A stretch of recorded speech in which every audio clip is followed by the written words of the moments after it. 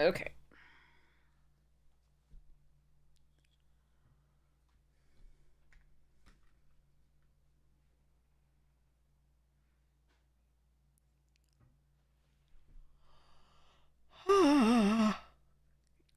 Claim.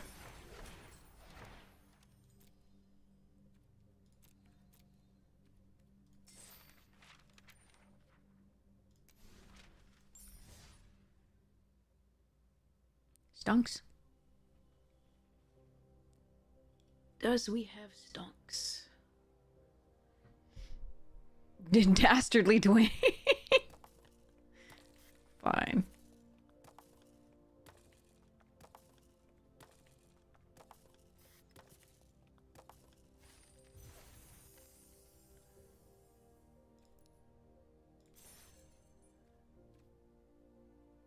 Oh, here are they've got the worn card situation going on for all cards, huh?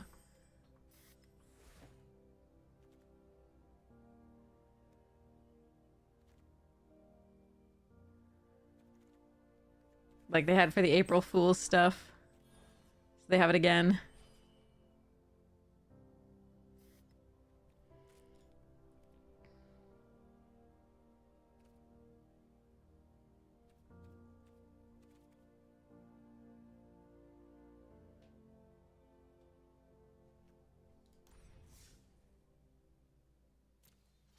Old and wrinkly, yeah. That's the April Fool's Day thing. And this is like the only time you can get the pet too, the rock.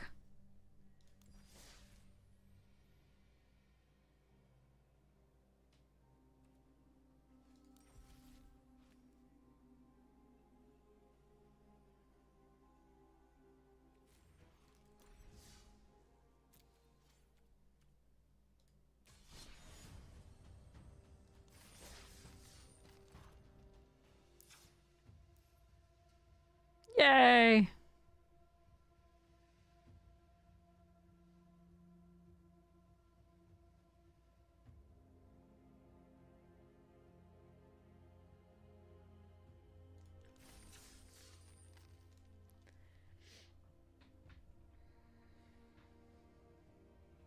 That's exciting.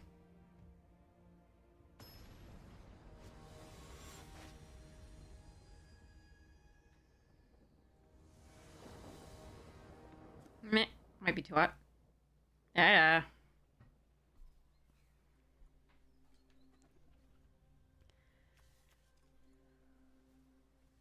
Okay.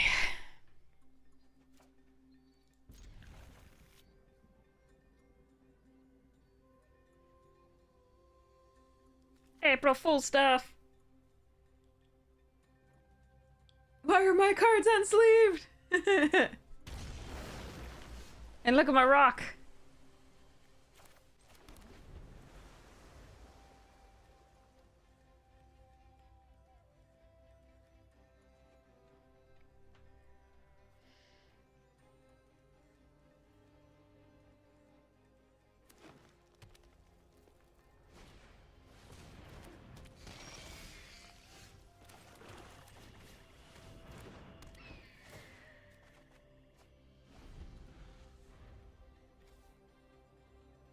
Wait, why is my Baleful Strix not...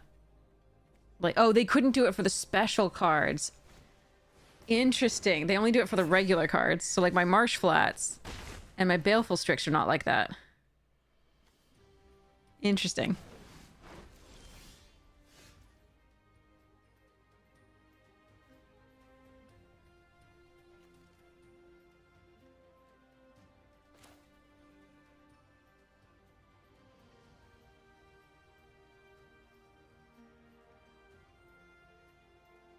Hmm.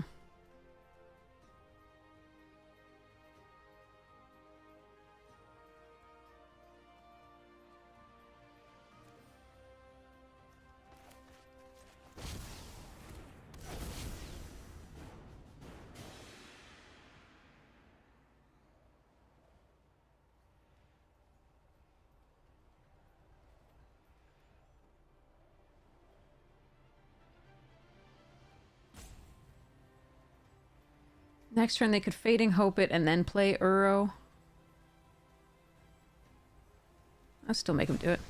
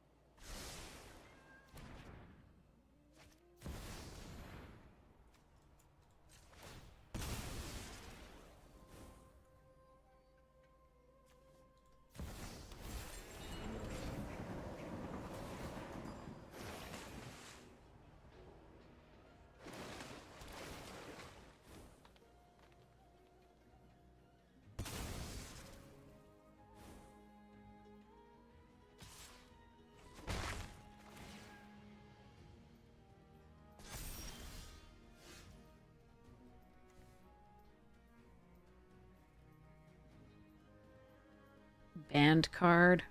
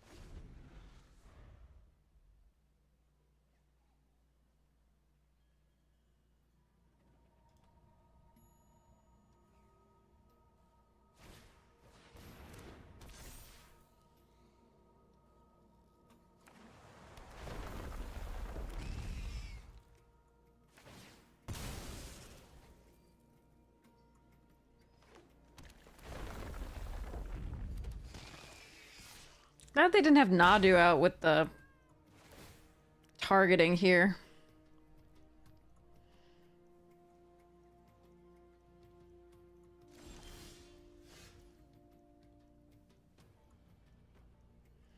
Hmm.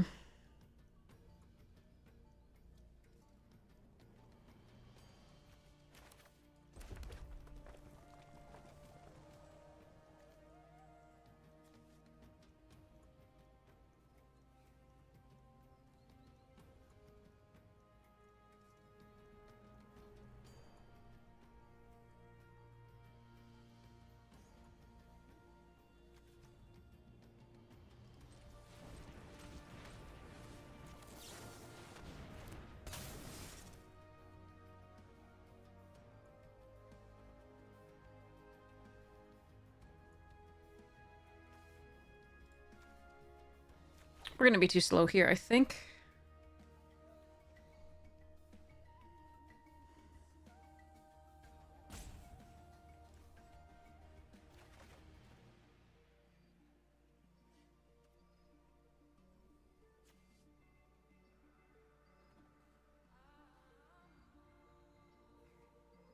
So, becoming a copy of this meant that it hadn't been... None of those things had been chosen yet? That's a weird interaction. I don't know how that works.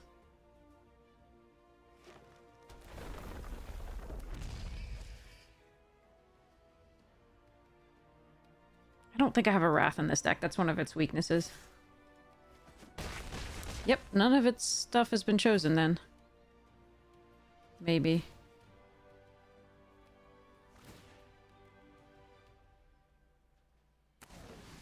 Okay, we're gonna get soloed by that. Because I don't have a Wrath.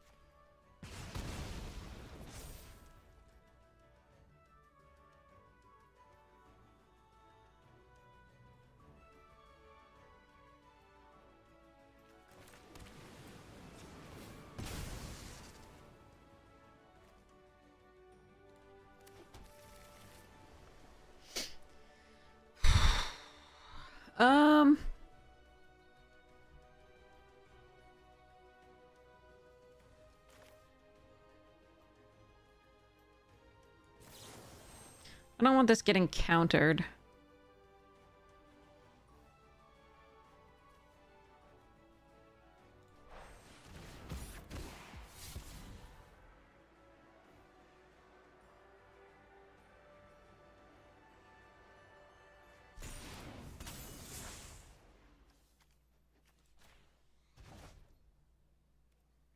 But yeah, I don't think we win this one. Oh!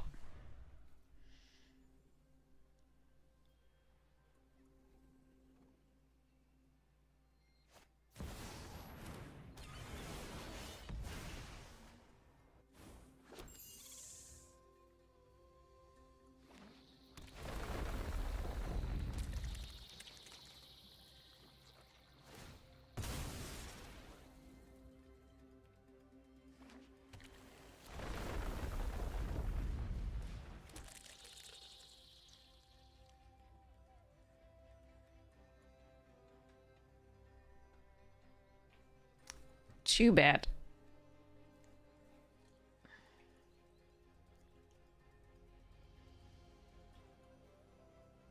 I think had I known that the Shredder could... Yeah, no, I probably should have just killed it with the bounce. Yeah, but the others were getting in anyway.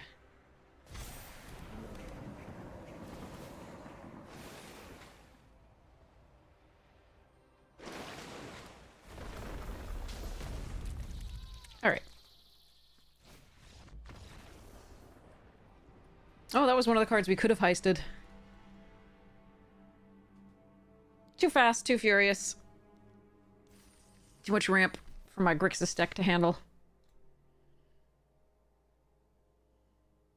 Also unblockable, so my Strix did nothing.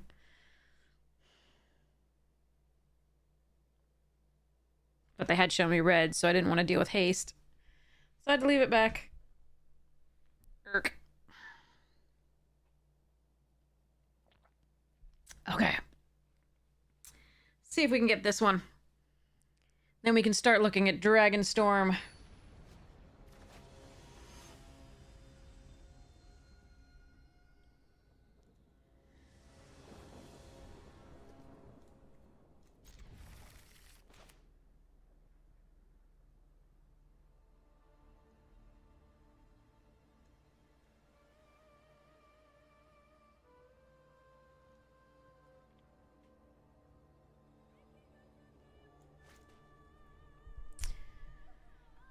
Okay.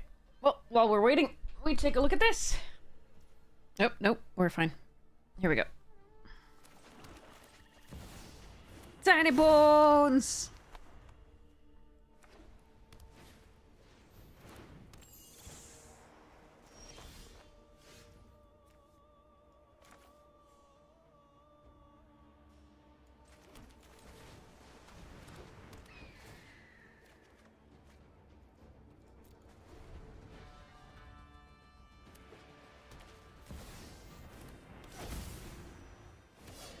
It's not perfect, but we have peace.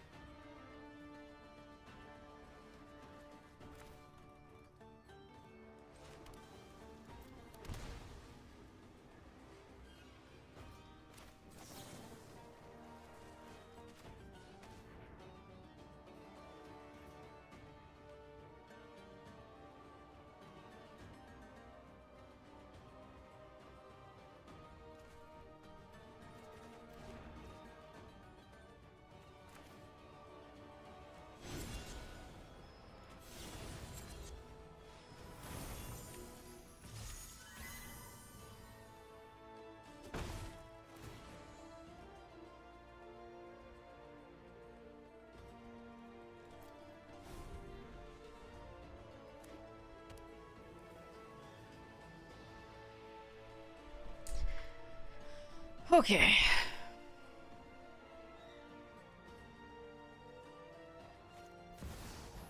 No, they have more cats! There are so few cats in this! Son of a gun!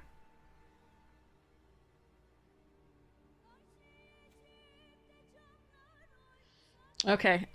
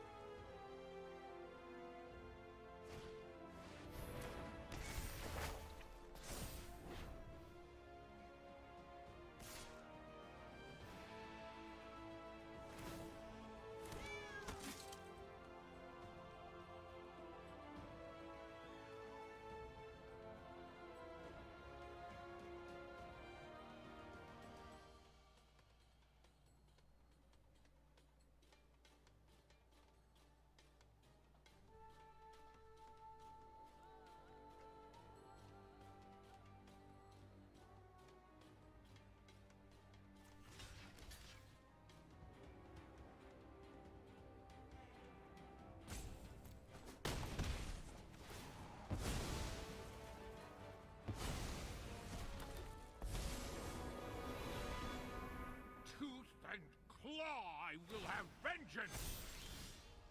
Raise your blades! hey Griddle! Hope you're well.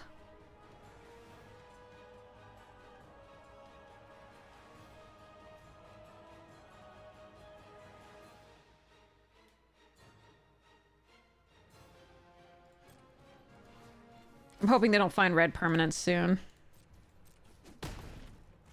Who's watching our flank?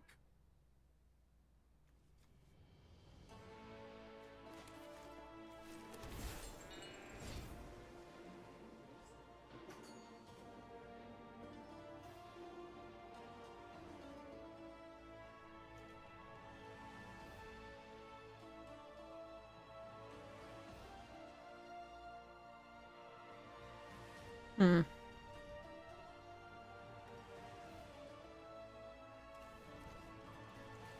Trying to figure out whether I want to just flash this in. It's gonna go up to 4. I think it's stupid. I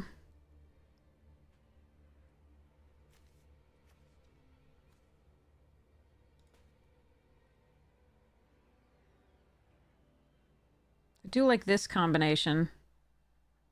But if they find a red permanent, they can do the thing. I think I'm gonna flash in the brazen.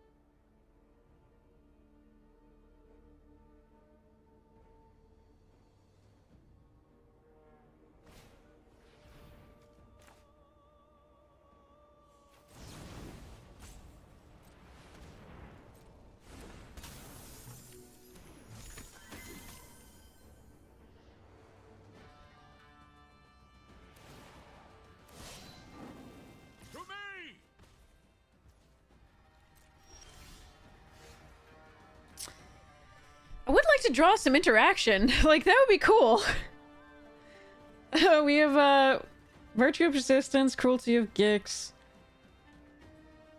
Italian Throne Guard, Nightclub Bouncer, Murderous Rider, Vendilion Click, Valky, Ruman, Blood Chief's Thirst. Ah, well. Alright, well, we can take care of Ajani. So... They get flying.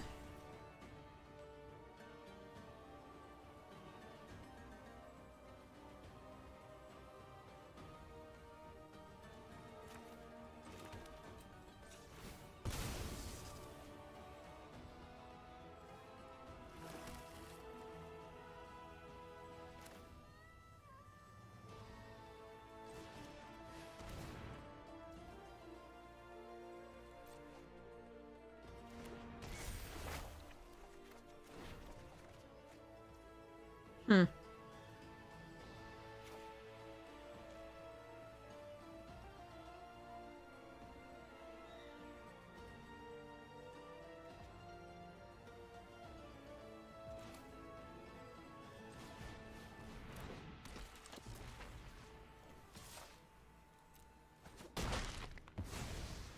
Could not stop coming. So technically I could attack with the Observer if I don't want them to fetch a card. Because this can block flyers. I think we're gonna die to the Ruby Collect. Oh, Jesus, they got both of those? The Adversaries, in addition, is so stupid.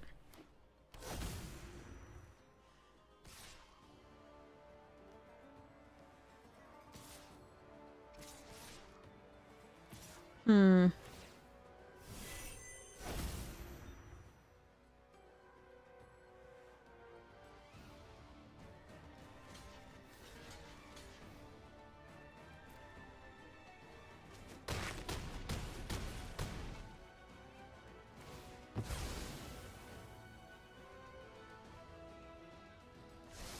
So yeah, maybe we should have left the Borrower back, hit with the 3-1. I thought they were all gonna gain flying. I knew they were, but like the question was whether... So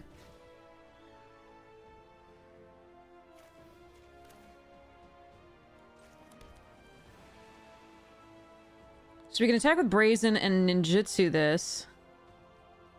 And then die. That sounds like fun.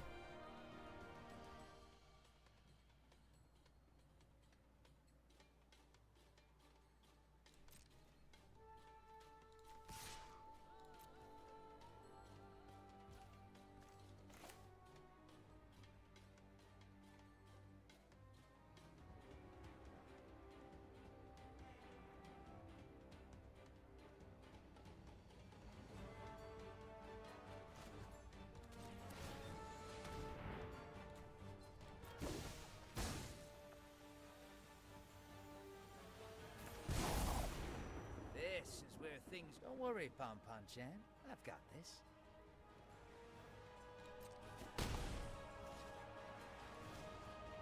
Can I make a ninja? Alright, well.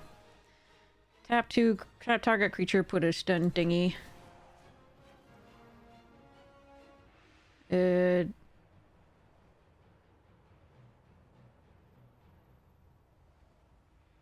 That one.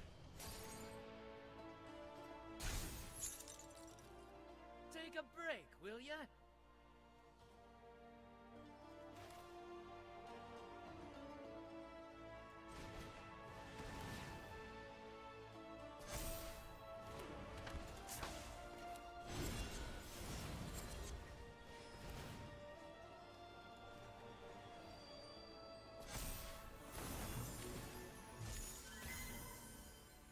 And then die.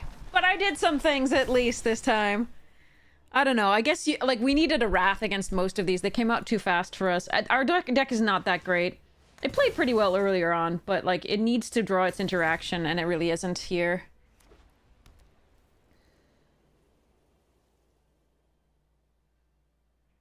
Just swing. You have lethal on board.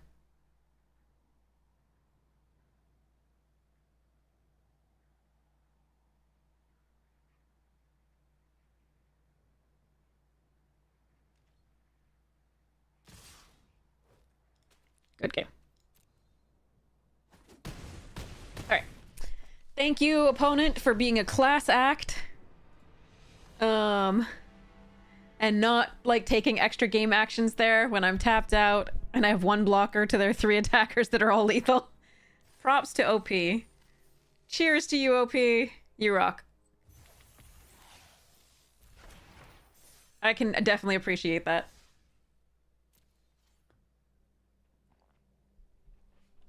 Okay, so let's go take a look at Tarkir. Played an April Fool's prank on CTO at work today. Yeah, entire IT department agency to come work dressed like nice. I love it. That sounds awesome. I hope you got pictures, and I hope you can post them on like, are you allowed to post them on Discord? Because I really want to see. All right, let me pull up Scryfall. Okay.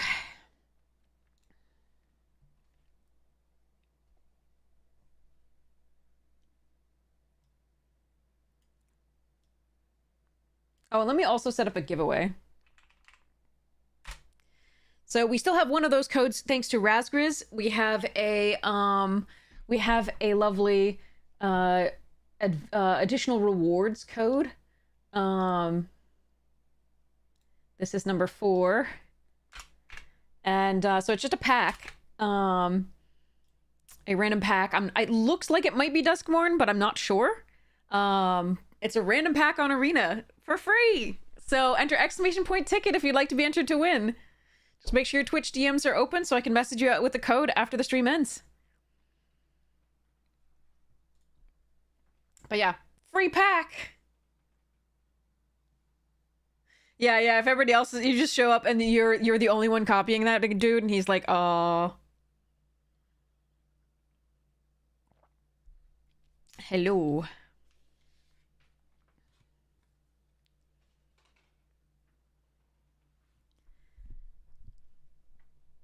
Nobody wants a free pack. Oh.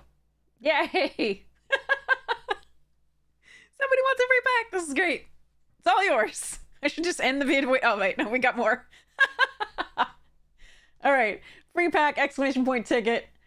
Alright, so now what we do is we go into here, we go sets, we go Tarkir Dragonstorm, we go common and uncommon. And then we search with... So wait, does this have anything stupid, like it has to be like within the boosters? Like it's not always in the boosters, like in Foundations? Or is it all in the boosters? So we're gonna sort by color.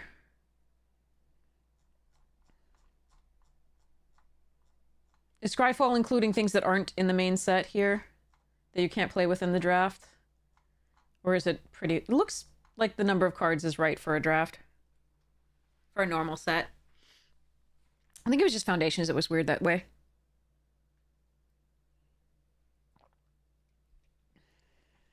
I hope.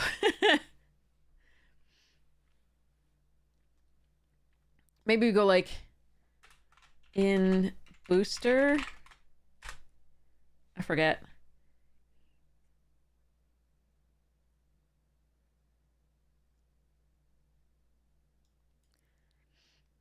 All right, well, here we go. Hello there. So this is a, yeah, we split by, no, was it, I mean, it was also split by the cards that, I think it was split by the cards that you could get in the, like, Foundations, beginner box and the, so the beginner box and the starter kit.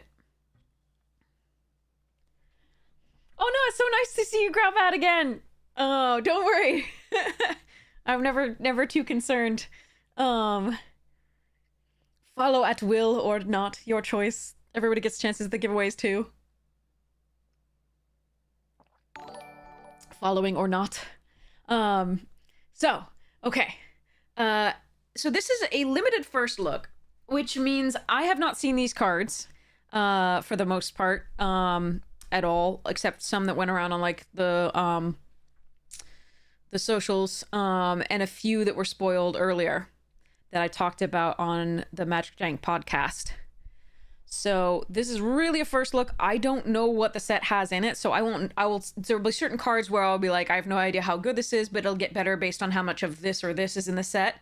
So So forgive that. It is really truly a first look. So it's not like an informed look at the set yet. So it's going to be what we think are going to be the rankings of these cards. Hey, Donnie! Yeah, exclamation point ticket if you'd like to enter to win a random pack.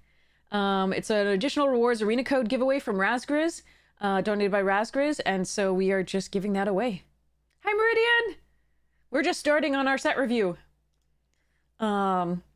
And doing a giveaway for a free pack on Arena. Okay. I think it's Duskmourn, but I'm not sure. I mean, the background on the card, it doesn't tell you on the code that has the card, like card code. But the background looks very spooky, which looked like maybe a Duskmourn thing. Okay. So what we're doing is the first look, and we're looking first at commons and uncommons, which is the majority of things that you'll see in draft and sealed, which is the limited environment for this set coming up, which we'll be playing on Wednesday. So technically tomorrow, because it's 2:48 in the morning. So you'll be able to see me play with these cards in limited, and I'm going to try and tell you about what I think about them in the beginning and how the set's going to work, and which cards I value more than others and will take more highly. You can watch a lot of different streamers do this, and a lot of people will have different viewpoints, and they'll have different insights into the cards. So I highly recommend looking at multiple different streamers' first looks, right? And limited set reviews. So because again, people have different styles, people have different insights, awesome stuff. So let's get into it. Let's get right into it. We organized these by color. We'll do, later on today, technically, we'll be doing the rares and mythics, before we do the streamer early access. It is in fact going to be 1 p.m. Eastern. So they were confused. It did some weird stuff. They had 2 different times listed on the email and the in the special Discord that we're in. But it is in fact going to be 1 p.m. Eastern on Wednesday the 2nd. So that is the confirmed final time. How you doing, Meridian? We never get rares anyway, exactly. Okay, so let's dive in. So right away, we're seeing Arishan Sun's Shield, which is a 3/4 for 4, which not awful stats, because we've often gotten like a Hill Giant, which is what we call a 3/3 for 4, which was since revised, right? We've had that, and possibly before. I forgot whether Hill Giant was in Alpha and Beta, and Unlimited. So, but we have had that stat for a while, and it's not good. It's no longer good. So they've always put upsides on the 3/3 for 4. So this is a 3/4 for 4 that has other things happening. So let's take a look at that. So when this creature enters, exile up to 2 target cards from a single graveyard. Okay. This is actually important. Because this set, we already know that its mechanics, since the original set had them. So Sultai has Delve. So blue-black especially, of those 2 colors, should have some Delve in there somewhere. If it's like the original cons. I am not absolutely certain this one still has Delve, but it will still have graveyard synergies, because that's what happens. I know of Harmonize, which is a graveyard synergy, which allows you to cast the spell from the graveyard, sort of like a flashback. But I think it does, stuffs. So exile up to 2 target cards from a single graveyard is useful and limited. A, if there's recursion. B, if there's Delve, which is reducing the cost of a card. And B, or C, if you're keeping track. And on the board an open trick. Yes, convoke from the graveyard. Yes. That's a good way of describing it. You can tap your creatures to help cast the spell, which is Harmonize, I believe. I haven't seen it yet in a card here, so we will check it, but I think I've heard about that one.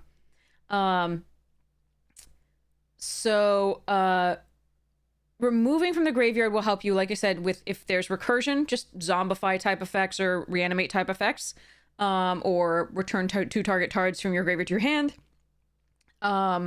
If there's value in the graveyard, such as long as this card is in your graveyard, your creatures get X, Y, or Z. I don't know if that's in this set, but an example of that would be Wonder or Anger from the past. There could be another one where we get casting spells from the graveyard, like Flashback or Harmonize. In this case, Harmonize. And so there's and then Delve, right, where you get value from pulling cards out of your graveyard in order to help you cast a spell. So there's a lot of ways in which the graveyard is becoming more and more relevant as a place to interact with in Limited. There's just a lot of cards that do it. So this card, even before you say tap target creature, right, tap a plains, tap it, and tap target creature, this does have value. This looks like a perfectly playable card to me. It's gonna go in the upper low tiers of picks. So the way I generally structure this is I should do A, B, C, D. I really should, but normally what I do is I break down. So I do high picks, middle picks, and low picks, and then within that, high, middle, low of each. So when I say this is one of the low picks, but it's on the high end of low, it's here, but there are 3 and 3 above it. So if you want to translate that to a letter grade, that's probably much wiser. But I usually prefer high, middle, low picks, just because that sort of translates a little bit better than, to me, in my mind, than the letter grade. So yeah. But I think the exile, the stuff from the graveyard, is actually going to be very important. And so this is more playable than it looks. 3-4 for 4, again, not great stats, but doing okay. So I would put this in the upper low tier. Perfectly playable is actually going to get you value. And this tap target a creature, also very important for breaking game stalls. So you can, if there's one creature preventing you from tacking in, that's great. If there's one creature that's, chipping away at your health on a board, that's great. So this is going to be something that, like I said, upper low tier. Bearer of Glory. 2 mana, 2/1. During your turn, this creature has first strike. And then 5 mana creatures you control get +1/+1 until end of turn. So this is reminding me of the unicorn from Gravoke. I like it. Gravoke. Yes, good. So this one is reminding me of the unicorn that we saw in Battle for Baldur's Gate on Arena. It was a 1 mana 1/2, I think it was, that pay 3 and a white to pump all your creatures +1/+1, and they got vigilance. They realized that was slightly too strong. And so they decided to do this. 4 and a white, creatures you control get +1/+1 until end of turn. They've done that recently. They've done that with another creature, I believe. And that worked out a little bit better than the unicorn, which was overpowered. Now this is stronger than the unicorn because it's a 2/1 human soldier already for 2 that has first strike on attack. That's pretty decent stats for just an early dork. So the fact that it also late game can pump your creatures is very useful. Very useful. So this one could actually end up being a lower mid pick. This one's very good as a 2-drop. If this set is anything like previous ones, this is very good as a 2-drop. The unicorn was 4 total, 3 and a white, and it gave vigilance. +1/+1 and vigilance until end of turn. So that was way too strong. So now this is just 5 mana instead of 4, and +1/+1 until end of turn, but no vigilance. Yes, that's the card I'm talking about. So yeah, so this is a pretty, in my opinion, if this is like the previous times we've seen this is really important. So 4/5 mana, you're attacking in with a 3/2 first strike. But again, that pumps all of your creatures. So I really like this card. So this could be a lower mid pick at certain points for certain decks that are pretty aggressive. So, all right. Coordinated maneuver. Now, we have already seen this similar effect. So damage equal to the number of creatures you control to target creature or planeswalker and destroy target enchantment. So this is very similar to the one we've seen with the Ether Drift, which is 1 and a white and destroys an artifact instead, and deals damage equal to the number of creatures and vehicles you control or something like that. So it's a decent removal for white, because white often has go wide strategies, which means number of creatures you control is usually worthwhile. Destroy target enchantment is really important in this set, because we have both sieges and sagas. So this is very, very important. It's a really good removal spell in white. It will find a target usually for the enchantment, but if it doesn't, and you've gone at all wide or just need to kill something small to get in for damage, you're doing well. So this is probably going to be around the same pick level as the similar card it was in Ether Drift. So it's going to be probably middle of the mid tier level picks.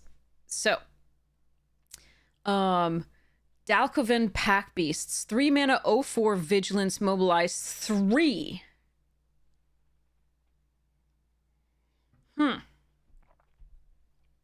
Ad break coming in like 23 seconds. Thank you so much for sitting through it. It's the reason we can have a stream. Really, really appreciate it. There are other amazing streamers online. You can go head over there if you would wish to avoid the ads. If you want to support the stream, you can stay and stick through them, or you can subscribe for free with Prime. Give me Bezos bucks and miss the ads, or subscribe with actual monies and miss the ads that way. If you do subscribe, make sure to refresh so that you do skip the ads. Okay. So Dalkovan Pack Beast. So Mobilize is this new white mechanic here. Abzan in particular, I believe. So whenever this creature attacks, create 3 tapped and attacking 1/1 red warrior creature tokens. Sacrifice them at the beginning of the next end step. There are cards, I think Zurgo in particular, if I recall, is the one that allows you to keep these tokens. You don't sacrifice them at the end step. So it is interesting. It is very interesting. So, but what you should remember about this, look at the combination between like the good work well, like, you know, coordinated assault here, a coordinated maneuver between Pack Beasts and this card. So if you attack with Pack Beasts, what you have are 4 creatures, in addition to whatever other creatures you have, and coordinated maneuver gets that much better. This is also vigilant, which means you can block with it later. So you can also, I mean, and anytime you're getting 1/1 red warrior creature tokens, I'm assuming this is going to have a mass warrior pump, which is what Khans had previously, but we'll see.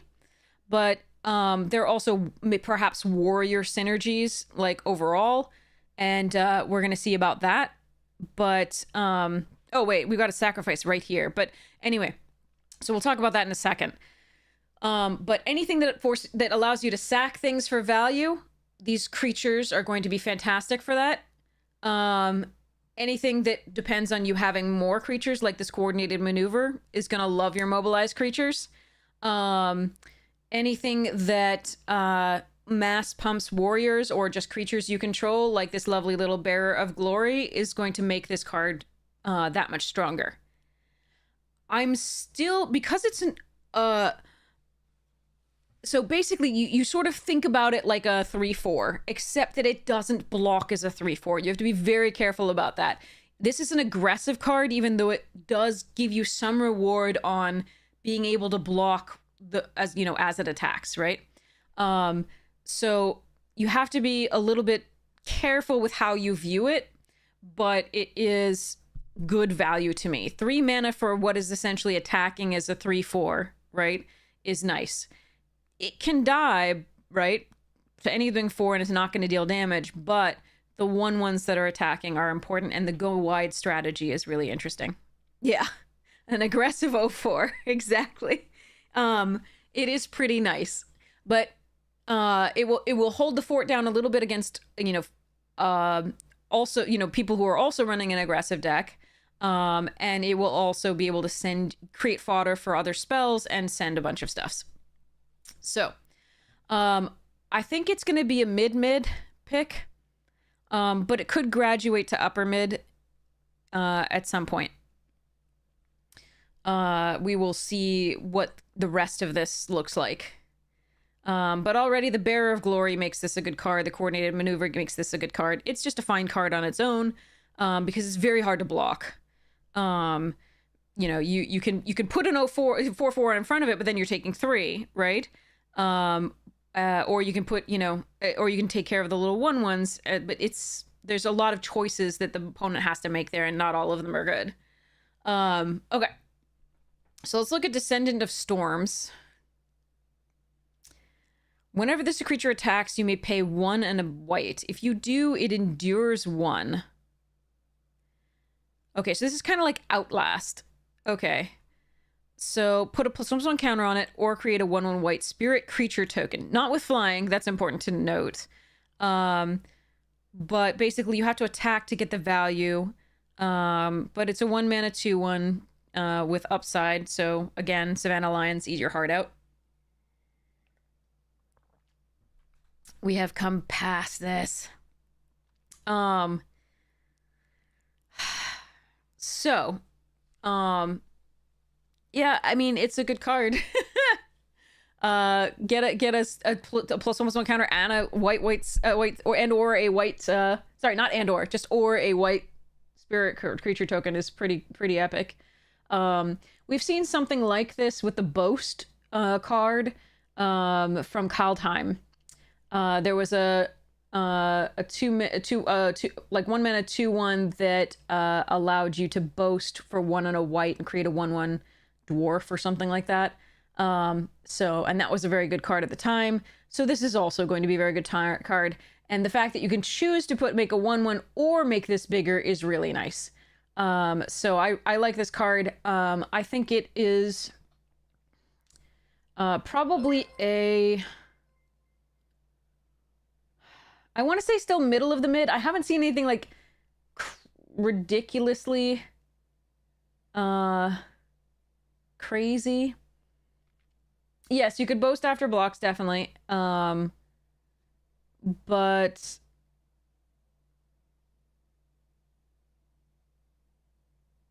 so this may not allow you to leave up combat tricks, for example, like if it's early game, is the difference between this and the boasting.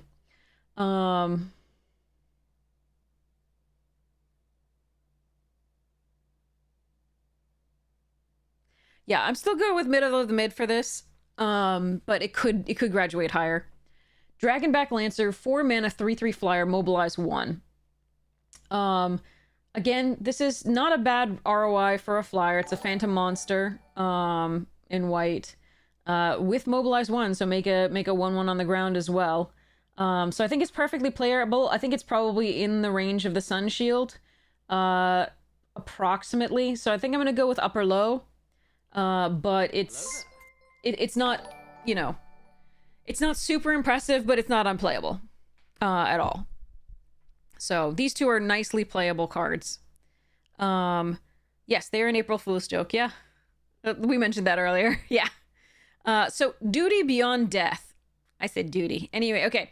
2 mana instant. As an additional cost to cast this spell, sacrifice a creature. So here, this is producing beautiful fodder for that. So is this. Creatures you control gain indestructible until end of turn. Put a +1/+1 counter on each creature you control. Now, if those creatures are being sacrificed at end of turn, that's a little bit less valuable, but it's a perfectly fine win the game combat trick, or empty your opponent's board combat trick and then win through that later.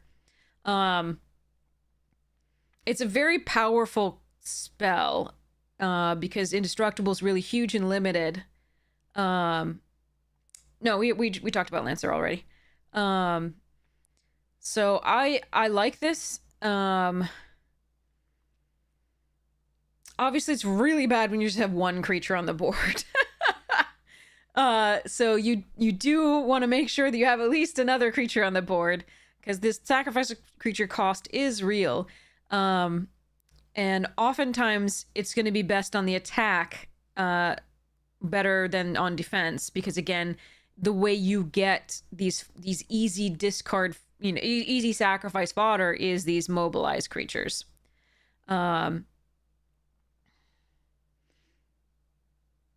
So yeah.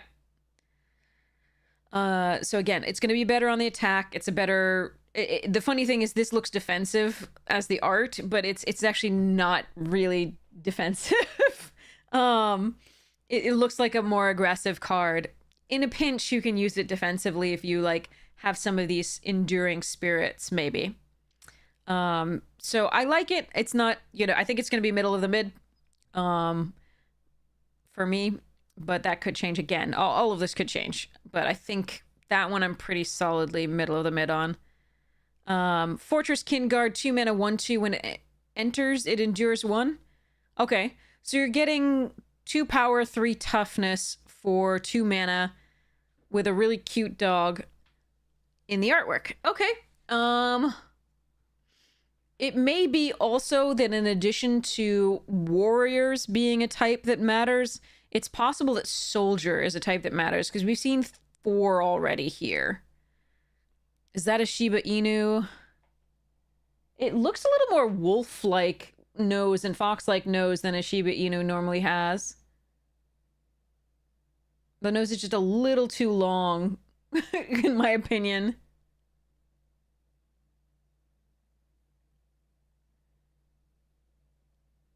But maybe. Oh, good, Growlbad. A dingo, maybe. Yeah, maybe. Maybe. Okay, so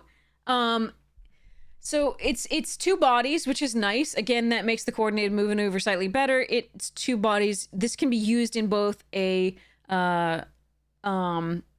lovely go wide set where you have this and you're planning on mass pumping and you just want to make sure you have multiple bodies, and you're going to use Duty Beyond Death to sacrifice maybe the spirit and get through with, bigger creatures that are indestructible. It's not a great card. It's fine so far. So I'm still going to go upper or low, but it's a fine card. 2 bodies for 2 is not bad at all. With total of 2/3, right? So I like it. It may graduate depending on what I see as far as typal, like kindred synergies, etc. Okay. Furious Forebear, 2 mana, 3/1. Is super angry about all the arrows in its descendant, but I hate to be the bearer of bad news, but I don't think this person's surviving this already. You might have wanted to come out a few arrows sooner.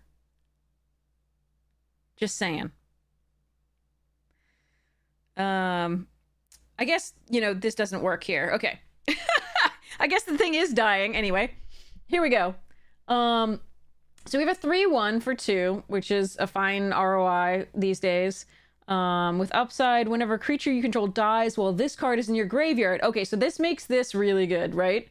When this creature enters, exile up to 2 cards from a single graveyard. So this is one of the cards that once, like Anger or Wonder, this is one of the cards that gets value in the graveyard, from the graveyard. So you can pay 1 and a white when a creature you control dies while this is in the graveyard. And if you do, return this card from your graveyard to your hand.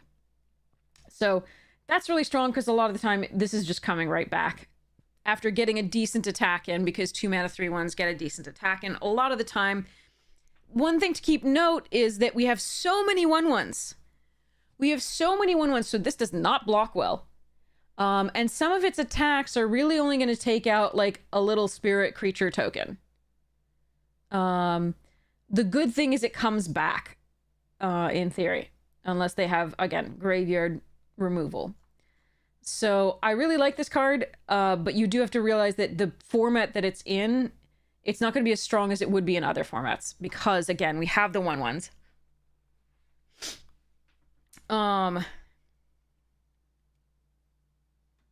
And that's fine in limited.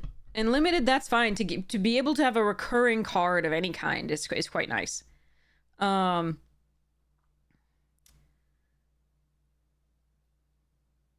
So, but again, this, like, in normal formats, a recurring 3/1 would be pretty devastating. But in this format, since there are so many 1/1 tokens being generated fairly easily, right? With the endure mechanic, this isn't as good as it would be, because again, it's not blocking the warriors that are mobilizing very well, and it's not attacking into the endured spirits very well. So it's good. It's not as good as it might be in other formats that don't have those particular characteristics. So I'm going to give it a middle of the mid for now. But that, again, that could go up, I think. I mean, it's just a recurring version of this in limited is so nice. Recurring creature of any type. All right, Lightfoot technique. 2 mana, put a +1/+1 counter on target creature. It gains flying and indestructible until end of turn.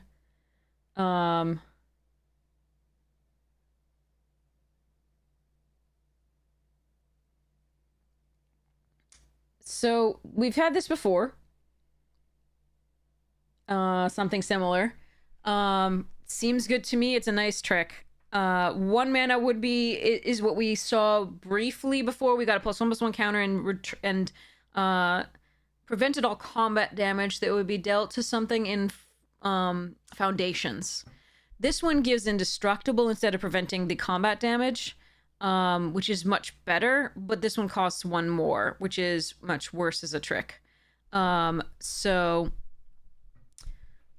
yeah, last set to have is except black. The flying, I don't think the flying was there. It was maximum overdrive was death touch, not flying. Flying does matter.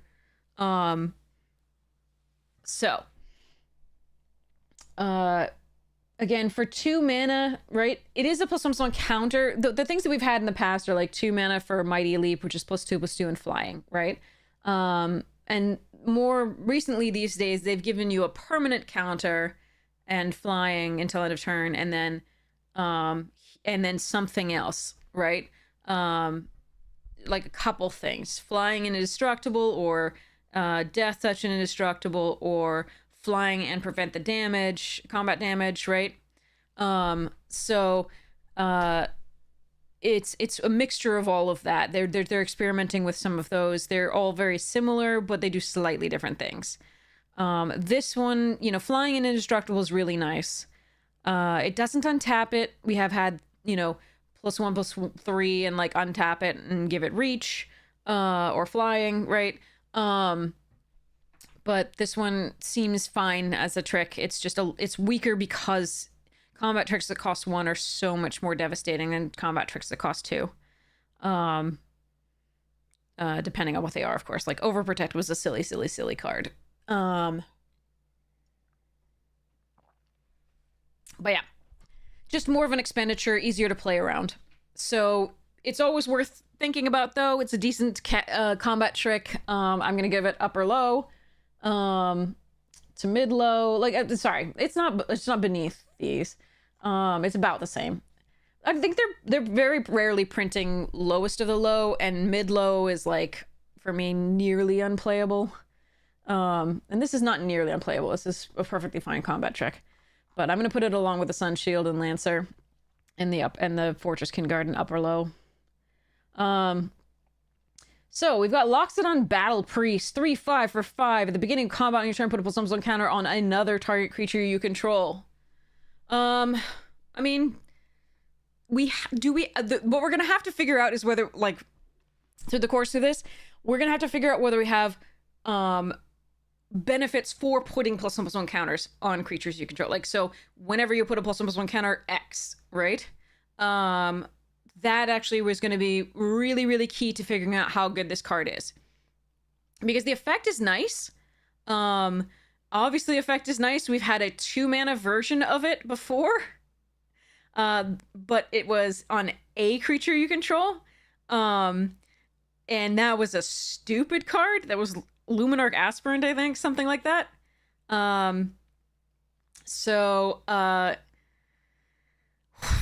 I mean, 5 mana for a 3/5 that does it is a little bit different because it's much less aggressive. It can change a board stall, absolutely. But like, there's a difference between Luminarch, Aspirant, or whatever it was that put the +1/+1 counter on anything early and just started to like spiral out of control versus a 5 mana thing that's like, okay, I'm going to put a +1/+1 counter on my creature in combat, and you've had plenty of time to set up. I don't think this is anywhere near, like, obviously the other one is a rare and should be a rare, but it should have probably been a mythic for the purposes of limited. And probably never should have been printed, honestly, for the purposes of limited. But so I think I'm gonna go with a middle of the mid. It could graduate to upper mid. I'm not sure yet. You're saying that there are some, you know, value for putting +1/+1 counters on things, so we should definitely take a look at that before we really decide on this. For now, I'm gonna give it a middle of the mid, but it could be upper mid. Let's go with Mardu Devotee. Now remember, if you have this alone, it's bad. It's actively bad. Because it doesn't get... It's just a 5 mana 3/5, okay? Because it's another target creature. It cannot pump itself. So that's another thing that differentiates it from the Aspirant. It is... Yeah. It's worth remembering that this is a bad top deck when you're like... I mean... If you're being beaten down by flyers. If you're not being beaten down by flyers, maybe its butt is big enough. We'll see. So that's another determiner of how good it is we got to see whether this 5 here, this 5 butt, is good enough in this format. Because if green just has a ton of things that have 5 power, right? Or red, right? That's going to be rough. So we'll see. Okay. Mardu Devotee. 1 mana, 1/2. When it enters scry 2, that's useful. That's very useful. Okay. So one of the things that a card like this does is make opening hands keepable that wouldn't be otherwise, and that is invaluable to you. So it's a 1 mana, 1/2. Not all that impressive. But it is a human. We'll see again which card types are have kindred synergies, etc. But it's a 1 mana 1/2, which isn't awful stats, but that scry 2 is really, really key. So this is a perfectly playable card. It also has a filter. You can pay only once per turn. You can pay to add whatever of the Mardu colors you don't have. Whatever one, right? So if you already have white and black, you can filter a second white for red, and then you have full Mardu colors, right? So we will value that accordingly. Since this is a 3-color set, or at least the old Khans was, this seems really valuable to me to be able to filter at least once, right? So once, right? And then to have that scry make certain hands keepable that wouldn't be otherwise. It's an early creature, which is nice, and it's a 1/2, which means it blocks your endure creatures pretty well. It's all they're common. I'm a much better ham. I don't think anyone's better at being ham than ham is. Okay, so here we go. So, I mean, this is still an upper end of low pick, but it does, these are the uses that it has. It's very interesting to me because I think a lot of the time you're going to want to be 3 colors if this is like the old Khans, and Fate and Dragons, right? So this is an upper end of low pick. It's a nice card that is useful, in my opinion. We'll see whether that changes as we go along. Okay, Osseous Exhale. So 2 mana. As an additional cost to cast this spell, you may behold a dragon. Behold my dragon. Behold my stuff. Okay, so you can choose the dragon you control or reveal a dragon card from your hand. So it's 2 mana, instant, deals 5 damage to target attacking or blocking creature. If a dragon was beheld, you gain 2 life. So the dragon part of this is absolutely not relevant, basically. Like gaining 2 life, I don't think there's life gain synergies in this. If there are, great, whatever. 2 life is nice. But like the main thing is this is 5 damage to target attacking or blocking creature, which we've only ever had for 2 mana. We've only ever had 4 max, I think, to any blocking or attacking creature. So we've definitely had lots of 3s, like impeccable timing from Ether Revolt or Kaladesh, I forget which one. But we've also had like Gideon's Reproach, which was 2 and was 4 damage. So we have now escalated to 5 damage to target attacking or blocking creature for 2 mana at instant speed. This is a nice card. What worries me is that the fact that they elevated it to 5, right, means that there are probably a lot of creatures in this, including dragons, with 5 toughness or more. And that's scary. That's pretty scary. Because for this to have needed that push and to still be a common, you know, okay. So this is a good card. You're going to take it approximately at the same frequencies you take the Coordinated Maneuver. Maybe a little bit less because, again, Destroy Target Enchantment with the Sieges and Sagas is going to be very relevant. But I think this is, again, a middle of the mid. It's a good removal spell, and we're gonna be running it. So yes, so white wants this. It's a middle of the mid pick. It's a good removal spell for white at common. And you're just, it's going to be interesting to play around. One of the things that makes it especially interesting is the fact that it costs the same as this Lightfoot technique. And it costs the same as this Coordinated Maneuver. And it costs the same as this Duty Beyond Death. So every single trick that we've seen and removal spell that we've seen for white so far has been an instant at 2 mana. And so we need to... So that's actually really difficult to play around, because when you have so many at the same cost, it's hard to figure out which one to play around. So you're going to have all of those in mind when your opponent has 2 mana up in white on the attack or block. Okay? So this is pretty cray-cray. Look upon my Dragonstorm. Yes. But so this is difficult now. So this is, I mean, a lot of the time they have combat tricks in these sets, and one will be 1 mana, one will be 2 mana, one will be 3 mana, and there's only a certain amount you have to play around. But this is already 4 tricks. 1, 2, 3, 4 tricks. 4 tricks / removal spells at 2 mana. So it's going to be difficult to sort of factor that into your decisions, because there's so much of a variety of what they could have. So that's going to make playing around stuff a little bit more difficult, because there's so many options for what it could be and still be a good spell. All right, moving along. Poised Practitioner, 3 mana, 2/3. Whenever you cast your second spell each turn, put a +1/+1 counter on this creature, scry 1. Okay. So, in Limited, drawing your second card per turn is pretty frequent for certain decks, as we saw, and is very powerful for certain decks, like a Mischievous Mystic that we saw in Foundations, which was 2 mana for 1 and a blue 2/1 flyer that made a 1/1 flyer whenever you drew your second card per turn.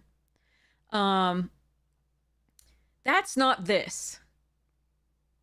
This is when you cast your second spell each turn. And in Limited, that's difficult to do. It's less difficult when you're doing a really small, low to the ground, really fast, like Boros deck. But this doesn't have the stats for that to be particularly good, in my opinion. A 3 mana 2/3 is just not where it's at these days.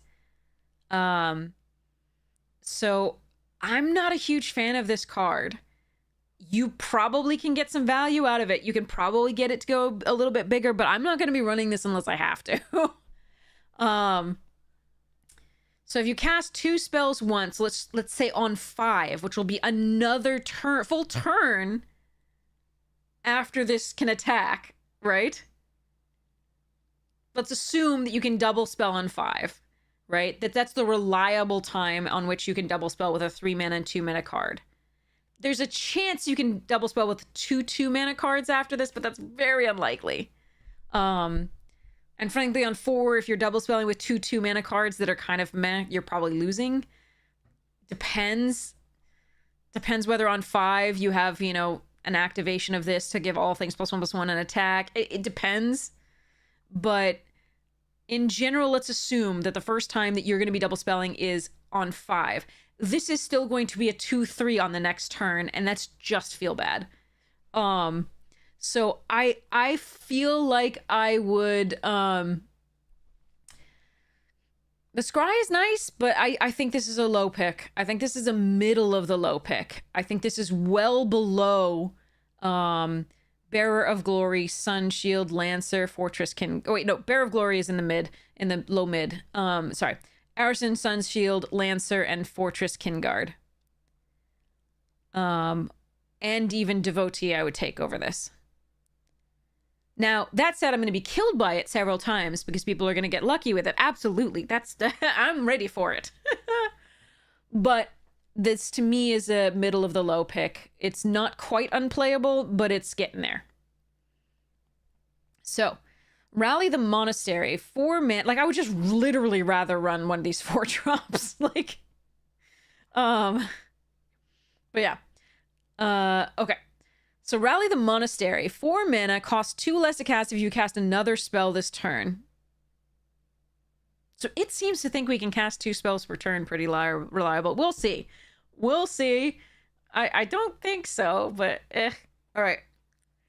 But it's 2 mana if we've already cast a spell. So let's assume that we cast like an Osseous Exhale, and now we're going to Rally the Monastery. Choose 1. Create 2 1/1 white monk creature tokens with prowess. That's good. At instant speed, okay. Up to 2 target creatures you control each get +2/+2 until end of turn. Destroy target creature with power 4. Great.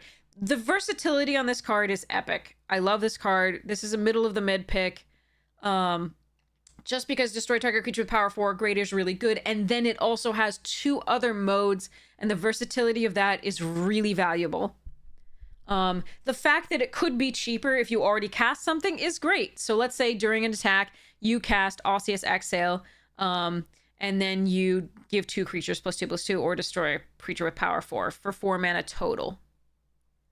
That's great. It's going to be a dream, living that dream, but it's great. I like the versatility of the 4 mana instant speed. Either destroy, create 2 little buggers, or pump 2 creatures. So this is a good card. It's not super high. Like I said, it's middle of the mid to lower mid. Like it's somewhere on the bar there, but I like it. This will matter like how many things have power 4 or greater, but it's a dragon set, so I assume there's going to be some. All right. Rebellious Strike. Oh, another combat trick for 2. Instant speed. Okay, target creature gets +0 until end of turn, draw a card.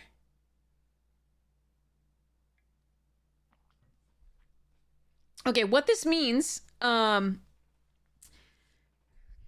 it's like a strike. It's like a lightning strike. What this means is when these people are going wide, when you're facing against a white deck, you have to make sure that you have to plan around doing your best not to get to 3 life.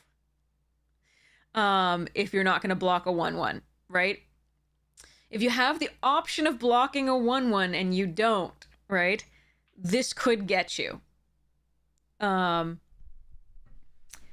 yeah, we're going over what each card does. The first look limited, so we're going over what each card does and where I would put it in a pick order, and looking at synergies and value.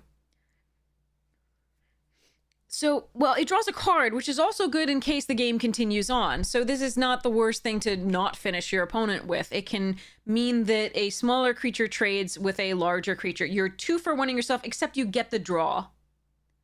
So the draw does matter here. The cantrip does matter.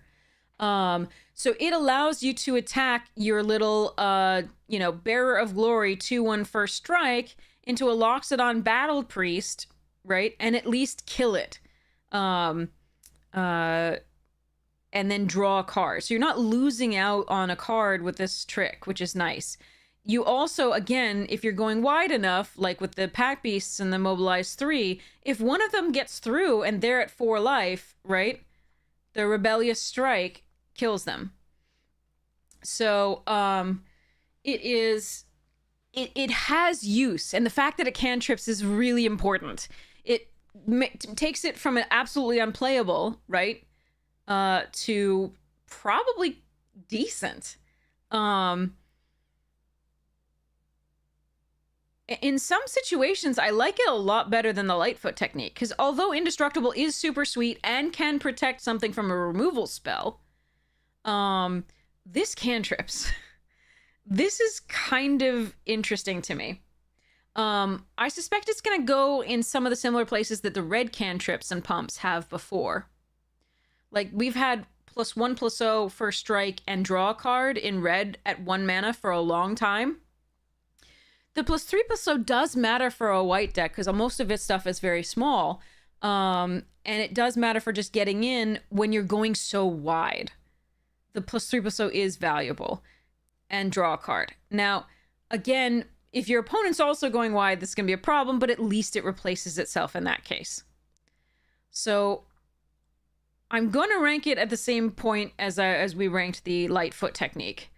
If it didn't cantrip, obviously it would be literally like throw this card out. But it does cantrip, and that does change the math. So I like this card. I think it's perfectly fine. I don't think you want too many in your deck, necessarily. Great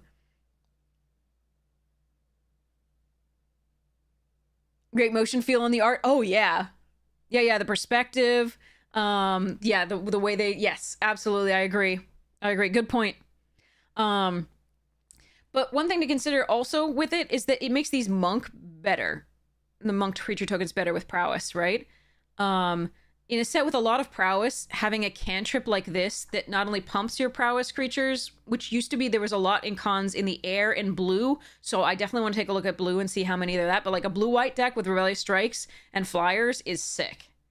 But like prowess just rewards you for this card, and the card rewards you for playing it by drawing another one, so... I do like this. You have to be where don't get blown out by, like, you have to be careful with it because you don't want to get blown out by trying to target something and then just having the thing get blown apart by like an Osseous Exhale. But yeah. So I do like this card. I think it's a perfectly playable trick. And it might actually be quite good in certain decks with prowess and evasion. And even trample, like if we have big green tramplers, maybe. Or like menace. So, we'll see. All right, Riling Dawnbreaker. Okay, we got our first Dargan! Okay, Dargan. With an Omen. Okay, so I don't like the templating for this on first look. Here's why. This looks exactly like an adventure spell. And I get why they did that. But on first look, it's confusing. So Signaling Roar is an omen. And omen spells you cast, and then you shuffle the card into the library. But if we look at what... Here, let's look at what... Okay, hold on.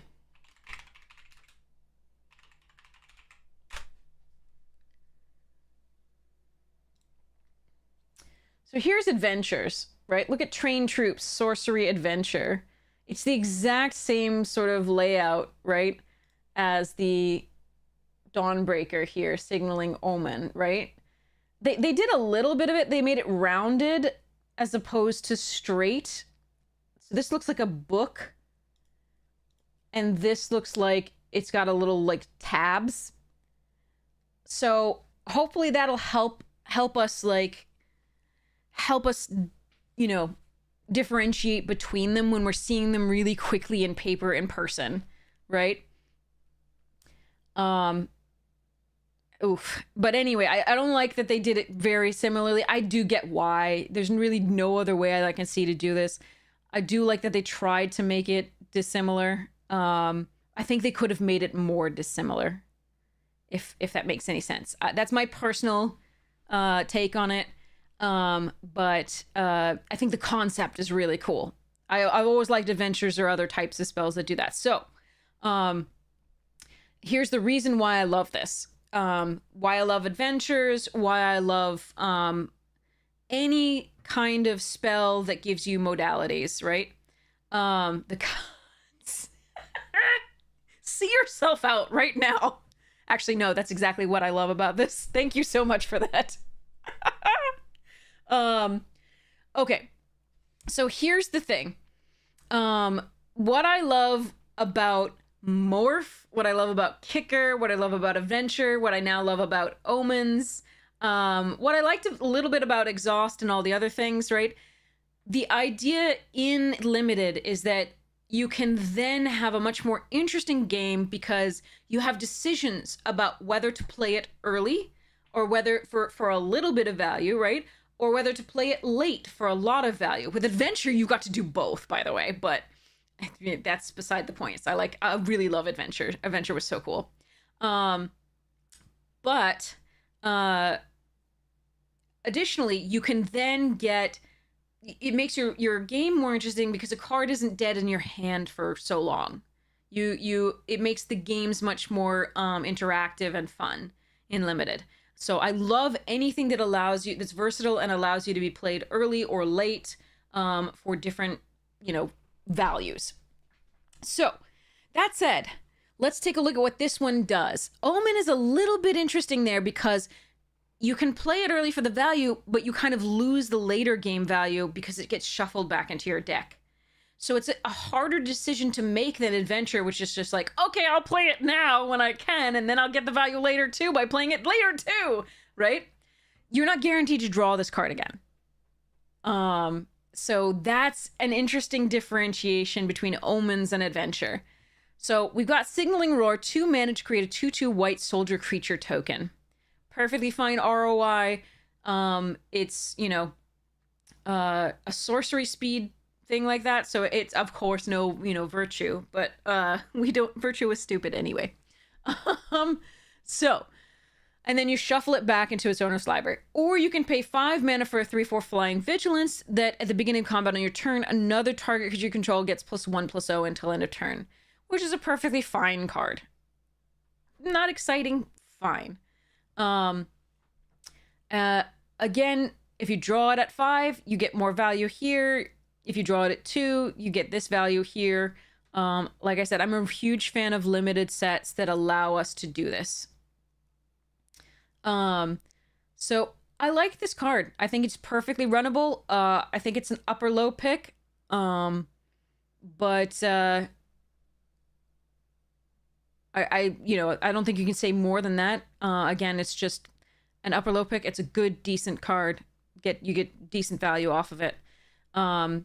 It is a dragon to behold in your hand as well. It's worth noting. But yeah.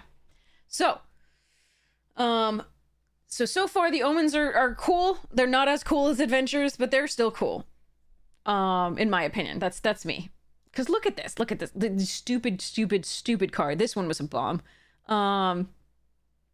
But yeah, the idea that you can then exile this and then play it again for the others, it's just so good. Anyway, they have to cost differentiate that later.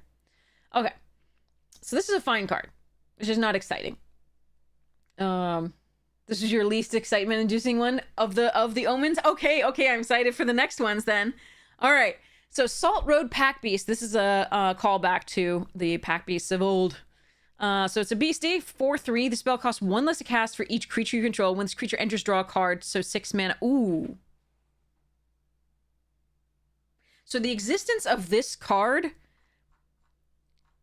makes this card really good too. Anything that's 2 bodies. So Kinguard, Descendant, Pack Beasts. If you go Pack Beasts into Pack Beast, plural into singular, you're doing pretty hot. So basically, if you play this on 3, attack on 4. That's 4 bodies, even if you played nothing else, right? You have 4 mana, right? So this is going to cost 2 and draw a card and a 4/3. That's going to make some games go crazy. And just at common. These are just commons. So these are really fun things to do. Now this, by the way, we've seen something similar to this in Dominaria United, I think it was. In the white, there was this creature cost 1 less to cast for each creature you control. It was a 4/4 vigilance, I think. Which did a lot, but it didn't draw a card when it came into play. That is a huge bonus. So I actually kind of like this card. I think there's a lot of things that make it pretty good. Ooh, this one's an interesting one.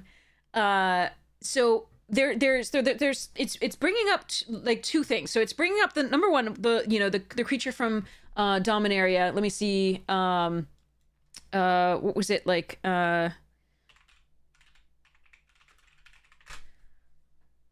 Okay, I don't want, no, I want the set. So let's just do set colon. Is that how we do it?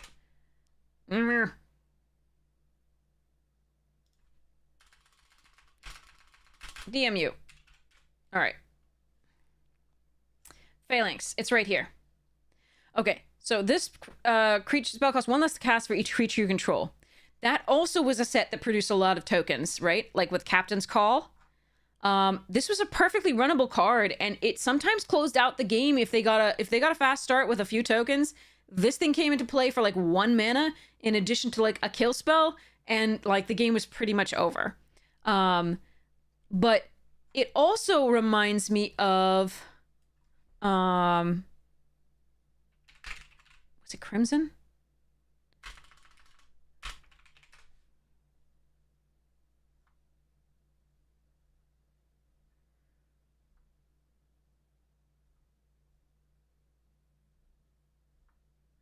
Let's see.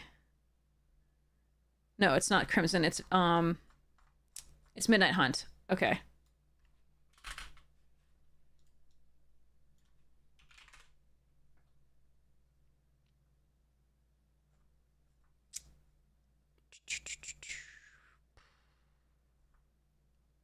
Search Party Captain. So this card is kind of a combination of the two. So this one gets -1 for when you each creature you attacked with this turn, rather than just having creatures, which is really good because you don't have to risk creatures for nothing. But it also draws a card when it enters the battlefield. So this card is like a combination of those two. So it has 1 fewer toughness than the 4/4 with vigilance. It doesn't have vigilance, but it does draw you a card when it enters the battlefield, and you don't have to have attacked with the creatures. You only have to control creatures. So this is a very interesting card. I think it's pretty good in the white token decks. I think it's pretty good.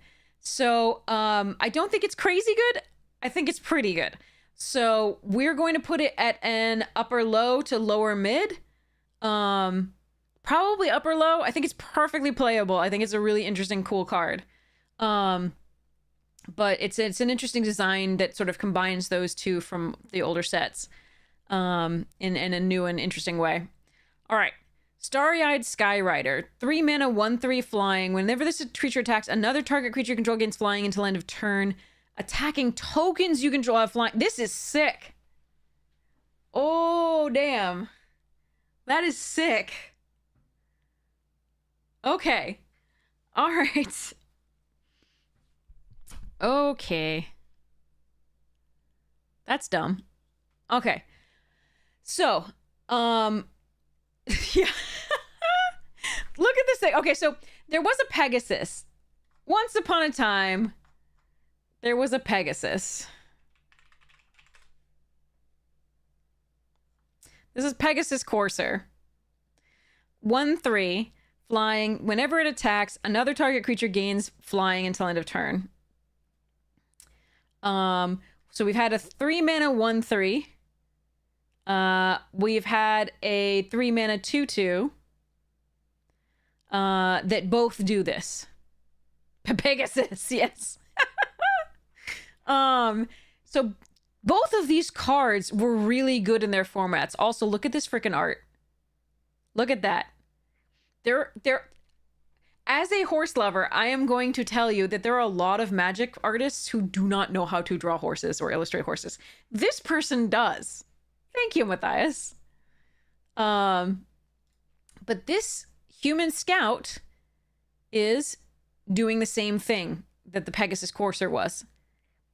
But it's also giving you this. Attacking tokens you control have flying. That is silly. That is absolutely dumb.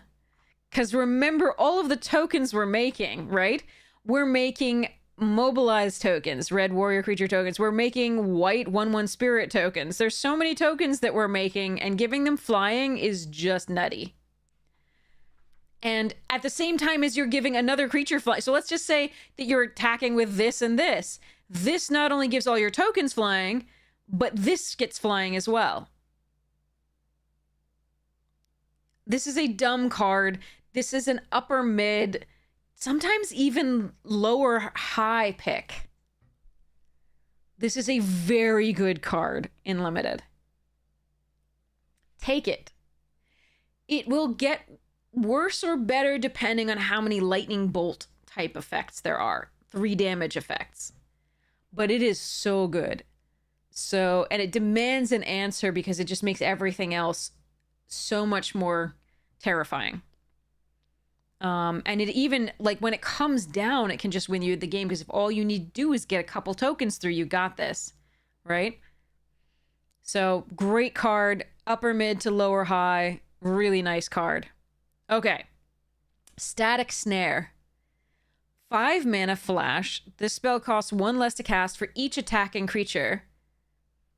Not each opponent's attacking creature, right? Opponent's control. Just each attacking creature. So you can cast this on attack, your attack, or their attack. When this enchantment enters, exile target artifact or creature an opponent controls until it leaves the battlefield. So it's like Stasis Snare with flash, but it can cost very, very little. It can cost up to like, so down to 1 white mana, if they're attacking with 4 creatures. Now the normal rate for this was 3. So it's only costing 2 more. So as long as 2 creatures that you control are attacking, or 2 creatures that opponents control are attacking, you're getting it for the normal payment. Except -1 white, a colorless for a white. Because Stasis Snare was 1 white, as opposed to 2 and a white. So this is a good card. It's good removal. Yes, sometimes it's going to be 5 mana, but it's still removal, and it's nice. But notably, so it's very good removal. You're going to take it upper mid picks. Notably, you have to remember that this card is in the format. Destroy target enchantment instant speed. Which means that the opponent can get back their creature at instant speed. So if you have a Static Snare on the board and you attack and they destroy it, their creature's coming back onto the battlefield and able to block yours, for example. So, or they can do it EOT and have an extra attacker. So you need to be aware of that there is a common enchantment destruction spell that is good enough to run on its own for other reasons in the format. So the presence of this card weakens this card a little bit. So you just have to be a little careful about it. It's still a really good removal spell. Okay. Moving back. Storm Beacon Blade. Oh, we've got equipment. Notably, the Static Snare can take care of that equipment as well. It has artifact or creature, so that's interesting.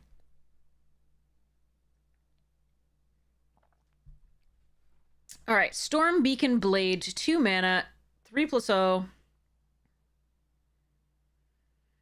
Whenever equipped creature attacks, draw a card if you control 3 or more attacking creatures. Nice.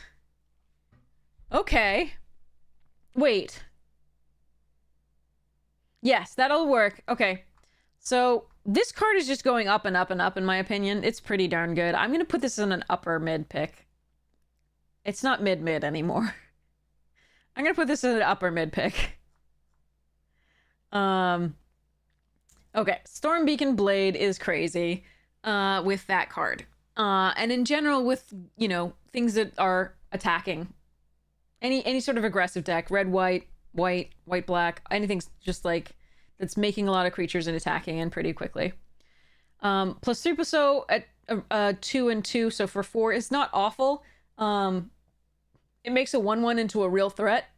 So it's just fine on its own. But the fact that you can draw if you control 3 or more attacking creatures is really, really nice. Especially since we produced so many tokens with this so far. Okay. So this is a good one. I would go... I think the first copy is upper mid, but the second copy is not. If that makes sense.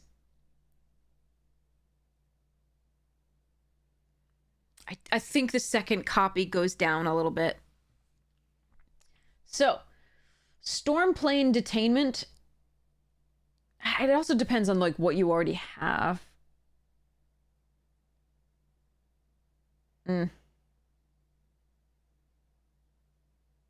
Yeah, I'm gonna go with the first copy being upper mid to mid. But I think it decreases steadily after that.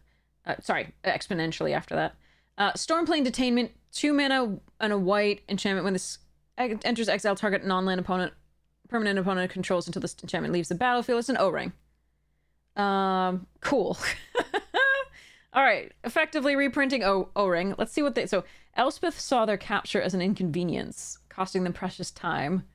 Narset saw it as an opportunity to recruit allies to their cause. Oh, that's cool.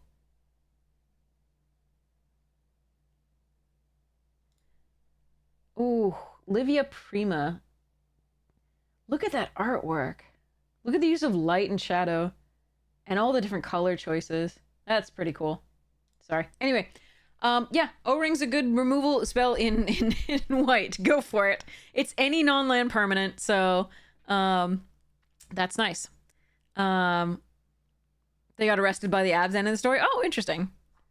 Also, by the way, again, remember coordinated maneuver exists, which does make the enchantment-based removal just a little bit weaker, but they gotta find it, so there's that. Yeah, so far the art in this is absolutely stunning.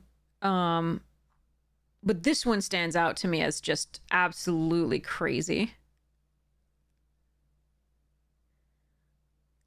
The textures, the warmth of it. Wow. Okay, anyway. Sunpearl Kirin, 2 mana, 2/1 flash flyer. When this creature enters, return up to one other target non-land permanent you control to its owner's hand.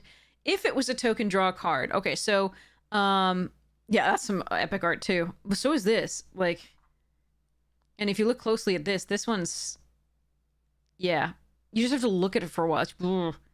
This one I'm less a fan of. It's very cute, but I'm less a fan of the style. That's just my personal taste, but yeah.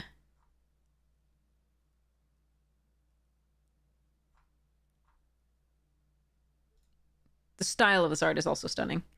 Not a fan of this one as much. Pack Beast is gorgeous. Obviously I have a style that I prefer. Like multiple styles that I prefer, but yeah.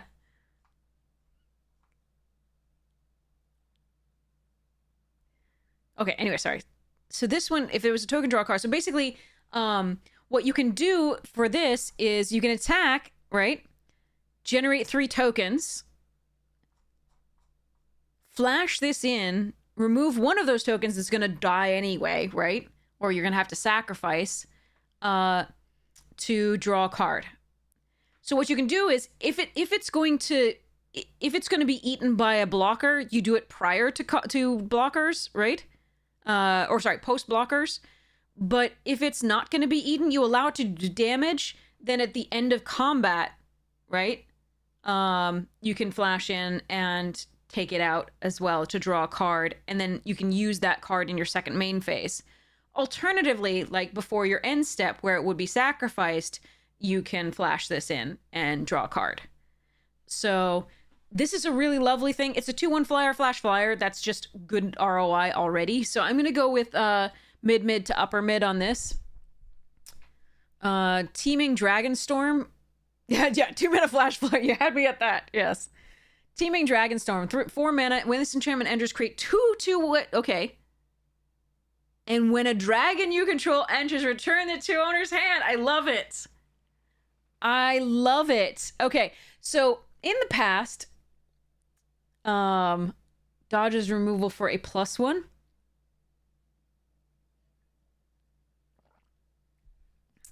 Yeah, I mean, you can also, this thing can dodge removal and, like, it can make another creature, you know, you can pull a creature back that's been targeted for removal. You can do all sorts of things, right? You can, if they put down a creature that you think is better to Static Snare or Stormplane, you can pull these back to your hand, give them back whatever you gave before. Or if you use these on a token, which, you know, you don't, it doesn't matter if you can put it back into hand and then reuse it on something that's bigger, better, faster, stronger, or another token.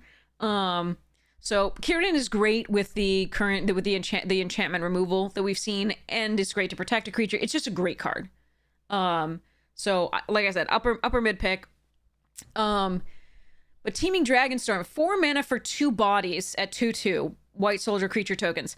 We've seen that before with a bunch of white. We've seen it with a cavalry. Where are they? Call the Cavalry here. Create 2/2 white knight creature tokens with vigilance. So we've seen this before. This was a powerful card in its set. The original Dominaria, I believe. Original Dominaria was slower. If this set is slower, this is going to be a really good card. But the idea that you can then recur it by just playing a dragon is pretty cool. Do we know whether there are any kindred dragon spells? And what I mean by that are, like, Lorwyn used to have these kindred spells, like, oh, that's gonna be the name, sorry. Changelings were a thing, so, they called them tribal at the time, but they were not, they were changed. God, what were they, so, Crib Swap. So this was an instant. It had a type. Do we know if there are any dragon spells in this? That's the question. Oh, there's also, like, the elf one. God, what was the elf one? It was like 2 and a black, destroy target non-elf creature or something like that. I forget what it was. And it was an elf spell. There was a goblin one too. And the fairy trickery. So this is an instant fairy, right? Do we know if there are any dragon spells like that in this? That would be really cool. Because you could behold that spell, but you could also, right? If it were like an enchantment, right? An enchantment dragon, right, type. You could then have that interplay even without playing an actual creature dragon. Anyway, either way, this is a good card. It's 2 bodies. We like 2 bodies in white for a decent cost. And we might be able to recur it. So it's pretty nice. Plenty of actual dragons. Yeah, we've seen one so far. So at common, so that's nice. But yeah, all right. So Tempest Hawk. So yeah, so this one I think is going to be a middle of the mid to upper mid. It depends on exactly how many dragons and dragon type things we see. Okay. Tempest Hawk. 3 mana 2/2 flyer. Whenever this creature deals combat damage to a player, you may search your library for a card named Tempest Hawk, reveal it, put it into your hand, then shuffle.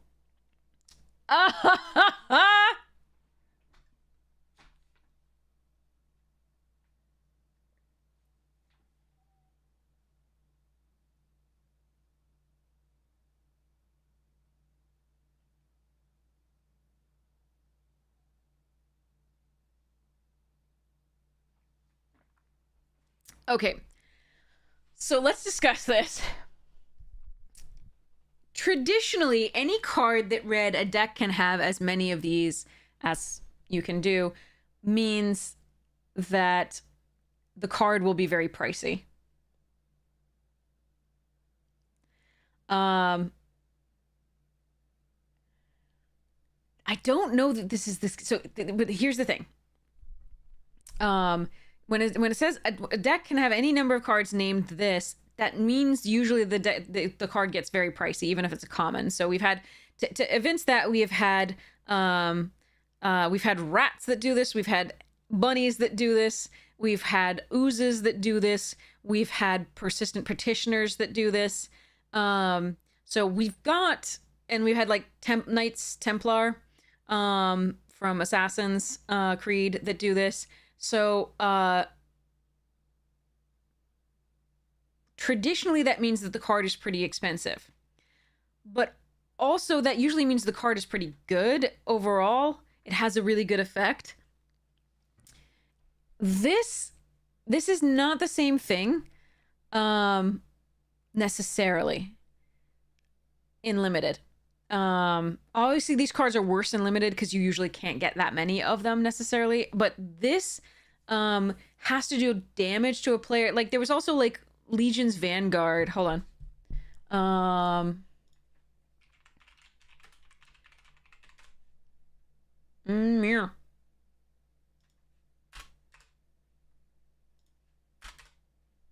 No, that's not what it was. What was it? It was white, 2 and a white. Whenever you cast it, you can search for any number of them. Oh man, what was it called? It's from the Rivals of Ixalan. Okay, so what was Rivals of Ixalan's code? I'm just gonna go like this. It's not. Okay. I don't even fudge. Okay. Legion Conquistador.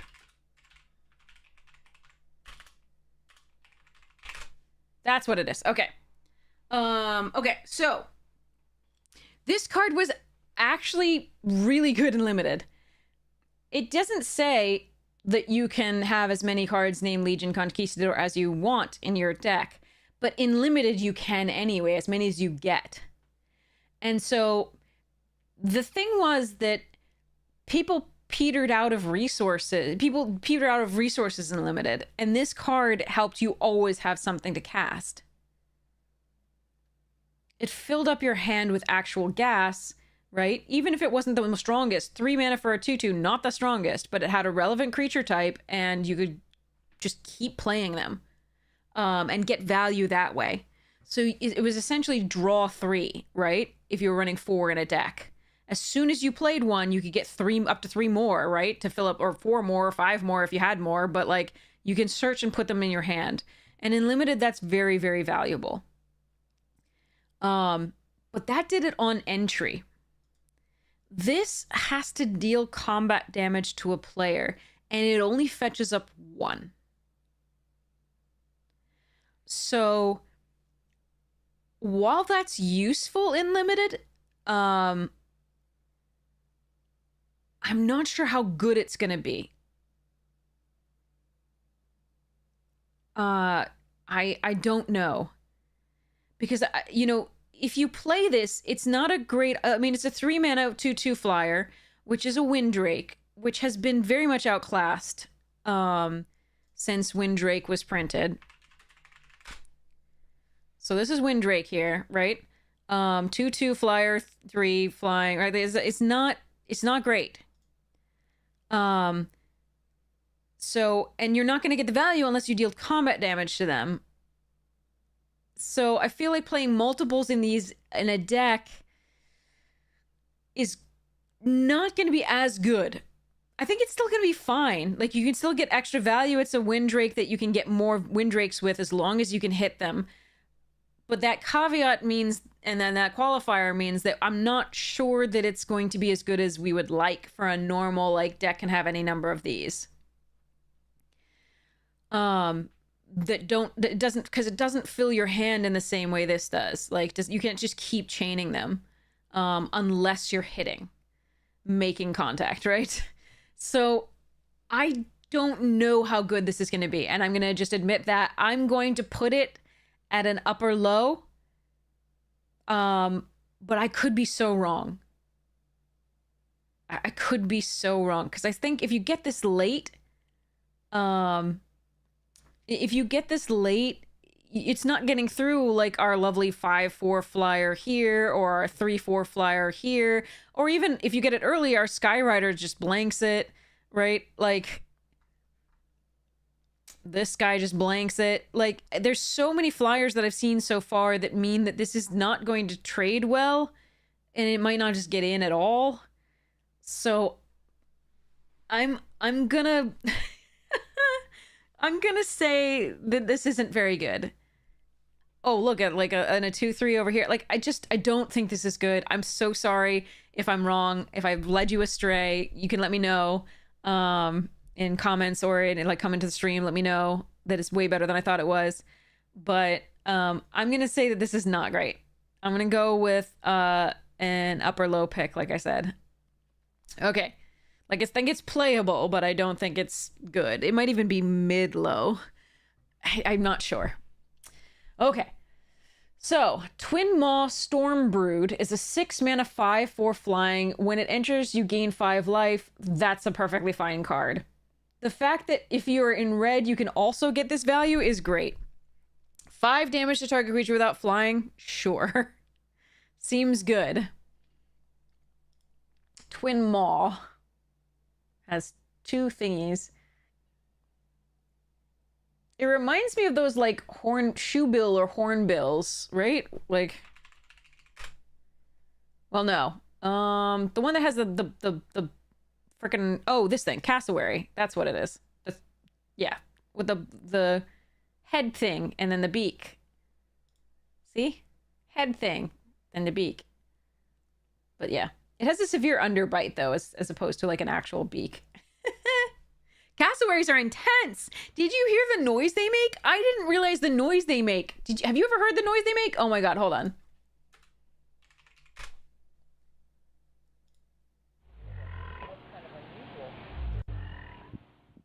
Well, that's not helpful.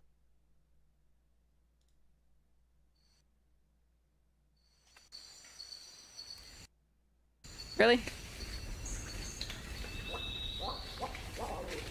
Oh my god, why aren't you like actually playing the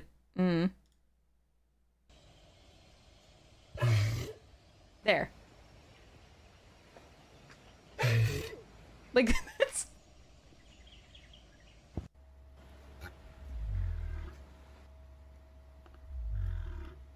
Yeah.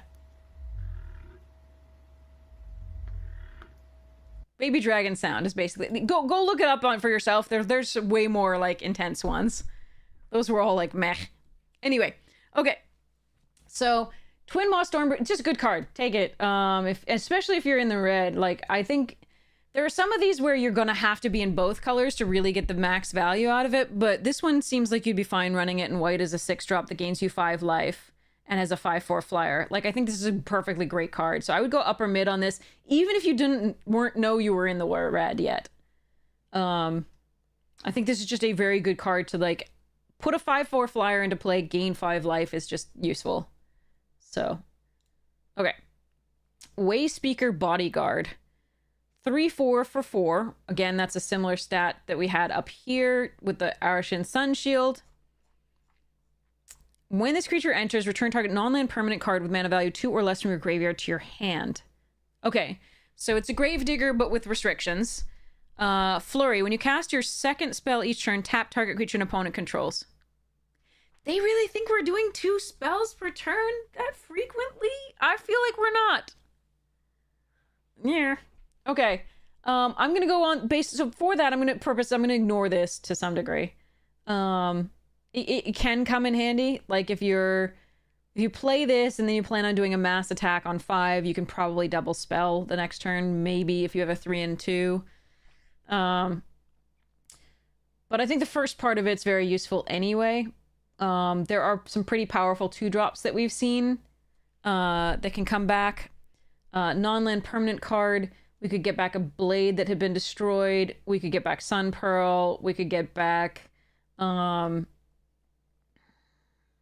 I mean, this one comes back on its own, but we could get back this. The Fortress Kingguard, get another Tutor guy. Bearer of Glory is really sweet to get back because then you can get the value later. Yeah, seems fine. I'm going to go with mid-mid to low-mid. Probably mid-mid. I don't think it's low-mid. I think the Gravedigger type thing. It's just the problem is the restriction. You can't just get anything back. And if you hadn't had a 2-thing die, then that's a little bit of a sadness. Yeah, mid-mid. Aegis Sculptor, 4 mana, 2/3 flyer, ward 2. That's going to give me conniptions. All right, at the beginning of your upkeep, you may exile 2 cards from your graveyard. If you do, put a +1/+1 counter on this creature. Okay, so that pays you off for milling yourself. But it's not necessarily like great with if you have lots of recursion. You don't really want to be exiling your graveyard if you have lots of recursion. So again, mill, not recursion. Okay. It seems good to me. It's a 2/3 flyer with ward 2 already, which is really nice for 4. That ward matters, as we know. I know a lot of people aren't really fans of ward, and I gotcha. But hexproof bad too. So, it seems fine. I think it's fine. I'm going to go mid-mid on that. Possibly upper mid. They could graduate. Agent of Cotis.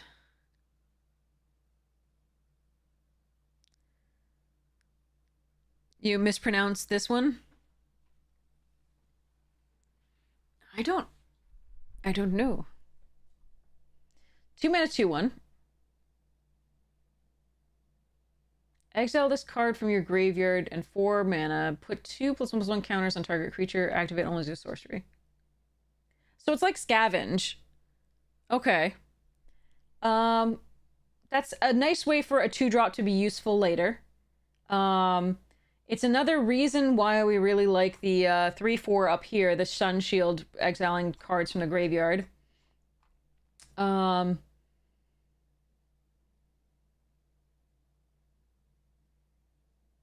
This is a perfectly fine card, either up or low pick to mid-low pick. It's perfectly fine.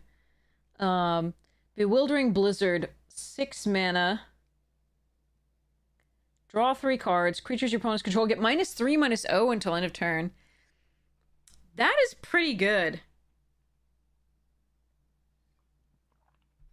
Especially if you're in a prowess deck, then you can really blow out the attack and draw 3 cards. So it's another time we're going to have to be a little worried about blue when it has 6 mana open. As though there were any time that we would be unscared by blue having 6 mana open. Okay. Seems a good card. I like it. I think it's a mid-mid to upper mid tier. I think they get worse in multiples, but they're still really good. So I'm gonna go upper mid for the first one, and then for the second one, I'm gonna go upper low. Constrictors say, although I'm sure there are other people who are gonna disagree and take as many as they want. It depends on how much ramp we have in this set, actually. If we have a lot of ramp, then this card is going to be, you're going to take multiples of it and be happy about it. But I haven't seen any ramp yet because we haven't gone to the green, really, or like artifacts or stuff, so. All right. Or like ramp for instants and sorceries in blue, for example. Like your instants and sorceries cost 1 less, or tap to add blue for instants and sorceries. So this will go up in that estimation, like for number of them, if you get any ramp. So Constrictor Sage, 5 mana 4/4. That's cool artwork. When this creature enters, tap target a creature an opponent controls and put a stun counter on it. That's fine. And you can renew for a Frost Breath. Okay. Yeah, I like it. Yeah, 5 mana 4/4 that taps and puts a stun counter and then can do it again from the graveyard if it dies. Seems good. Or if it's milled, right? Nice. Okay, so I think this is mid pick. Perfectly fine card. Durgar Island Dragon. 6 mana 4/4 flying ward 2. Or Skimming Strike, 2 mana instant omen, tap up to 1 target creature, draw a card. Yeah, useful. Upper low. So lower mid just because it's a dragon and I haven't seen how many things have behold my dargans. All right. Dispelling Exhale. 2 mana instant. As an additional cost to cast a spell, you may behold a dargan. There we go. Counter target spell unless this control pays 2, or unless they play 4 if you have a show with them a dargan. If they behold your stuff.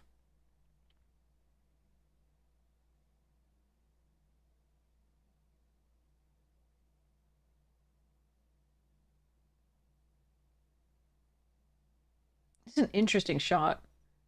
Like the artwork where it's flaming as it touches the body, but fascinating.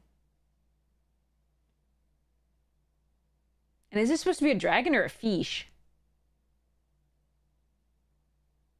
Looks like a cross between a shark and a deep sea angler. Okay. So this is quench or pay 4 if you have the dragon, like it's like a fairy, this fairy spell that we had last time, or a creature with flying. We've had multiple different iterations of this type of spell. They're always fine, but not super exciting. They're always worth understanding, and that you have to maybe play around them if you can. So I'm gonna go with upper low pick to mid low. It depends. Counter spells in limited that don't impact the board are a bit of a stretch because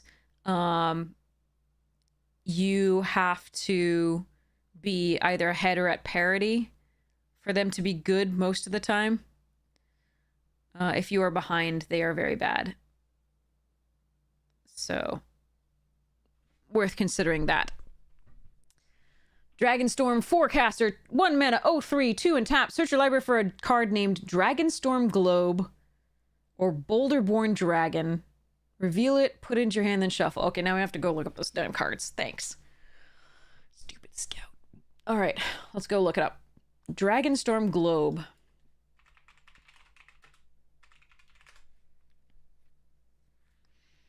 Each dragon you control enters with an additional +1/+1 counter on it. So it's a 3 mana rock that pumps your dragons when they enter.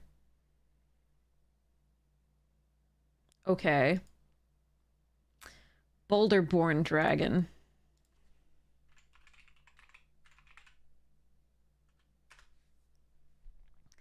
Five mana flying through vigilance, 3/3. When this creature attacks, surveil 1. Okay, so both of those are kind of meh cards, and they only get into your hand, and you can only get one of them. So the payoffs for playing this card are 2 mediocre cards in your deck that you can fetch up. I don't like it. I'm probably wrong about this, but I don't like it. It reminds me of the there was a card that you could fetch up. Oh god, it was blue, 1 and a blue, 1/3 or 1/2 weapon craft or weapon something. Renowned Weaponsmith. So add 2 mana colorless, spend this mana to cast artifact spells or activate abilities of artifacts. That allowed you to get Heartpiercer bows, right? And cast them more easily. And Heartpiercer bows were really wonderful in multiples. So Heartpiercer bow, especially in that set, I can type. So whenever equipped creature attacks, deals 1 damage to target creature defending player controls. So in multiples, this was going to be a really powerful spell. So if you could fetch them up, that was so good. And especially for very little investment originally with the 2 mana 1/3, they could also just get you going, right? So this was a way better card than I think this is here, this Forecaster. These don't get you enough value. They're both mediocre cards. And you can only search for one, and it doesn't, you know, one at a time, of course, which if you could get both, I think I'd be more impressed with this. But you get two mediocre cards that you have to run in your deck that you could draw anyway. And that removes all the value from this card because it's a freaking 0/3. I don't like this card. I'm willing to be wrong. I don't like this card. Essence Ank. If it were 1/3 even, at least it would be attacking for one, right? Like, or doing, you know, something or blocking opponents 1/1s for some effect, right? But it's an oath. Yeah, I don't like this card. Sorry. Anyway, Essence Anchor. Wow, look at that art. That's cool. Okay. Essence Anchor is a 3-mana artifact. At the beginning of your upkeep, surveil one. That's valuable and limited. Surveilling has been value in the past. We've seen it on bodies before. Walls, like in Foundations, there was the 0/6 wall that could surveil by tapping. We've seen it on a wall from like Amonkhet, I think it was. Wall of Runes, I want to say. Yeah, this one. When it enters the battlefield, scry one. This wasn't at every upkeep, but there was another one that was at every upkeep. It was a ghost, a Geist. Geist of the Archives. So it was an 0/4 at the beginning of your upkeep, scry 1, defender. So this one is not a creature, it's just an artifact that surveils, but you can tap, create a 2/2 black zombie druid creature token only during your turn, and only if a card left your graveyard this turn. So this anchor works with our lovely agent here that can be exiled from the graveyard. Our constrictor, anything with renew, it works with. It also works with this Aegis Sculptor, right? You can renew, you can exile 2 cards from your graveyard of your upkeep, right? So you can keep getting 2/2 black zombie druid creature tokens. I kind of like this card. I think the surveil is valuable even if you can't immediately get value off the 2/2 zombie, and if you can reliably, it's sick. If you can get it a couple times, I think it pays for itself. I'm gonna go mid pick for this. I could be under or overvaluing it, absolutely, but I'm gonna go mid. It could make it as high as upper mid. I don't think it's ever going to be a lower end of high pick. Focus the Mind. Ooh, pretty art. 5 mana. The spell costs 2 less to cast if you cast another spell this turn. What the hell do they think we're doing in Limited? Draw 3 cards and discard a card at 5 mana instant speed. That's fine. It's not great, but it's fine. I'm going to give it upper or low pick. Fresh Start. 2 mana, flash, enchant creature, gets -5/-0, and loses all abilities.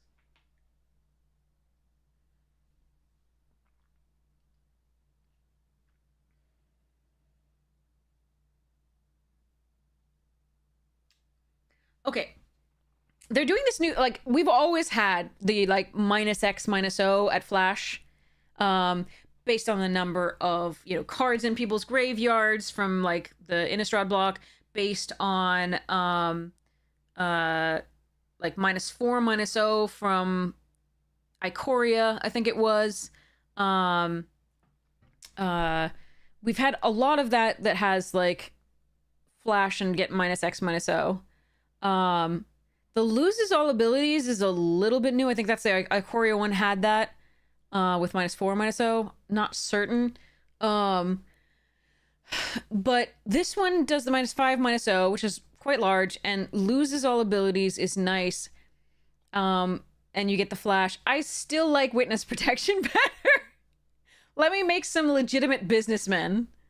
Or things like that. The 0/2 one, that's what it was. The one from Duskmourn. That I prefer, because I can guarantee that they have no power. The fact that this is flash though is interesting.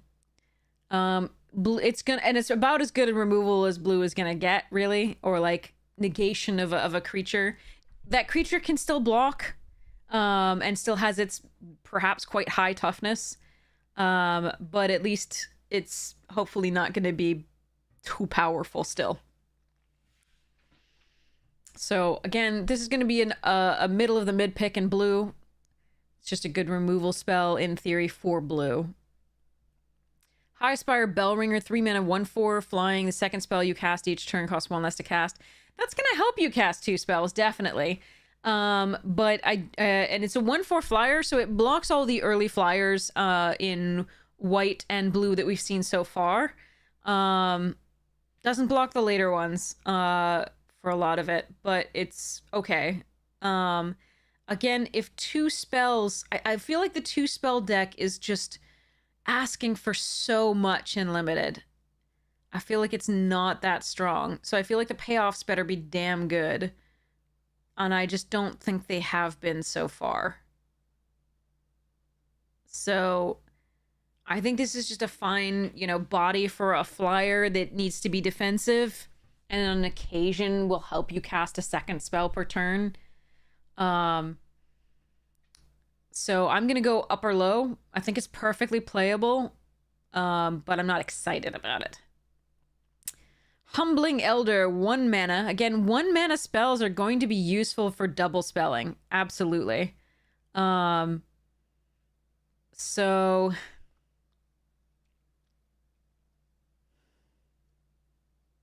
the fact that this has flash is pretty nice. When this creature enters target creature and opponent controls gets minus. We've seen this before in the rogues. That's a token. I forget what it's called. Oh, this is gonna be like 80 million cards. I'm not gonna look through all of these. Maybe it has the really quick one. Where'd it go? It was from... was Flash. It was the same thing. Fairy Duelist is like it. There was another one that was 1 mana that I think was in Ikoria or something like that.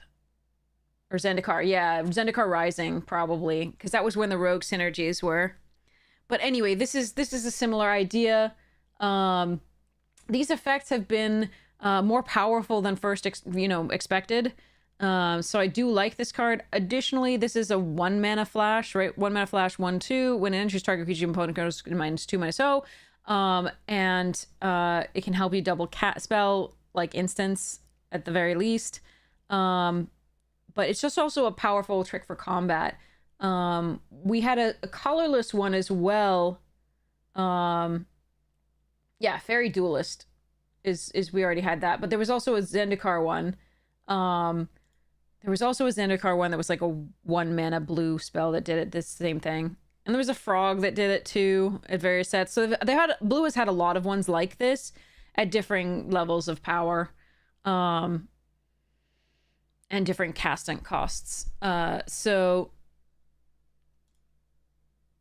yeah, so there was a colorless one as well fairly recently, I think. Or no, it was blue. Was it crab? No. God, sorry, this is just bothering me now. I know this card. It was an artifact. It was a construct, I think. Oh, it was from Lost Caverns of Ixalan. Okay. Anyway, Lost Caverns of Ixalan had one.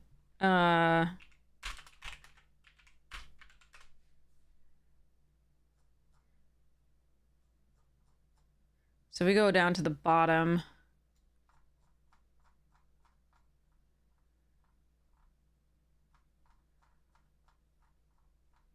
Oh god, that's a lot of alternate arts. Stop it! I want to see the regular. Okay, we're getting there.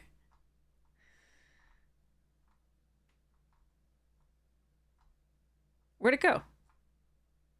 Was this not the right set? I'm thinking of the wrong one. Yeah, oh well. Okay, I don't want to bother you with this for anymore. Sorry. It's just bothering me now.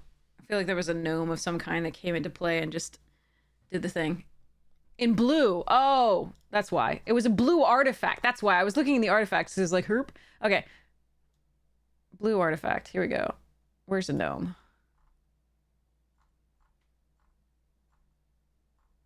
Yeah, Cogwork Wrestler. There it is.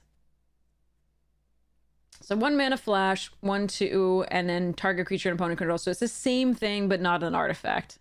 And a human rather than a gnome. Human monk. So this is a cool thing. Also really cool artwork too. So these effects are actually quite powerful. They're more powerful than they look at first. This is still an upper low pick, but it's still a good card.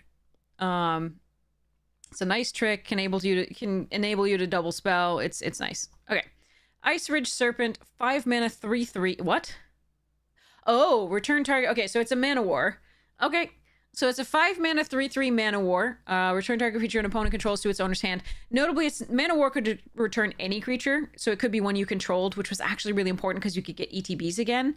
But this is only target creature and opponent controls. It's also 5 mana for a 3/3. The last time we had something like that was 5 mana wizard in Dominaria, the original Dominaria. There was a 5 mana 3/2 wizard that got cheaper, like cost 1 less if you controlled another wizard. And so that one was a better card than this just because it could cost 4. But statistically, anything that bounces a creature, even for 5 mana, has been decent and limited. I think this one is probably less valuable, again, because it can't get cheaper than 5, and it's just a 3/3. Doesn't necessarily have a relevant creature type. I think this one's upper low tier, as opposed to usually these are in the mid tiers. That effect is in the mid tiers. Now, it's possible that they've play tested this and decided that this could not be one cheaper. It could not have a relevant creature type, and it could not bounce your own creatures without being overpowered. So we'll need to see whether it actually goes up to mid. I believe that it's just going to be a low pick, like upper end of low, but we'll see. So, Kishla Trawlers, 3 mana, 3/2. When this creature enters, you may exile a creature card from your graveyard. Has to be a creature card, not just any card. When you do, return target instant or sorcery card from your graveyard to hand. This is good. This is very good, especially if there's mill.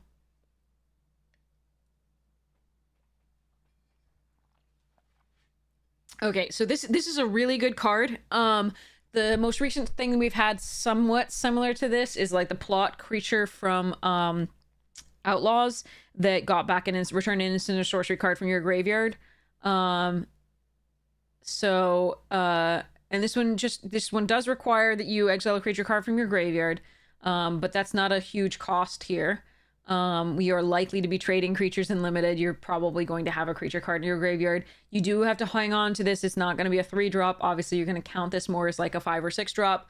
But it is a good card. I like this card. I think it's a mid to upper mid pick. It depends on obviously like what kinds of instants and sorceries, powerful instants and sorceries you do have to return. A lot of the things that I'm seeing as far as instants and sorceries so far have not been as powerful as the enchantments that we've been seeing, so that is something to take into account. So like fresh start, rolling Dragonstorm here, and like the others are just not as good. These, I believe, do not count in the graveyard as instants. I think they count as the creature. So that's worth remembering. Is that we haven't seen a ton of instants and sorceries that are super exciting about getting back, right? The best we've seen so far, I think, is this Bewildering Blizzard. I don't think Focus the Mind is something you're super excited to get back with that. But we'll see what else we see, right? Obviously, the removal in black and red is going to be probably probably worth getting back. So we'll see about that. But I think this card is going to be really good. I think it's going to be a mid to upper mid pick. Ringing Strike Mastery, 1 blue mana. When it enters, tap enchanted creature, doesn't untap during its enchants. Oh, this one. Okay, so we had basically the same effect before. because it is one blue, so basically blue has always had these sleep effects, wherein you tap the creature and it doesn't untap during its controller's untap step. Charm sleep here. Enters tapped to enter a creature, doesn't untap during its controller's untap step. So that's 3 mana usually for that effect. So here you can see that it's only 1 mana, and that's why you have this potential drawback where once they reach 5 mana, they can untap that creature.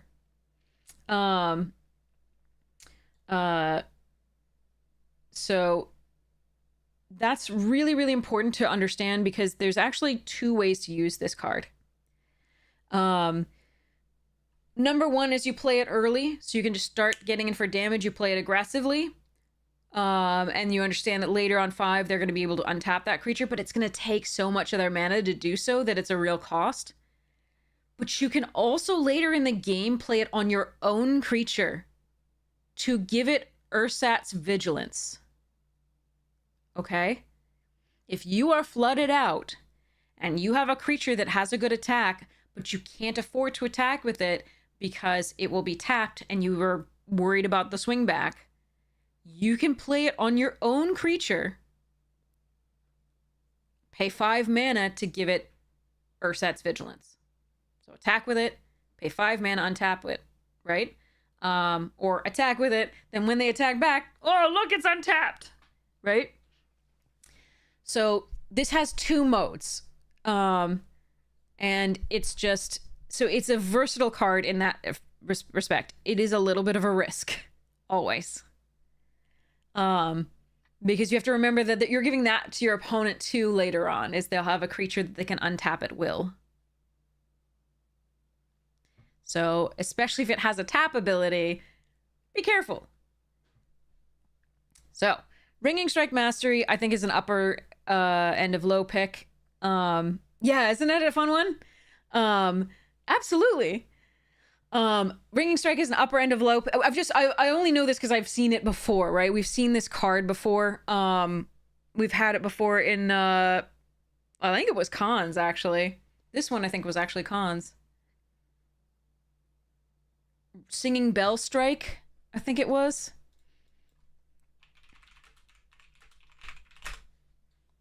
Yeah, this is it. It had 6 on tap. But this one's 5 on tap. So, well,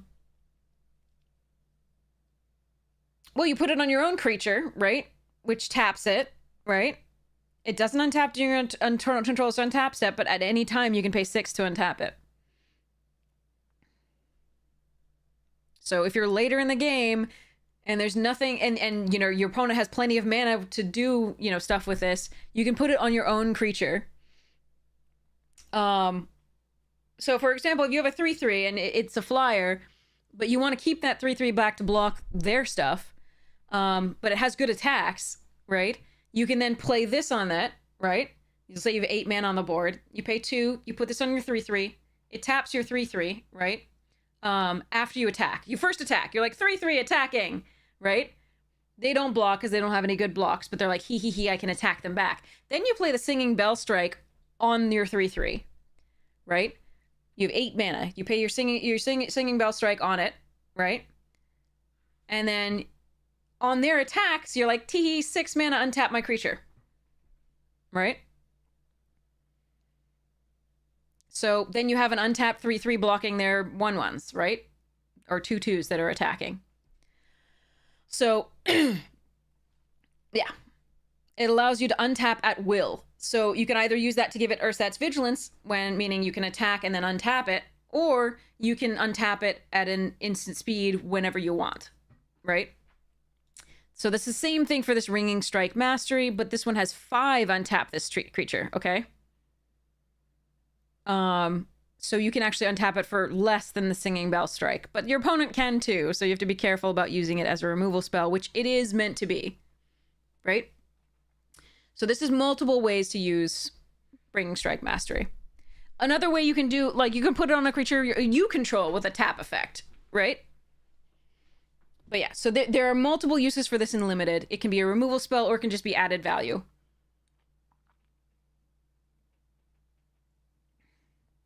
So you get to decide when you want to use it. Okay. Riverwalk Technique.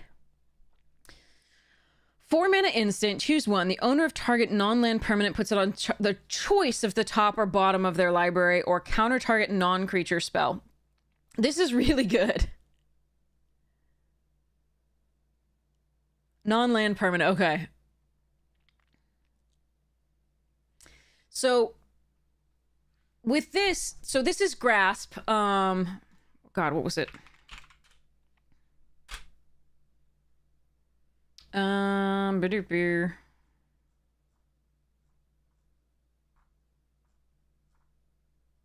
Was it? Oh, no, it wasn't Grasp. It was called something else. Never mind. I can see the art. I just can't remember the... I only remember cards by their art and not by their name usually, so it's a little bit annoying. It's a 4... So anyway, this is the same thing. So 4 mana, top or bottom of their library, right? It was a sorcerer originally, then it was printed as an instant, I think. Sorry, this is bothering me that I can't think of this. No, Unnerving Grasp wasn't it. It's a it starts with a G though. It's not that. Okay. Anyway, the text is no, Unnerving Grasp. Ether Gust. No, there was something. Yeah, and Totally Lost and Ether Gust were reprints of this card. No, not Ether Gust. Griptide. That's what it's called. Okay. So the original sort of version of this, of put for 4 mana, instant speed, put on top of library, right, was Griptide. So it was printed, right, Theros and Dark Ascension, right? Dark Ascension was kind of the first of them, I think. We've had varieties of this since then. So many varieties of this since then.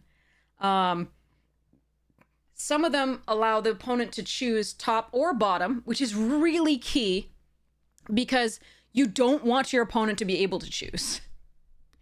Griptide is so good because you blank their next draw step. They know exactly what they're going to be drawing, and it's this, right? So if they're struggling on mana, you put their creature back on top, right? And they can't choose to put it on the bottom, right? That's a drawback that they can choose, right? So that's unfortunate, right? But we've had various versions where you can put it on top or bottom, where you can put it 2 cards from the top, where you can do X, Y, or Z, whether this is instant or sorcery, how much it costs. But this was kind of the original idea of it. This one is also 4 mana, instant speed, right? But you get another mode. So you get counter target non-creature spell as an option. And obviously getting a variety, getting options of things to do on a card is very strong. So worst case scenario, right? You get to put a non-land permanent on the choice of top or bottom of their own owner's library. And one of the ways in which that's key is it's yet another way to interact with Stormplane Detainment and Static Snare at instant speed. So basically, you acknowledge that they're going to get to cast one of these again, but in the meantime, you can get back whatever they had under these, whatever creature they had under this one, or artifact they had under this one, and whatever non-land permanent they had under that. You get the ETBs, maybe you can block and eat something, right? So this is one of Blue's ways to deal with those enchantments, to work with those enchantments and get some value even once those enchantments are played on your own creatures, right? You can also use it to reset. You can use it to reset those enchantments as well. So if you had to play Stormplane Detainment on an early creature because it was just doing too much damage, right? Then you can put it back on top of your library, right? the owner of target non-land permanent puts on the choice of the top or bottom of their library. So you can choose your own things and put them back and be like, I want to draw that again next turn. Right? You can also protect another one of your creatures that's targeted for removal, put it on top of your library, draw it again. Now, protecting from removal, though, it's probably best to just counter it. Just because that gives you tempo. You don't necessarily want to have to recast the creature unless it has a stunning ATB, right? So this is a very versatile card. Blue wants this card pretty much all the time. So the most recent one, I think was, no. Vanish from Sight. Enters the battlefield.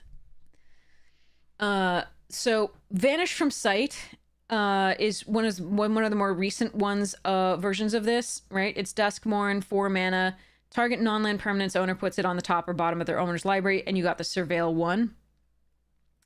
So we've seen different iterations of this a lot. I really like this one because I really like that second mode. I like the versatility of this. Anytime you have a versatile card like this, it is worth the drawback, right? So I really like this card. I think it's for blue, it's probably a upper low to lower mid pick. It ranges in there. It ranges. No, but you can keep up the 4 mana to bounce something. The bounce is worth 4 mana. And if you happen to get a crazy non-creature spell, that's fantastic. Right?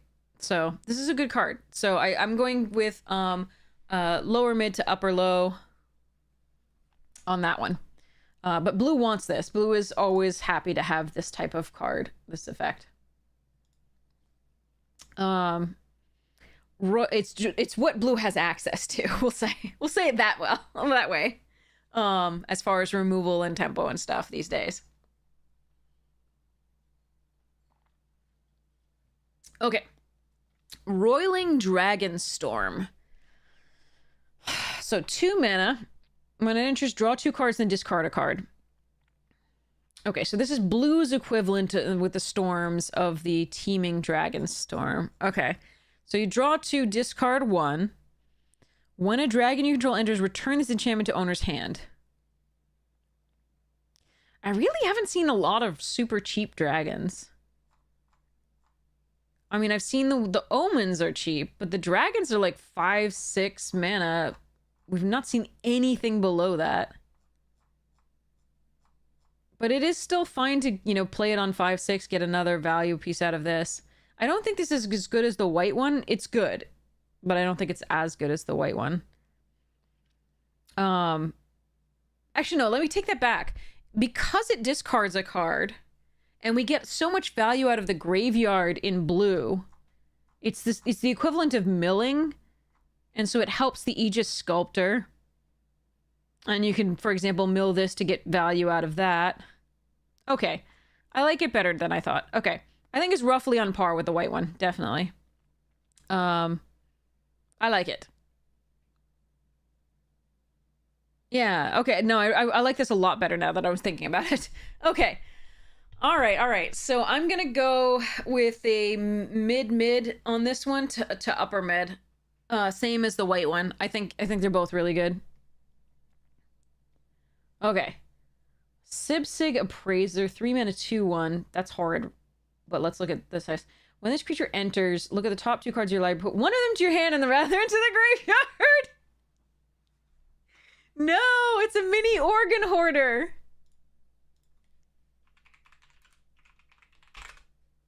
All right.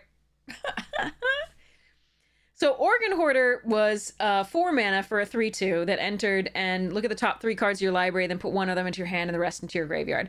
So it filled up your graveyard more, and it gave you more card selection, but it did cost 1 more than this one did. That said, Organ Hoarder was one of the strongest cards in that set at common. So I suspect this one's going to be quite strong too. I'm going to go with a mid for this one.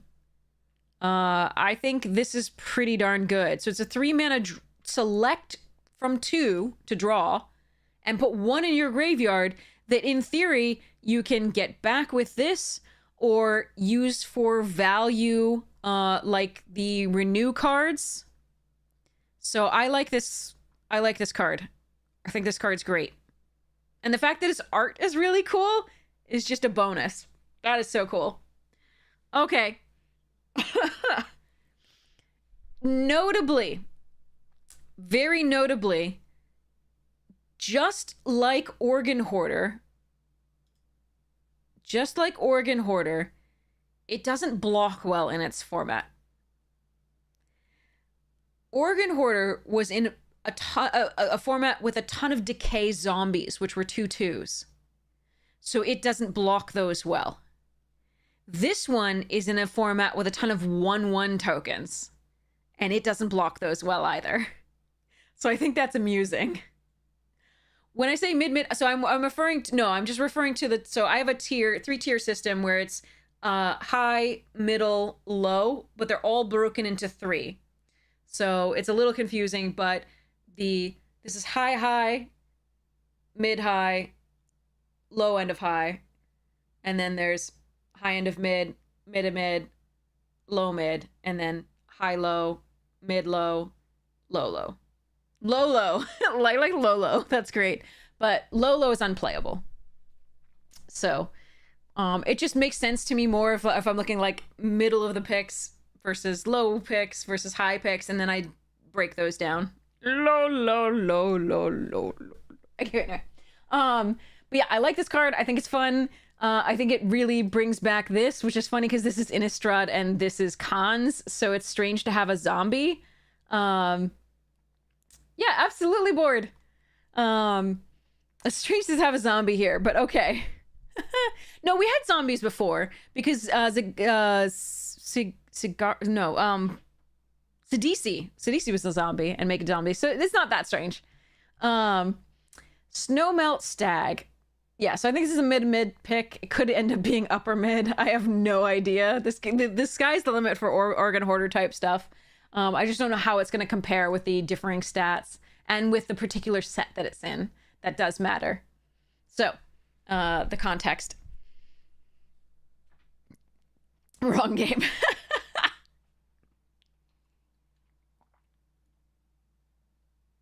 Okay, so, all right. I might need to get more tea soon. Snowmelt Stag. 4 mana 2/5 Vigilance. During your turn, this creature has base power and toughness 5/2, so it attacks on your turn better. This creature can't be blocked this turn. Okay, so we're getting a stag version of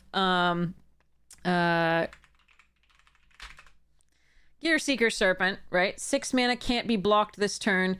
This one has 7 mana, can't be blocked this turn. It's getting in for 5. Gearseeker would also be getting in for 5, but Gearseeker I think was a really good card because it cost less. It has Infinity for Artifact.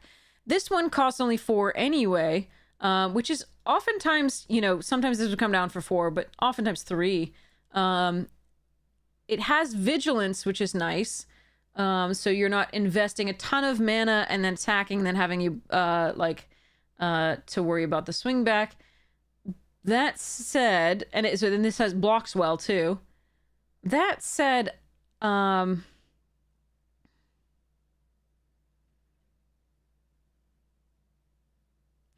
I like this very much for the control decks.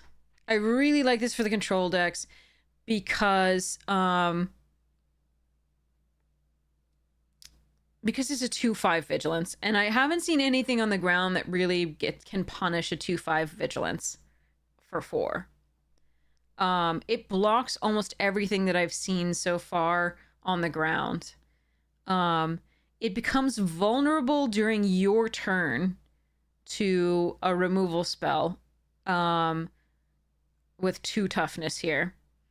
But in the late game, your control deck has controlled what they're doing, and in the late game, it can start getting in for damage at a 7 mana investment.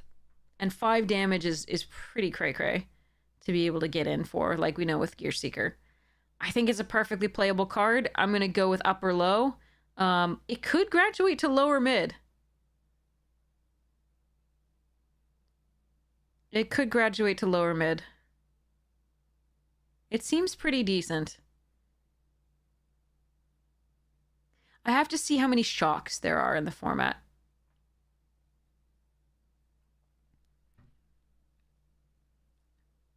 You want it pack one, pick one?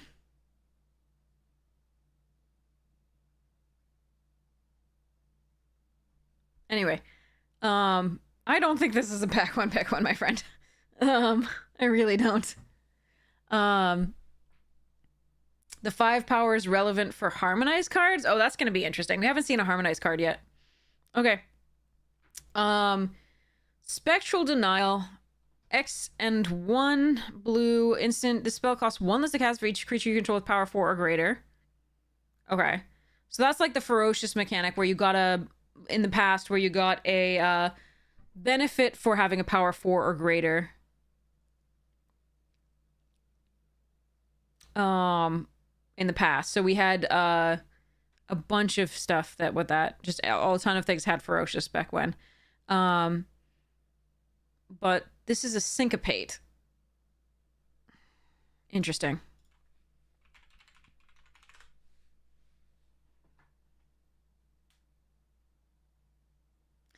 Syncopate exiled, though. And that's really relevant here. Because the graveyards seem to matter so much so far.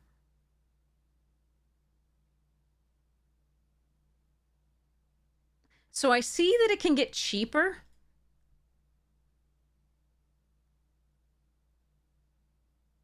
But power 4 or greater decks aren't usually caring about counter magic. They're spending all their mana on creatures, on giant things each turn. So I don't know how much I like this in limited. Because it doesn't exile the spell.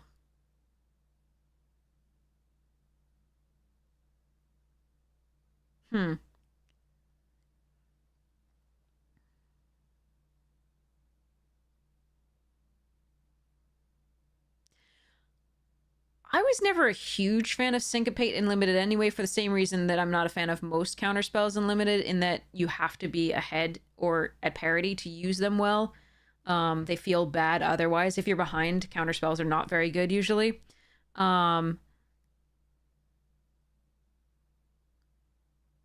Syncopate got worse and worse the longer the game went, because you had to keep paying more and more, holding up more and more mana for their stuff. So I don't really like this one. I'm gonna go with upper low.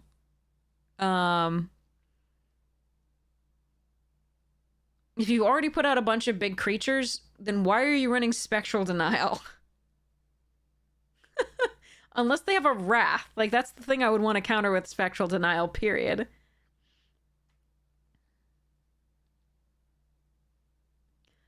Like, you'd rather run almost anything over the counterspell if you're running a ton of big junk creatures. Here, so Stubborn Denial.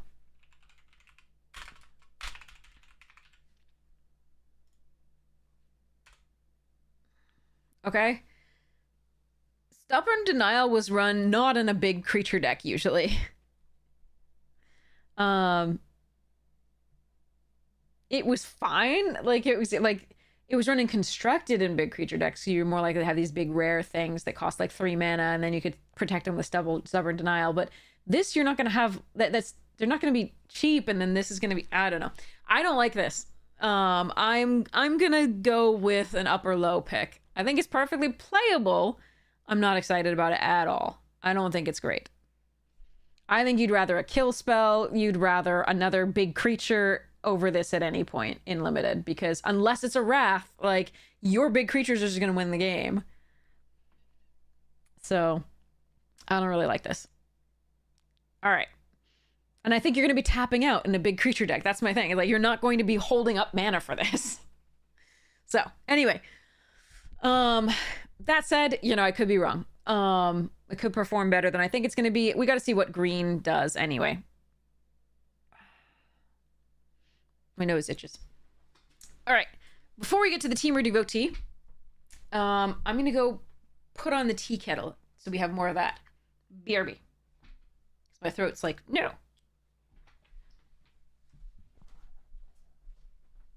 Alexa, turn on kitchen.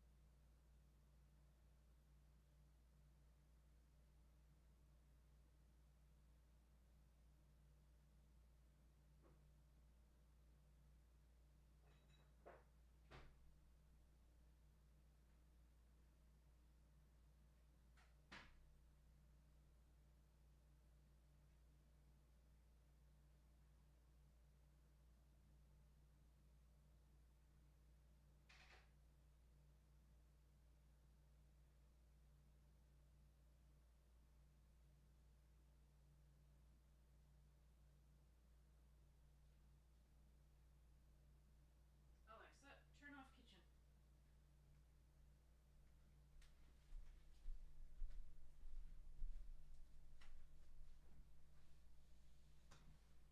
Okay.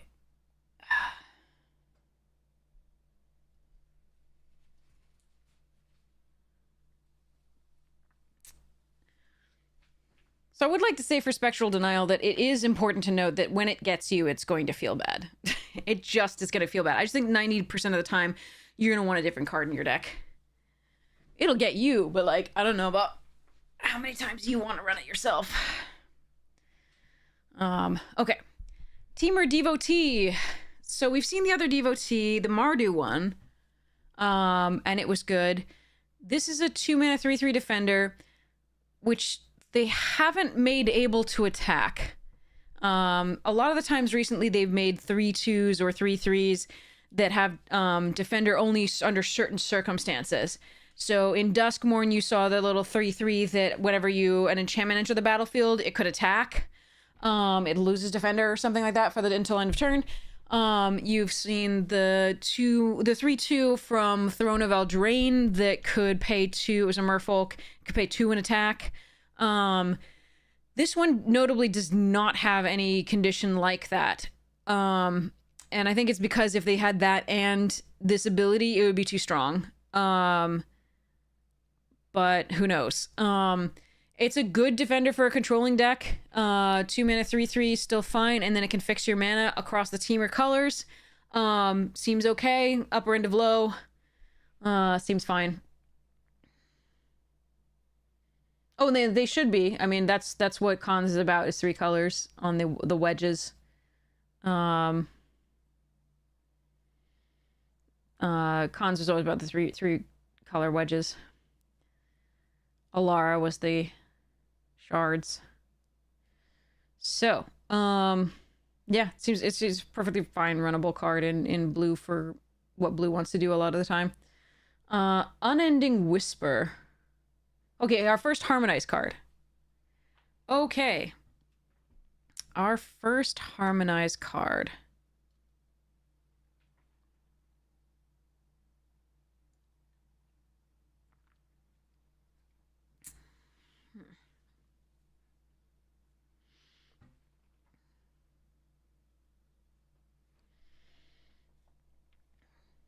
Okay, so this is what you mean on your turn. This creature has base power times 5/2. This means so 5 mana that takes up the harmonized cost. Basically, you just pay blue again for this card if you tap your little stag, your snow oko thingy.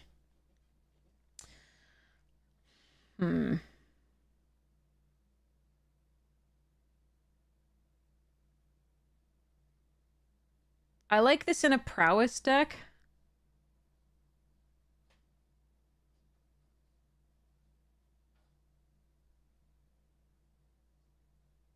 So if you have a 5-power creature, you can pay blue to draw 2 cards.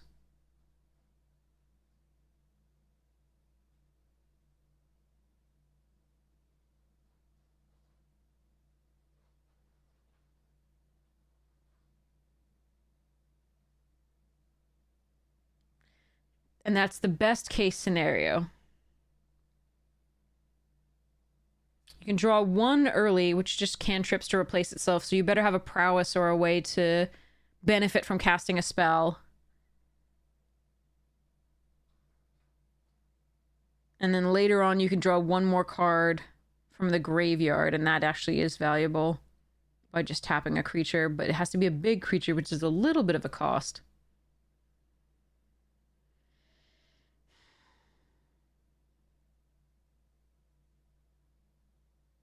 I don't really like this card that much unless you're, like, heavily prowessed. Oh, wait, but second spell per turn.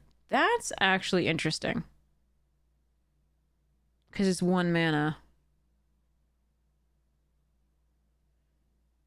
Okay, so I like this in prowess decks, and I like it in 2 spell decks.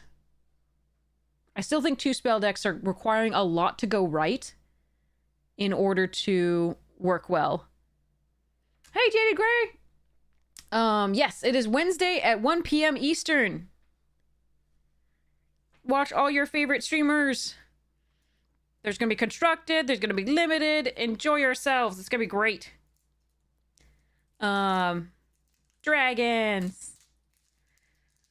So, yeah, so I like this card in those 2 circumstances and no other. Because it's not worth a card to just replace itself. That doesn't get you any advantage.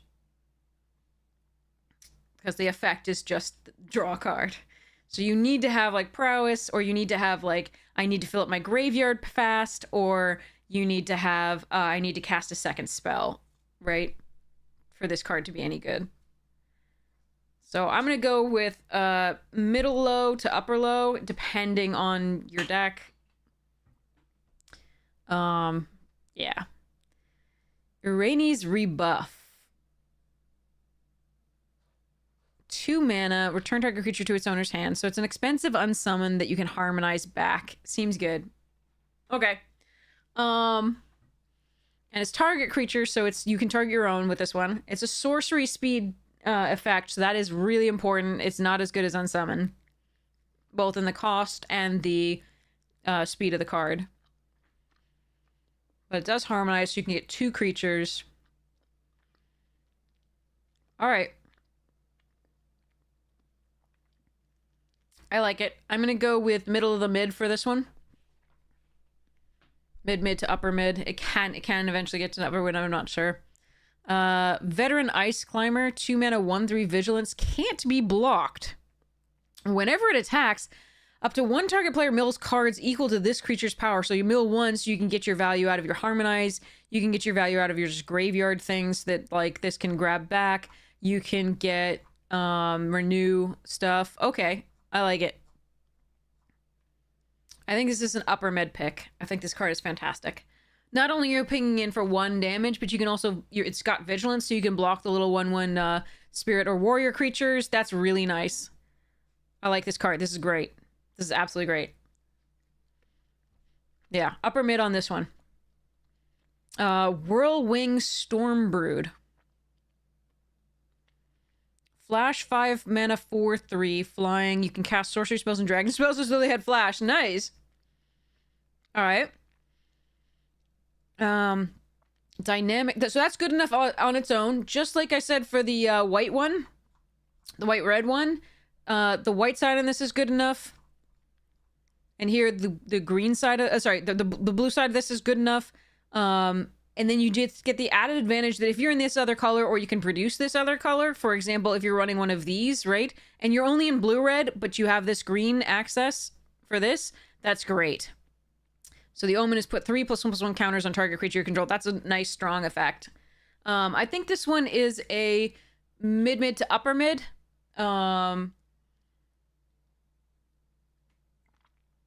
I think both the dragons are like straddling the line really between upper mid to mid picks. It's close. All right, Wingblade Disciple, 3 mana 2/2 flying, so it's a Windrake on its own, and whenever you cast your second spell each turn, create it. Okay, so the creating a 1/1 bird is really good. That's a really powerful effect, but it's a second spell per turn, and that's little difficult. Again, in limited. You can get it to happen. I'm going to go with low mid for this one.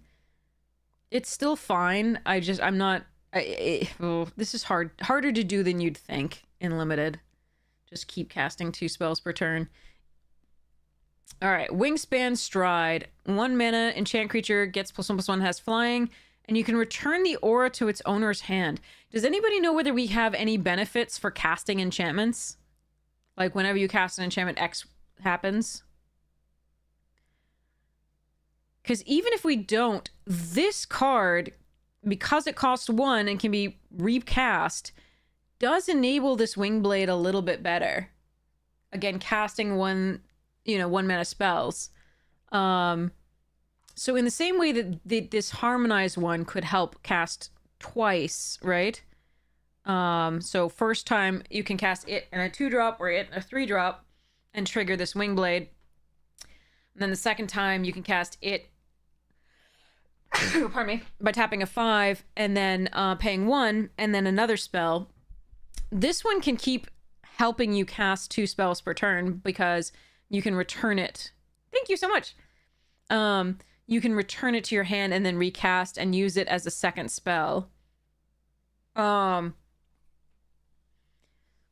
So this is these are a couple cards that are making it much easier to double spell, and I do like that. They got a lot of 1 and 2 drops in blue, and that I think that's on purpose, of course. I still think, compared to some of the mechanics we're seeing, this is just harder to make go well. There's a lot of things that can go wrong very easily for you not to get these effects, and so they better be pretty darn good. The creating a 1/1 bird creature with flying is very powerful. But there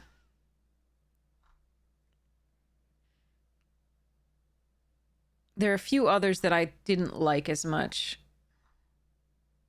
Anyway. All right. On to black. So now we have another devotee. Abzan devotee.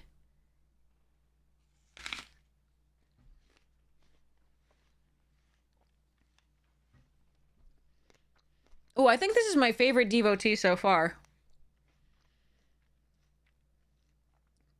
You can keep recasting it. It blocks something, but you can keep recasting it. I like this. And it fixes your mana. It doesn't block well, but it keeps blocking, so we're okay. Alright, I like it. I'm gonna put this on upper low, but I like it just slightly better than the other devotees.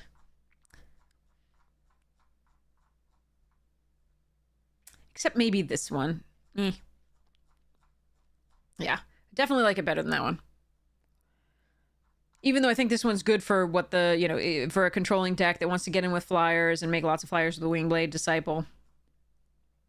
I think if you are already in blue, you want to take this very highly, but it doesn't put you in blue. Okay, Adorned Crocodile. 5 mana, 5/3. When this creature dies, create a 2/2. Okay, so it's 5 mana, effectively 7/5. Renew, exile this card from your graveyard, put a +1/+1 counter on target creature, activate only as a sorcery. Okay, this is a middling tier card. And by middling tier, of the low. So it's almost unplayable, but not quite. But its art is spectacular, and it's a crocodile, and I'm really sad that it's not as good as I'd like it to be. Look at that art. It's stunning. All right, sorry. All right. Aggressive Negotiations. 3 mana. Target opponent reveals their hand. You choose a non-land card from an exile card. Put a +1/+1 counter on up to 1 target creature you control. Okay. So let me pull my T. Humiliate.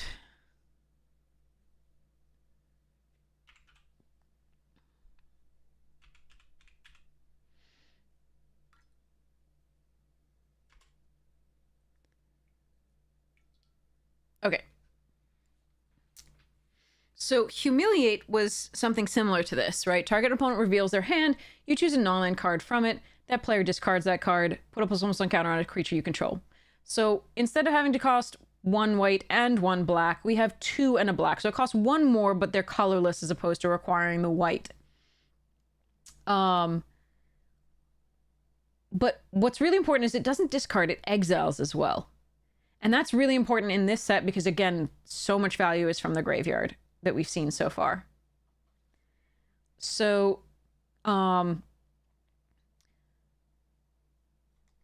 of the great things about Humility is that it did cost 2. So you could really mess up an opponent's game plan early. That said, I don't think 3 is bad because you could play a 2/2, right? In general, in limited, right? You're not necessarily going to have a 1-drop to play. But you might have a 2-drop, which means this +1/+1 counter is actually still relevant. And you can really mess up their game plan again with a non-land card, and they're not discarding it, so they're not getting value out of the graveyard. I actually like this card. I normally don't like discard effects in limited unless you are, you know, doing best of 3 and you're siding in a Mind Rot effect, which is a 2-for-1 effectively, when you're on the draw and they're on the play. That I really liked because it was enough of a card advantage to make it worthwhile. Because they're already starting a card down at 7 and they are losing 2 cards for your 1 card, and that was enough. But now that this also puts a +1/+1 counter on up to one target creature you control, which affects, you know, the board, which is important. And it gets something out of their hand that's really hopefully going to mess them up. Either a really powerful card or just messes up their curve. So I actually think this is a perfectly playable card, whereas most discards generally aren't.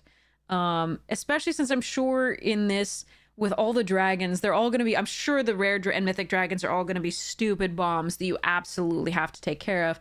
And so as power creep and, you know, play boosters occur, people are more and more likely to have those bombs. So I think this is actually going to be a playable card main deck in best of one. Even then. So, yeah, I mean, also the knowledge of their hand is valuable, certainly. But I actually think this is a good card, which has been a long time for me. Well, actually, there was one good discard effect recently as well. But yeah, I actually think this is an upper low pick. It could make it to lower mid. It could. It's possible. And that's like the first time I'm saying that for those types of things. Okay. I mean, because this card was pretty good.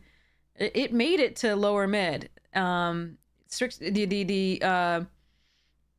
definitely made it to lower mid. Might have made it even to mid. So yeah. Yeah, Duress was not good at all in Limited. It was almost never worth running. So that's, for me to say that now, do you understand that Humiliate was good, but Aggressive Negotiations is okay. Duress was just actively not good. But yeah, anyway. Alchemist's Assistant. 2 mana monkey! Ook! 2/1 lifelinker for 2. Not bad. Again, does not trade well, block well, or trade well with against all the 1/1s that we know are in this format.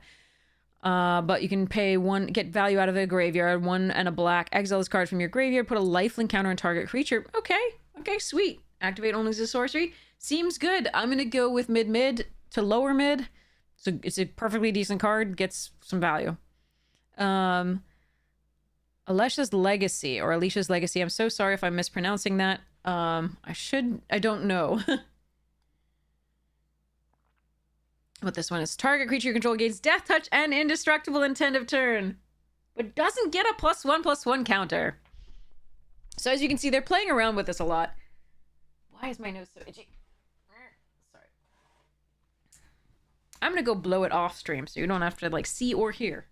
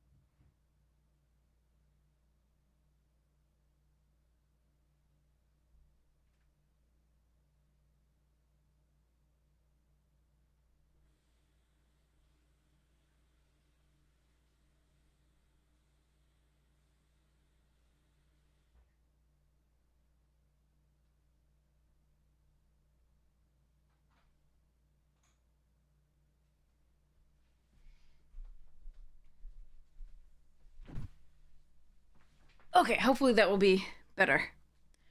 All right. So, all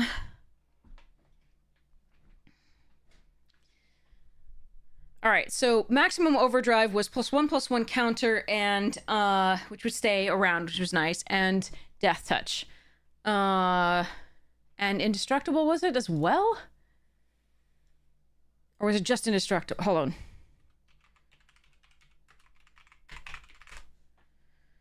Yeah, +1 was a Death Touch and Indestructible. So this is a strictly worse Maximum Overdrive.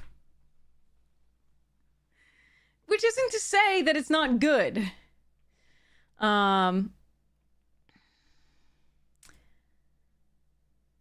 It's just not as good. So it is kind of disheartening, though, that they go from like one to the other. Especially when black is a color in Abzan, and Abzan likes putting +1/+1 counters on creatures.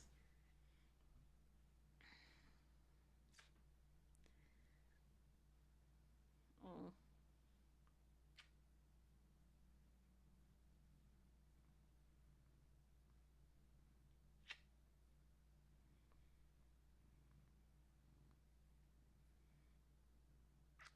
Cat break.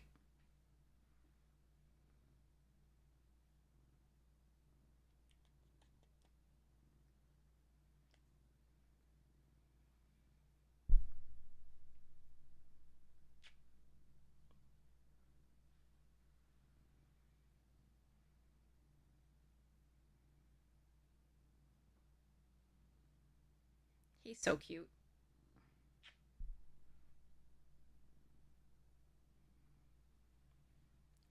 Okay. So it is kind of depressing that it goes backwards. Like, power creep is a thing, and you don't necessarily always want the same things, but like, maximum overdrive is just, yes, thanks now. Or I'll step on your keyboard, or I will go and chew on your wires. Or I'll love on you. Whatever actually floats my boat on that given day. So, so Legacy, yes, you're very cute.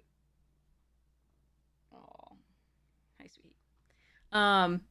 It's just a strictly worse maximum overdrive. And I don't like when they go backwards in printing combat tricks. I don't like that. It's like you printed it once, you made that mistake. Don't do it again. Like don't walk it back.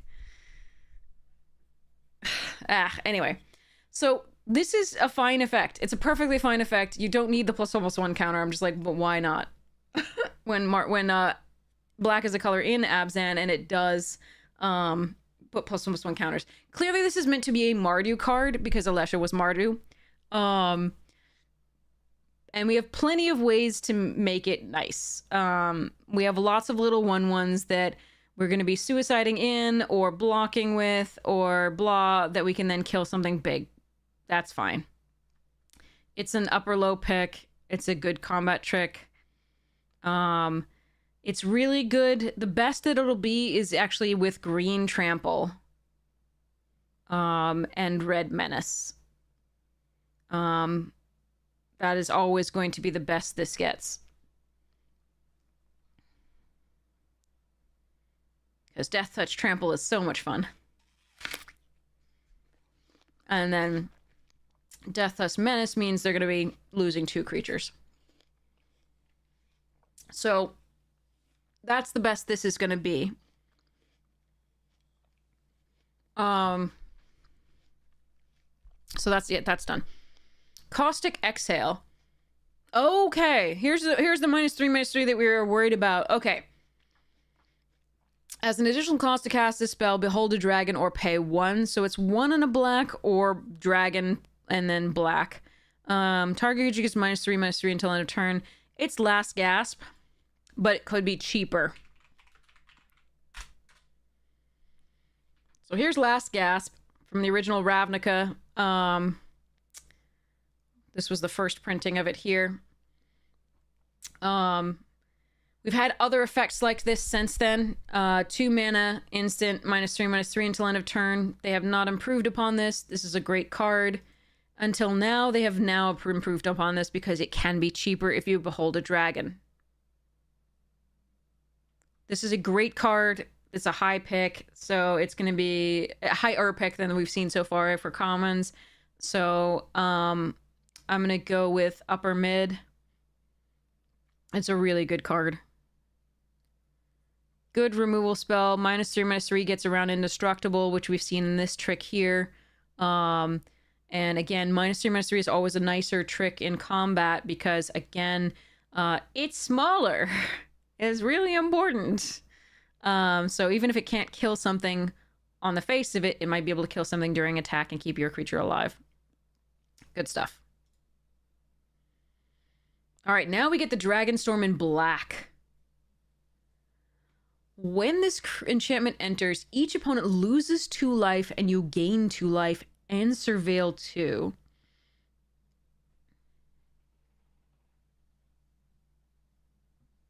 And when a dragon you control enters, return this enchantment to owner's hand. Oh, I really like this for life gain decks in Commander. That's really sweet. And there are some dragons that really work well with life gain decks, such as Kokusho, etc. But this is really nice. I really like this because of the Surveil too. Again, it can make certain hands keepable that wouldn't be otherwise. So it buys you a little bit of time against aggression. And Surveils too, so you can fix your draws. So I like this one. I'm gonna go with mid.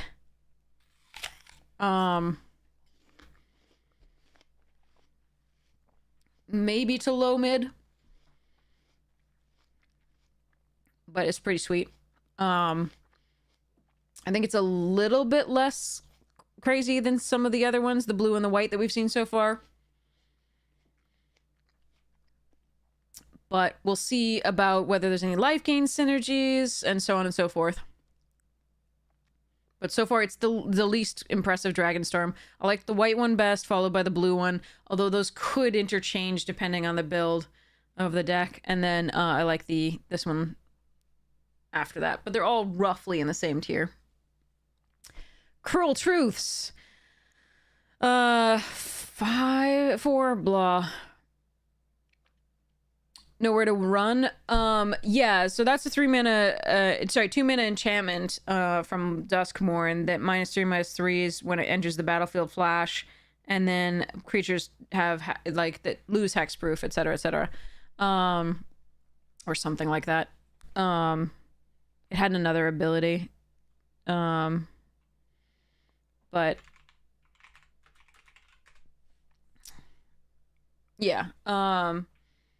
Creatures your opponents control can be targeted spells and abilities as though they don't have hexproof ward abilities if those creatures don't trigger. Opponent doesn't lose it. It's fine.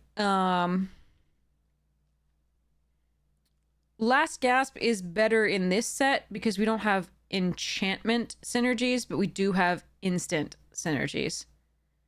So Last Gasp is and whatever the Last Gasp, Caustic Exhale are better in this set because we have like this card, like Kishla Trawlers.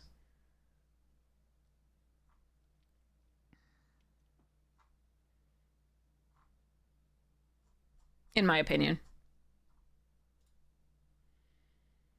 All right, Cruel Truths is 4 mana, Surveil 2, then draw 2 cards, you lose 2 life, instant speed.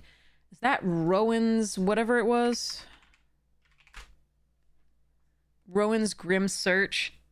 Sort of like that. So it's 1 more mana, but it doesn't require the bargain.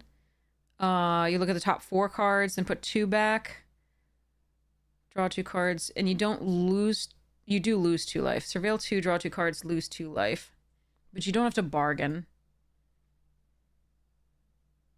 Alright.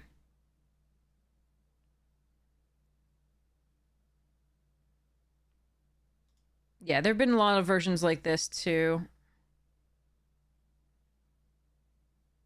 And it is instant speed. It's fine. Fine draw effect, so I'm going to go with upper-low. Delta Bloodflies, 2 mana, 1/2 flying. Whenever this creature attacks, if you control a creature with a counter on it, each opponent loses 1 life.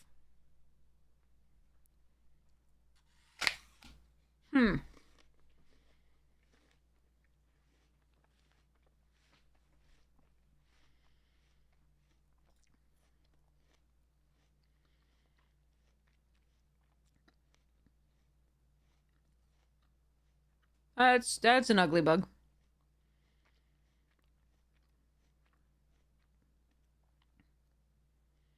So here's one of the payoffs for having counters on things. which we've seen a few things that get counters and that give counters. So in the white, so here's in the black, there's a lifelink counter here that counts. Haha. We've seen the green 3 counters here. We've seen counters on this burb. We've seen a +1/+1 counter. Technically on this one, which I think is nigh unplayable, but we've also seen counter here on the Lightfoot technique, and we've seen counter on the Endure, right? Here and here.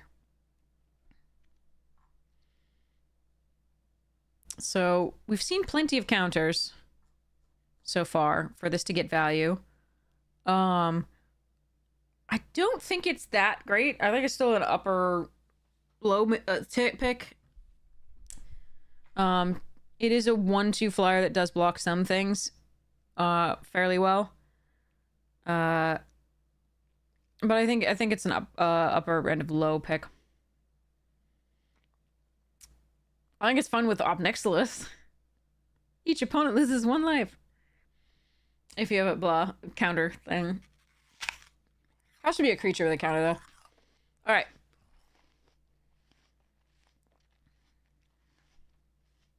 Desperate Measures.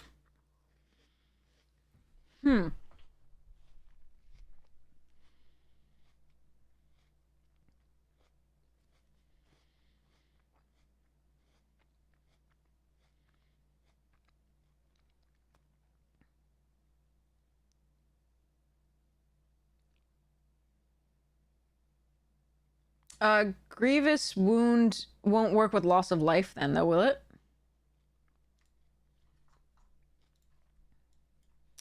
If I recall correctly. If you said to damage. Yeah, it's dealt damage. So this won't work with Grievous Wound. This is not dealing damage, it's making them lose 1 life. Damage causes loss of life, but losing a life isn't doing a damage. Do you understand?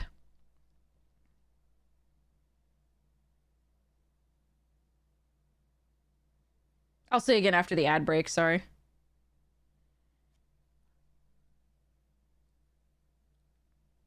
Let's talk about Desperate Measures here. So it's +1/-1, which is interesting. When it dies under your control this turn, draw 2 cards.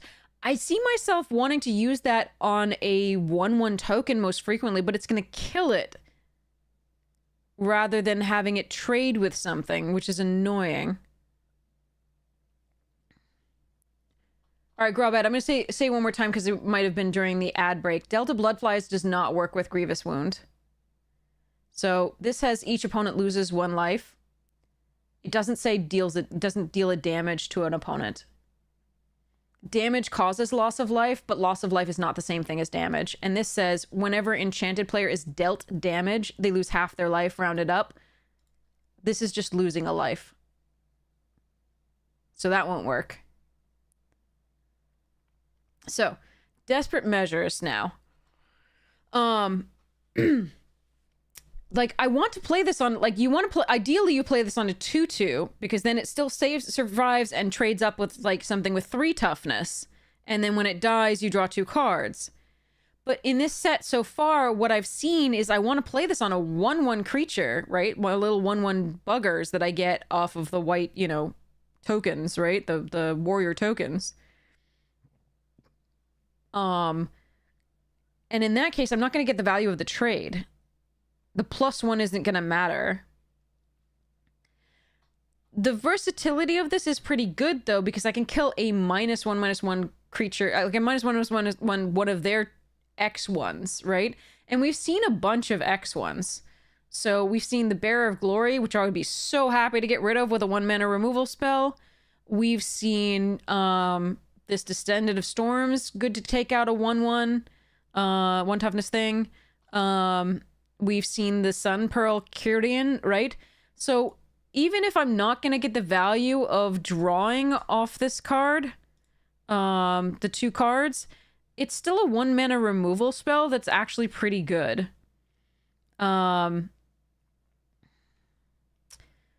So that is interesting. So I think that's good enough as is. The question, and like drawing 2 cards is really nice. Sacrificing a creature, draw 2 cards. You can sacrifice the creatures that came into turn, like that you're going to be sacrificing at the end of the turn anyway. So I like the versatility of this, but it's not as strong as I first thought it would be, because there's not enough 2/2s, 2 toughness things that, you know, you can poop out and make happy.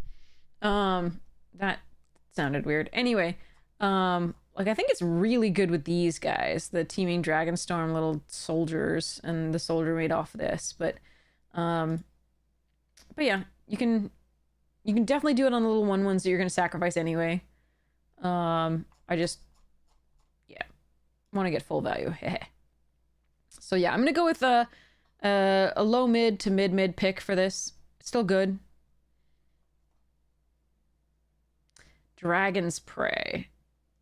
Ah, there's the image that we used for the early access streamer event announcement. It's a great bit of artwork.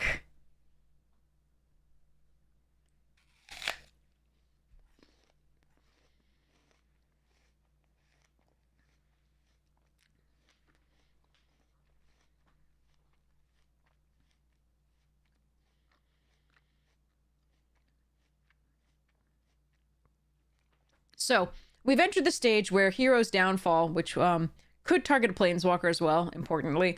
But just destroying a creature at instant speed now costs 3. Which is something new and different for us, and I'm not liking it that much, but apparently that's what Power Creep is giving us.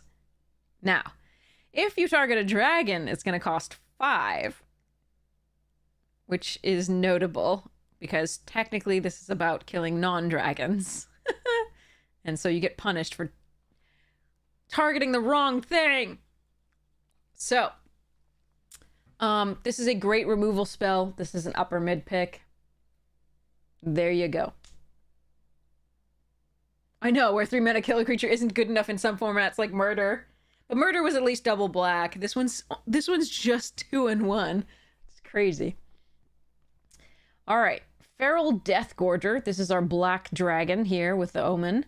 6 mana, 3/5 flying Death Touch. When it enters, exile up to 2 target cards from a single graveyard. Great card. Good on just this side, but it's also, it doesn't have an opposing color here, or a secondary color here. Dusk Sight is put a +1/+1 counter up to 1 target creature, draw a card. That's fine. It's a sorcery speed thing, so you have to be a little careful with that, but I think the cantrip part of it is really sweet.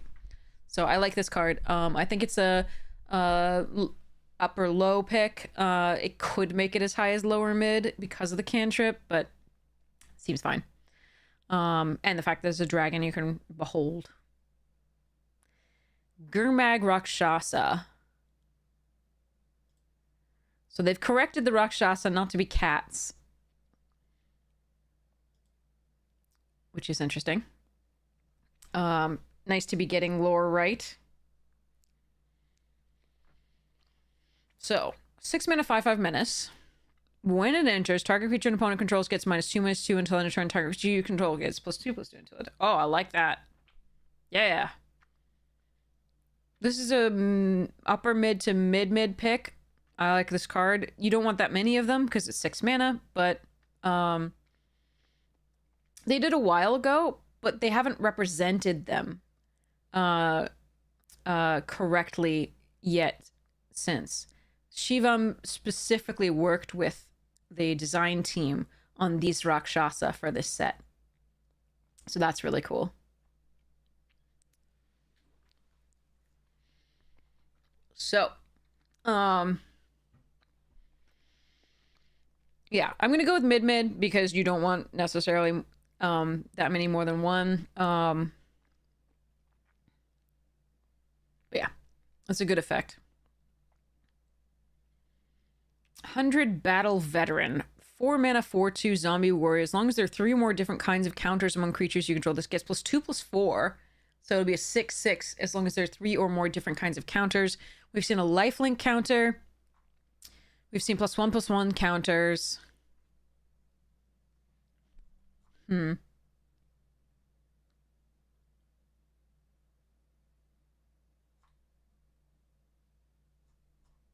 gonna have to see what other types of counters we get.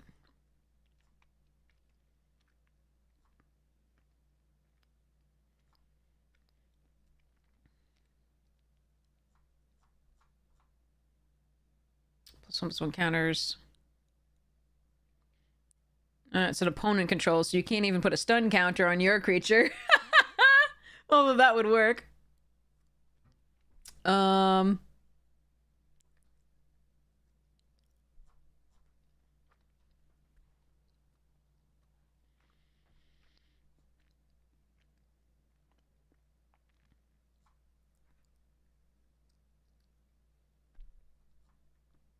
Yeah, this is just that lifelink counter that we saw. It's among creatures you control, so it's not loyalty and saga counters. That doesn't work. But you can cast this card from your graveyard. If you do, it enters with a finality counter. That's another counter!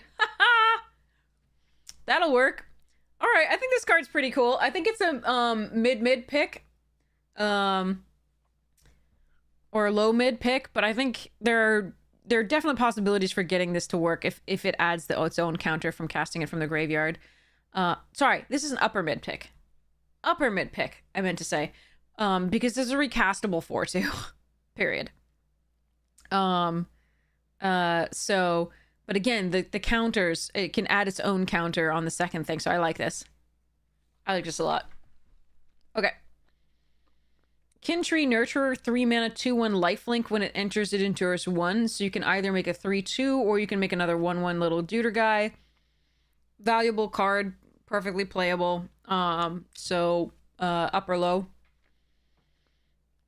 Krumar Initiate, 2 mana, 2/2. X in black and tap. Pay X life. This creature endures X. Activate only as a sorcery. Oh, interesting. Yeah, that's what we're doing, Grabad. So we can play, you know, halfway decently at the early access event. Not necessarily have to, you know, punch as many times to unfamiliarity with the cards.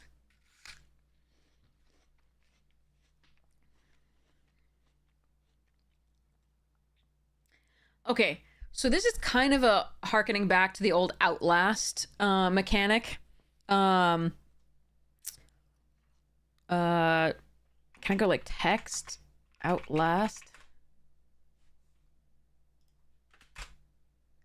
Nope.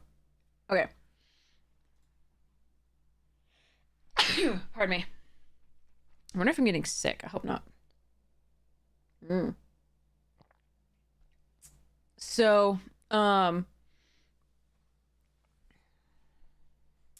you put X +1/+1 counters on it, or create an XX white spirit creature token. I feel like this card is fantastic, especially since we've seen a bunch of things with lifelink. Because it's already a 2/2 bear, and that's useful and limited no matter what. But this ability is pretty sick.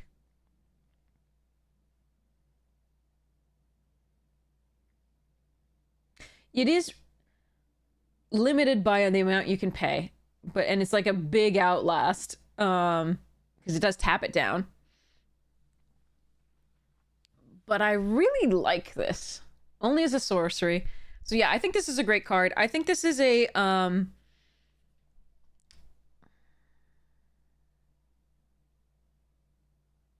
one thing to remember about this, though, again, is that blue has bounce available to it in multiple forms. The Irani's rebuff and the Riverwalk technique.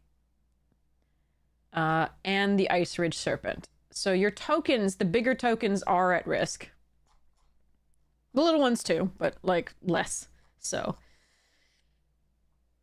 But I still think this is quite valuable. Just it's decent stats already, and then you also have this ability. I like this card. And you have a bunch of lifelink available to you in both black and mostly black that we've seen so far. But yeah, you got a bit. I like this. So I'm gonna go mid to upper mid on this one. I think it could definitely be end up to being upper mid. This gives you ways to spend your mana, and a little bit of life to just make sure that you get a 3/3 that, like on turn 4, for example, if you didn't have a 4-drop, that's perfect. Even a 2/2 on turn 3. It just makes sure that you curve and have something to do. I like it. So yeah, I'm gonna go, you know, mid to upper mid here. Like, it really could be an upper mid card, I think. But I'm gonna cautiously say mid. Nightblade Brigade, 3 mana, 1/3 death touch, mobilize 1. When this creature enters, reveal 1. I like it. It is an upper low pick. It is perfectly useful. Like it. Seems good. Also art spectacular. Here too, and here. Purging Stormbrood. Okay, so this is the white-black. So 5 mana, 4/4, flying ward, pay 2 life. When it enters, remove all counters from up to 1 target creature. Again, that's just good on its own. These are all going to be mid to upper mid. Just on their own. Even if you cannot play this card. The white. It's just an added benefit if you can do this. Target creature gets +2/+2 and gains lifelink and hexproof until end of turn. That's a great spell. I think I haven't been considering whether I'd play them if I'm only in white. Right? Only in the alternate color. And this one I think I would. I think 2 mana for 2/2 lifelink and hexproof is worth it. Absolutely. Let me check the other alternate cards in a second. Okay, so we have the red. Yes. So the reason I would run these even on the off color is you can at least behold a dragon. Even if you're not going to cast this dragon, you can cast this spell. So this red spell, 5 damage to target creature without flying, is still really good for 2 mana. That you can maybe play again and once you shuffle it to your deck. I like this card even if you're just running the alternate color. So you have to be careful. Like, it's really easy in a draft to see the white on this card and go, well, I'm not in white, right? But check for the omen creatures. Check the omen spell. Check if it's going to be good for you. Don't miss it. And I know I'm going to do this myself. This is why I'm saying it. They put 3 counters on a target creature you control for 3 mana. I don't know that one's as good. So far, I've liked the white-black and the white-red. But I don't think I would run this alone as readily. It's still good, and you can behold a dragon, and it's nice value. But the 3+1 counters on target creature you control for 3, it's so vulnerable to the removal that I see in this set at sorcery speed. I'm going to be a little bit more wary of that. It's still a strong effect, but I think this is the one that I would be, so far, of the dragons, white, blue, and black, that I would be a little bit less likely to run just the omen side of. Okay, next. So yeah, I would run either side of this or both. Salt Road Skirmish. Destroy target creature for 4. Create 2 1/1 red warrior creature tokens that gain haste until end of turn. Sacrifice them at the beginning of the next end step. Good stuff. Destroying a creature for 4, still worth it, even though we're not doing it for 2 at instant speed. You also might get a little bit of value out of these 2 1/1 red warrior creature tokens, especially if you're taking out a blocker. Love this card. Upper mid. Just like the Dragon Spray and the -3/-3. Sand Skidder Outrider. 4 mana, 2/1 menace. Ugh. Oh, but endures 2. Oh, okay. Yeah, I like it. I like it. This is an upper low pick. I like it. Could be lower mid eventually. I'm not sure. Two creatures, one with menace is a nice one. Because again, this menace is really nice with that trick. Right? We saw the Death Touch trick here and Indestructible. That's so good with Menace and a 2-power creature.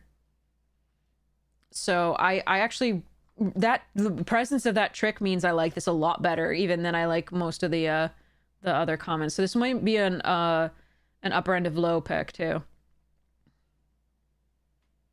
There's a new sinkhole, 7 leagues east. I'll take Scratchy.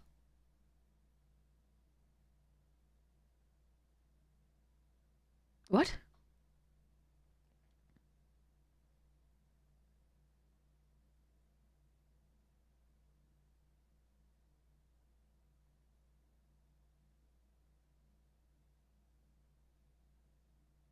Yeah, I would assume the thing he's riding is named Scratchy, but like... What? There's a new sinkhole. Why are we looking for sinkholes? Scratchy hole. Yeah, maybe. This is as good an explanation as any. All right. Is it like investigating the sinkhole, or are they excited about a thing? I don't understand. This one doesn't make so much sense to me. Yeah, I don't know. I like... Anyway. Maybe goblins do like sinkholes. Strategic betrayal. Curse you and your sudden but inevitable betrayal. Okay. 1 and a black. Target opponent exiles a creature they control and their graveyard. Okay, so they get to choose which creature they exile, but it's exiled. It doesn't go to the graveyard, so they don't get to get value off of it going to the graveyard, and you get to exile their graveyard. That seems pretty good. So it's a combination of sacrifice, right? Basically, like, but it doesn't go to the graveyard, which is even better. And their graveyard, that's really important in this set. So I think this actually has quite a bit of use. Obviously against, there's so many tokens. So you're really almost always just going to get a token and exile their graveyard. But for 2 mana, that's pretty good. I'm gonna say upper end of low to lower end of mid. It's just useful, but like, again, not super exciting, but useful. I imagine that this has so many good implications in Commander, and it's gonna make graveyard decks sad. All right. Unburied Earth Carver. 2 mana, 2/2, sacrifice another creature, put a +1/+1 counter on this creature. This is great in Mardu. This is fantastic. If you can get this and that Pack Beast, you're so happy. The Pack Beasts that put 3 warriors in there, you can just get so much value off this Earth Carver. It's a decently statted 2/2. This is an upper end of low pick. Could even make it up to lower end of mid, depending on whether we have any like rewards for sacrificing a creature. But this just gets bigger with the +1/+1 counters, so I really like this card. So I think this could make it to lower end of mid. I'm going to call it upper end of low for now, but I think it could make it to lower end of mid. All right, Unrooted Ancestor. 3 mana, 3/2 flash. Okay, that's already fine, especially when we have 1/1s attacking. 1 mana, sacrifice another creature. This creature gains indestructible until end of turn, tap it. Okay, so we've seen some, effects like that. Usually they're like a 2 mana 3/1 that does this, but this one blocks really well in this format because we have the 1/1s attacking. But it can also use the 1/1s that you're attacking with, give indestructible, like a 1/1 that was blocked by something big. You can sacrifice that creature, give this one indestructible, kill whatever it's is blocking it. I like this card. I think this is a mid to upper mid pick. I really like this card. Seems decent. Again, you can also sacrifice creatures that have effects that help you out in the graveyard, right? Seems good. Okay. Venerated Stormsinger. 4 mana, 3/3, mobilize 1. Okay, so you effectively get 4/4 or a 4/4 worth of power until the end of the turn. Oh, it's whenever it attacks. Oh god. It's not just ETB. Oh, right, because it's mobilized 1, not the enduring thing. Blah, blah, blah. Okay.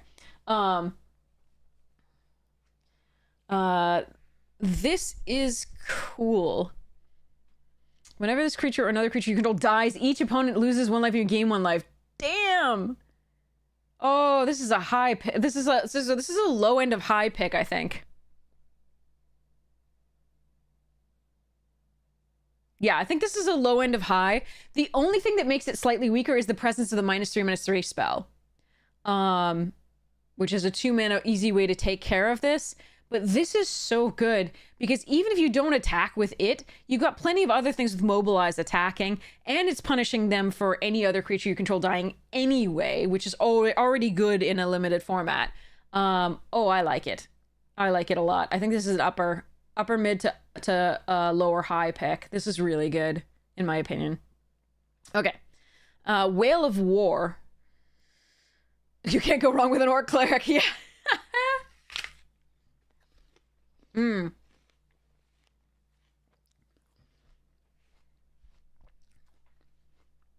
Is that a whale? Is that a whale or is that a scream? Because they are different. Like, I know they wanted alliteration, but shriek or scream looks better for this mouth shape than whale.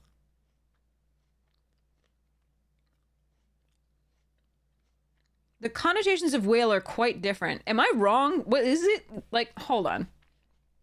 Whales are sad, agonizing things. Pain, grief, or anger.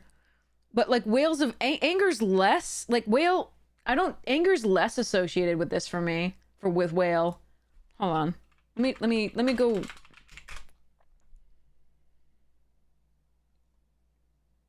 Sorrow, lament, express, complain. Yeah. Usually because of pain or sadness. Like, anger doesn't... The anger part of it is because you're sad. You're feeling the secondary part of anger, right? Like, secondary emotion of anger. This doesn't... The Whale of War, I was not expecting an... Anyway, sorry. Language geek here. I don't like the title of this card. It doesn't fit what I'm seeing.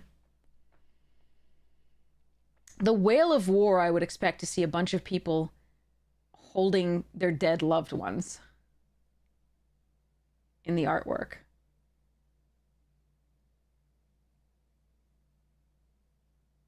Now, that said, yeah, they must have just been thinking of, I mean, maybe, I don't know. Maybe they were thinking, okay, yeah, you can express anger with it, but this isn't about anger. This is about strategy, apparently.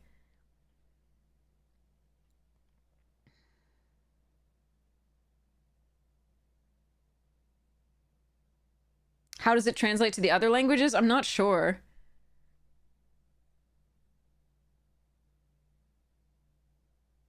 I don't know if I can check other languages for it. But yeah, this is dictionary definitions from some of that, but Merriam-Webster does not allow for the anger currently.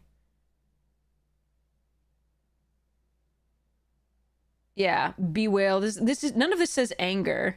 Loud lamentation. Merriam doesn't have anything about anger. This is like, I don't know what definition that Google's pulling from, but howl, groan, mourning, moan. None of wail has any of the connotations of what this person is doing here, especially given the flavor text. Anyway, sorry. Moving on to the thing. Google's pulling from its ass definition, yeah.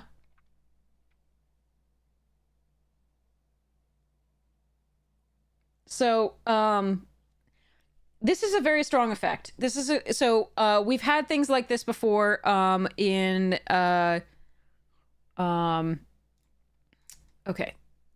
Let me, Oblivion.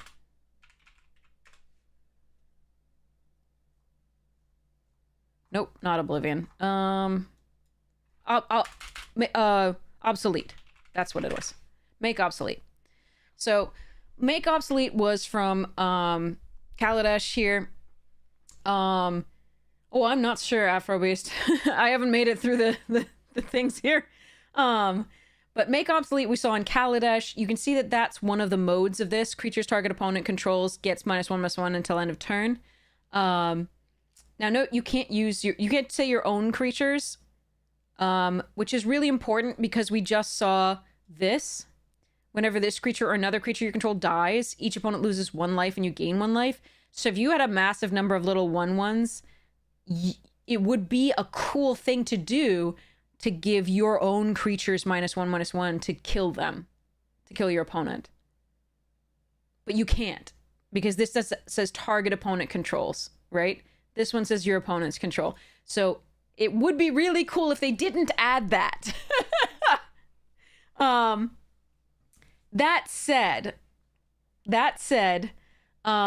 this effect is really, really good, especially since the new combat rule was implemented. Where, remember, you can distribute damage however you wish amongst the blockers if they multi-block. Okay?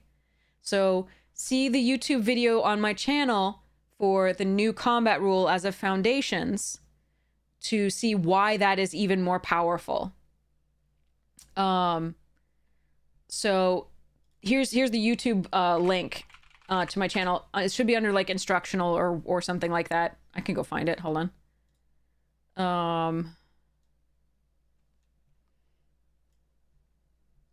Video boop boop your videos.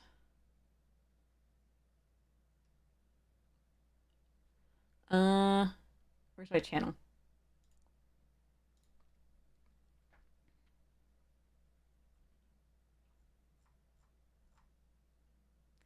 Playlists. Yeah, How to Magic. It's under How to Magic, the Foundation's new combat rule, where I explain exactly why this effect, the creature's target opponent controls, get -1/-1 until end of turn, is so much more powerful now because of this new combat rule. But this one already is powerful in this format because we've seen so many X1s. Yes, there are clan-specific pre-release kits, which actually we used to get in Ravnica. Return to Ravnica had themed pre-release kits as well, like guild pre-release kits. And Dragon's Maze, etc. And Gatecrash. I'll have to check. I haven't seen any yet. No proliferate cards yet. So, but this is already powerful because there's so many X1s, but it's also just powerful for winning combat math. And again, especially because of that new Foundations combat rule, or rather new combat rule as of Foundations, this is very, very important. Return up to 2 target creature cards from your graveyard to your hand. At instant speed for 3 is pretty sweet as well. So that's a bit of recursion for your bombs that went to the graveyard, or just get more value, and just 2 for 1 at the end of an turn. The versatility on this is really good. I really love this card. I would probably put it at a middle of the mid pick. It's nice, but I hate the name, as we've discussed. Worthy cost. All right, we've got a Bone Shards. As an additional cost to cast this spell, sacrifice a creature, exile target creature or planeswalker. Yep, we've had things like that before. So here it is, Bone Shards. It's just a direct reprinting of this. It's a really good card in this set because there are so many little 1/1s that you can sacrifice and get value off this card. So this is actually a higher pick than even it would be normally. A Bone Splinters is a nice card, but when you have to sacrifice giant creatures to kill something like a planeswalker or a creature, that's rough. But now you've got so much fodder for it. It's awesome. And that artwork is stunning, and I want to replace all my Bone Splinters with it. And Bone Shards. But yeah, so Bone Splinters was another version of it, but only did target creature and not the planeswalker. Also, this art should be Shadow Prophecy. And if we look at the art for Shadow Prophecy, it should be Bone Splinters. Just pointing it out. Fun. So they do mess up on art every once in a while. But yeah. Different. Bone Splinters, no. That looks like Shadow Prophecy to me. This one has Bone Splinters. Sorry. Anyway. Worthy cost, here we go. Great card, great thing. I'm gonna go with mid. It's good stuff.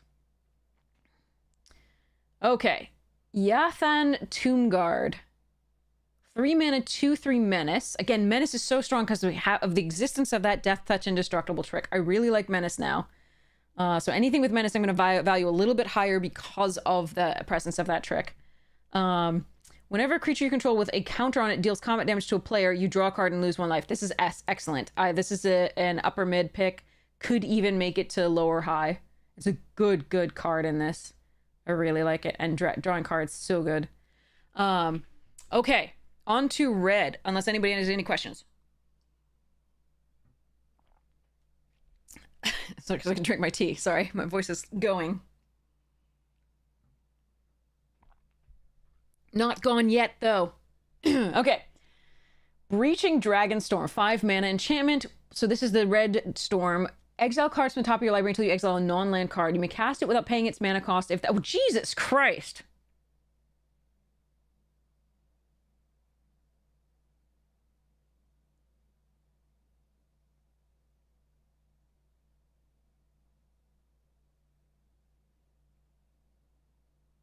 Okay. So, this is harkening back to things like Through the Breach, right?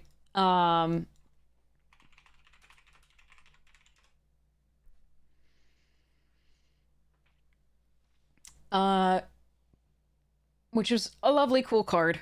The original art was this. Pretty epic. Not that all of the arts for it haven't been epic. But, so we've got Breaching. So the idea is that you pull something from the ether, right? And put it into play. In this case, it's not from your hand, like Through the Breach is, or Sneak Attack. But this is getting from the top of your library. Now, the worry in this is that you Breaching Dragonstorm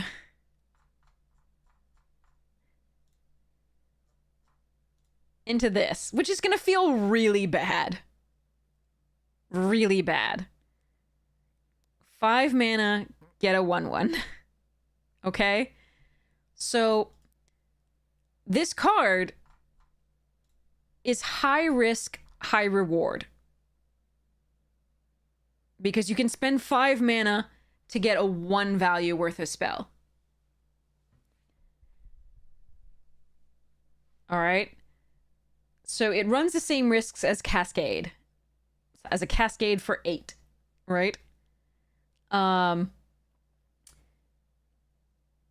You can choose not to cast it if it's not the right time. Or you can cast it. As long as it's 8 or less. So, high risk, high reward. This card, the strength of this card will depend a little bit on luck, and it'll depend a little bit on your deck. Right? If you build this with a lot of big cards, it's great. Now, Constructed is going to love this card. It's so beautiful and Constructed. Because you can build a deck where almost all of it is, right? Big Dargons or big spells. So this is a lot of gamble, but it's pretty cool. And when a dragon you control enters, return this enchantment to its owner's hand. So it can replace, it can come back and do it again. If you hit a dragon, then the game is probably over. So if you go 5 mana into like one of the dragon lords of the clans, the game is probably over. And then you can still do it again for another one of the dragons. Again, the dragons are going to be heavily fought over, especially the ones like this where both sides are playable completely, even alone. But yeah. So, the dragons that I have now said, each of these I've put at mid to high. I'm actually going to put these at mid to high mid. I'm actually going to put these at lower end of high to upper end of mid now. These, I don't think you can go below I don't think any of them are mid-mid anymore. I think because of the synergies that we're seeing and the craziness of all of this, I think these are super high picks for uncommons, which means probably around upper mid to lower end of high. So, yeah, this card is silly. It's really a risk and limited, so you have to be careful about what kind of deck you put it in. It does not go in your weenie decks at all. Okay? No weenie decks for this. Please don't. If you're running in blue and that 6 mana draw 3 card thing, that's actually good with this. Remember, it's non-land, so it can be an instant or sorcery. It could be an enchantment. So you have to be careful though, because again, it doesn't say until you reveal a creature card. So your whole deck is going to want to be maximizing this if you have it. So, you have to be a little careful and limited. I think Constructed is going to have a field day with this. A field day. Anyway, Channeled Dragonfire. 1 mana, deals 2 damage. Oh, it's a shock. Okay, without instant. But it has Harmonize, so you can recast it. 2 damage to any target. Good card. This is going to be a mid to upper mid pick. Probably upper mid, in my opinion. Upper mid seems decent for this, even though it's not an instant. There's so many things that this kills in this so far. I think upper mid is fair. Devoted Duelist. 2 mana, 2/1 haste, Goblin Monk. Cool art. Whenever you cast your second spell each turn, this creature deals 1 damage to each opponent. Yeah, I mean, upper end of low. Equilibrium Adept. Dog Monk. It still looks like a fox. Why do all the dogs look like foxes? Shouldn't these be like kitsune? Like, what?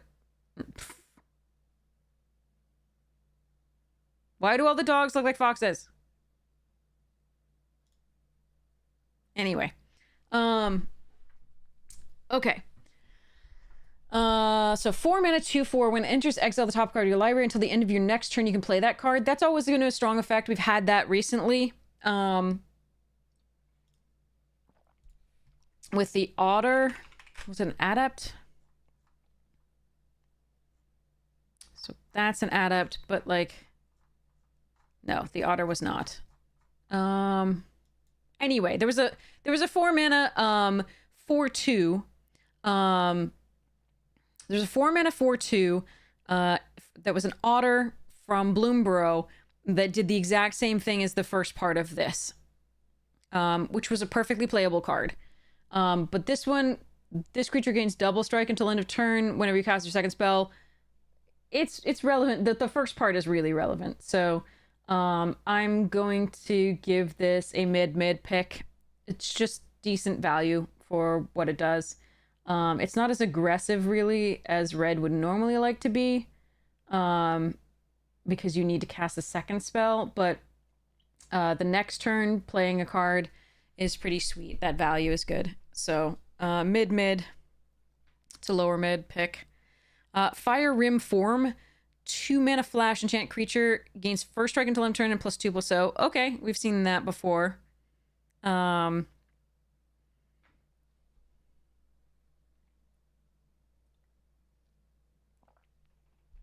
one will notice this looks like a fox and not a dog.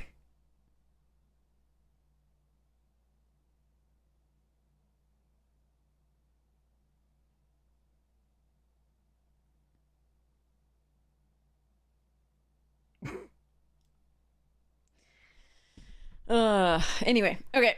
So this is a fine trick. It is an enchantment aura. We don't really have a lot of synergies with casting auras. It's just a fine trick. I don't really like it that much. But the first strike is relevant. 2+2+0 is fine. Like, just me, not exciting. So, upper end of low, to mid of low. Fleeting, I mean, it can trigger your prowess, I guess. Fleeting Effigy, 1 mana haste. What? 2/2. Beginning of your end step, return this creature to owner's hand, and it can pump for 3+2/+0.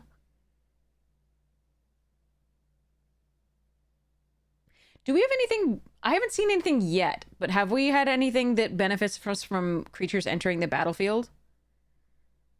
Just as like when a creature enters the battlefield, blah. Oh yeah, this is definitely a flurry enabler. Absolutely.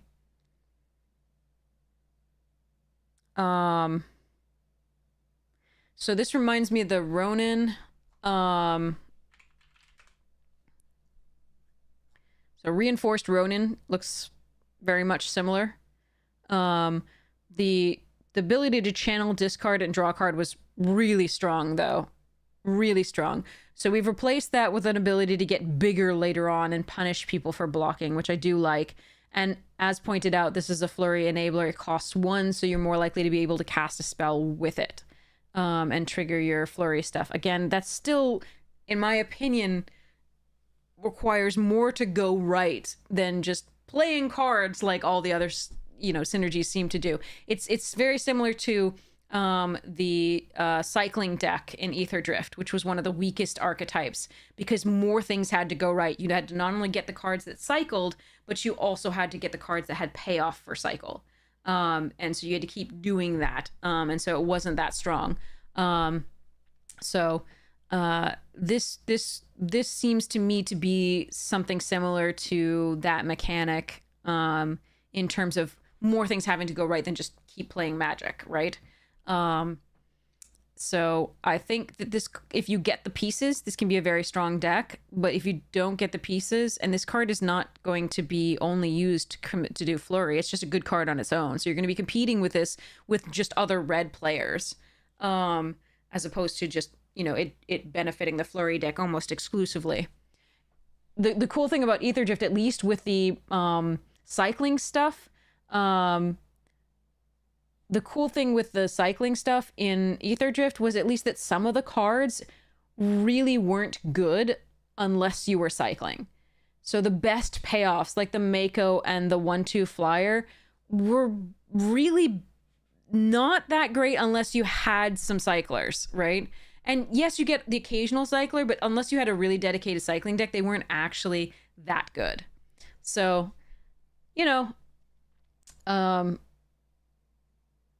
I think that was managed well with the other, but I think this is good. In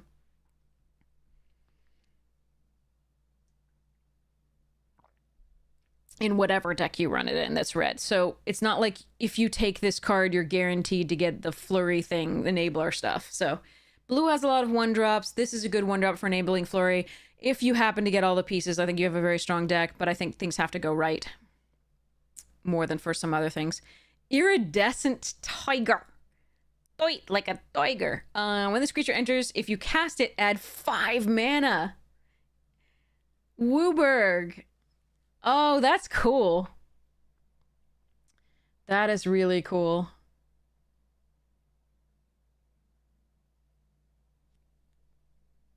Nifty. So basically, this is a essentially free 5 mana spell, meaning you can double cast on 5 if you have another thing to play that doesn't have double colors in its casting cost. Like, it can't have 2 black or 2 red. But if it has any combination of, like these, or colorless, right? You can cast 2 things on 5. 5 for a 3/4, not worth it. Not worth it at all. But if you can cast a second spell, it is. The question is, will you be able to cast a second spell? Usually, yes. So I think it's still good. But it depends on what that second spell is. So this is a little hit or miss. The question I have is, do we have a spell with Wooburg that I can live the dream with this? Like a really powerful Wooburg spell in this. We'll see. I'm going to be excited to check that out. For now, I'm going to put this at a low mid to upper low, but it could be cool. Double spelling on 5 is not bad. Again, for getting your flurry off, getting your flurry on. But so maybe it'll go up to mid. But for now, I'm going to put it lower for that. All right. Jeskai Devotee, here we go. The fixing one, 2/2 for 2, fine bear. Whenever you cast your second spell, it gets +1/+1 until end of turn, so not a +1/+1 counter or anything like that, but it can fix your mana for Jeskai.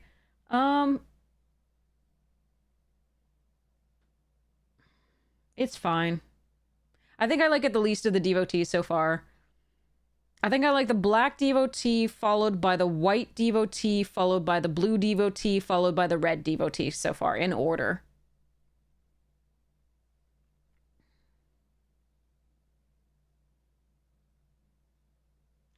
It does make blocking difficult if your opponent has to consider whether you have yet another spell to cast. So, it's fine. Like, it's fine. And I may have to reevaluate it later. Meticulous Artisan. 4 mana, 3/3 prowess. When this creature enters, create a treasure token. Okay. So we've seen something like that before in Rivals. Hold on. I'm just gonna do the advanced thing. It was a pirate. It was 3 and a red. You don't give me a type as a pirate? No, really? Do I have to press enter?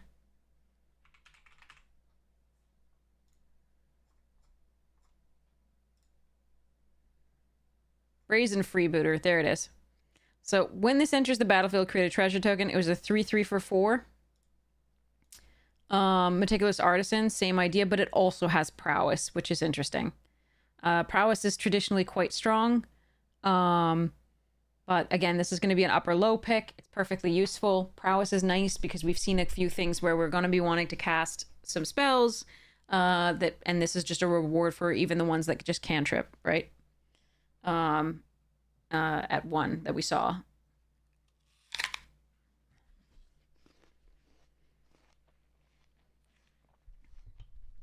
And this ensures that you hit your 5th land. Effectively. That you can cast something for 5 on 5. If you already have 4 to cast this, you can cast on 5 next turn. So, it's a fine card. Playable, not exciting. Alright. Molten Exhale. Now, this one was particularly good because the pirate type was actually relevant. And there are boons for pirates in the set. So, I'm not sure whether prowess on this is going to be the same level of bonus, but we'll see. Molten Exhale, because I don't think Djinn or Artificer is particularly relevant that we've seen so far. Molten Exhale, 2 mana, you can cast a spell as, Behold a Dragon. 4 damage to target creature or planeswalker. But it can be cast as instant speed as long as you behold a dragon. Seems good. Seems good. I'm going to go upper mid. Good removal spell. Narset's Rebuke. 5 mana, deals 5 damage to target creature and add Jeskai. If that creature would die this turn, exile it instead. You get to add mana and maybe cast a second spell that turn. That's pretty nice. Okay. And 5 damage to target creature at instant speed for 5. Not awful. And exiles it so they can't get value out of the graveyard. That's pretty nice.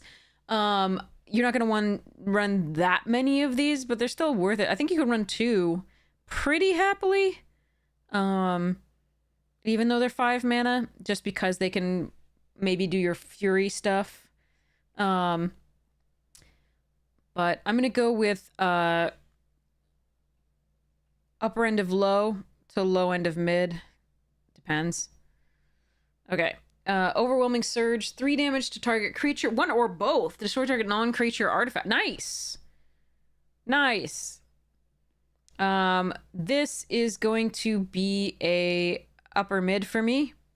That seems pretty sweet. We don't have that many relevant artifacts that I've seen so far, but those were only the colored artifacts that we've seen so far. Just the one in blue, really, and the one in white. So I'm sure that we're going to see other artifacts in the actual artifact slot. But deal 3 damage to target creature at instant speed for 3 is not awful. So the fact that it also has this mode is really important. So I'm going to go with upper end of mid. Okay, rescue leopard. Oh, cutie kitty. Whenever this creature... Why is it red? Why are the cats red? I'm used to my cats being white-green. And I can't run these in my EDH cat deck, and I'm very sad. Anyway. Could run them in my Marine and Siri, though. Cat and dog deck.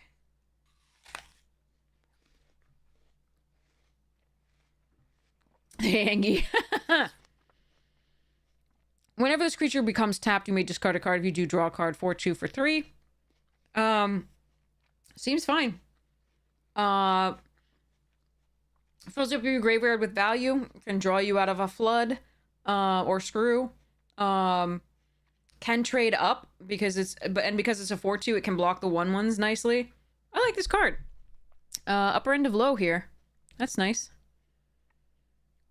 Reverberating Summons, 2 mana at the beginning of each combat. If you've cast 2 or more spells this turn, this enchantment becomes a 3/3 monk creature with haste in addition to its other types until end of turn. You can pay 1 and a red, discard your hand, sacrifice this enchantment, draw 2 cards. So once you've emptied out your hand, once you're hellbent, this is great. Or once you have a final land in hand that you just don't want, this is good. Or an irrelevant card. I don't really like... God, they seem to think you can really do the 2 or more spells this turn so easily. The entire Fury mechanic, is that what is that correct?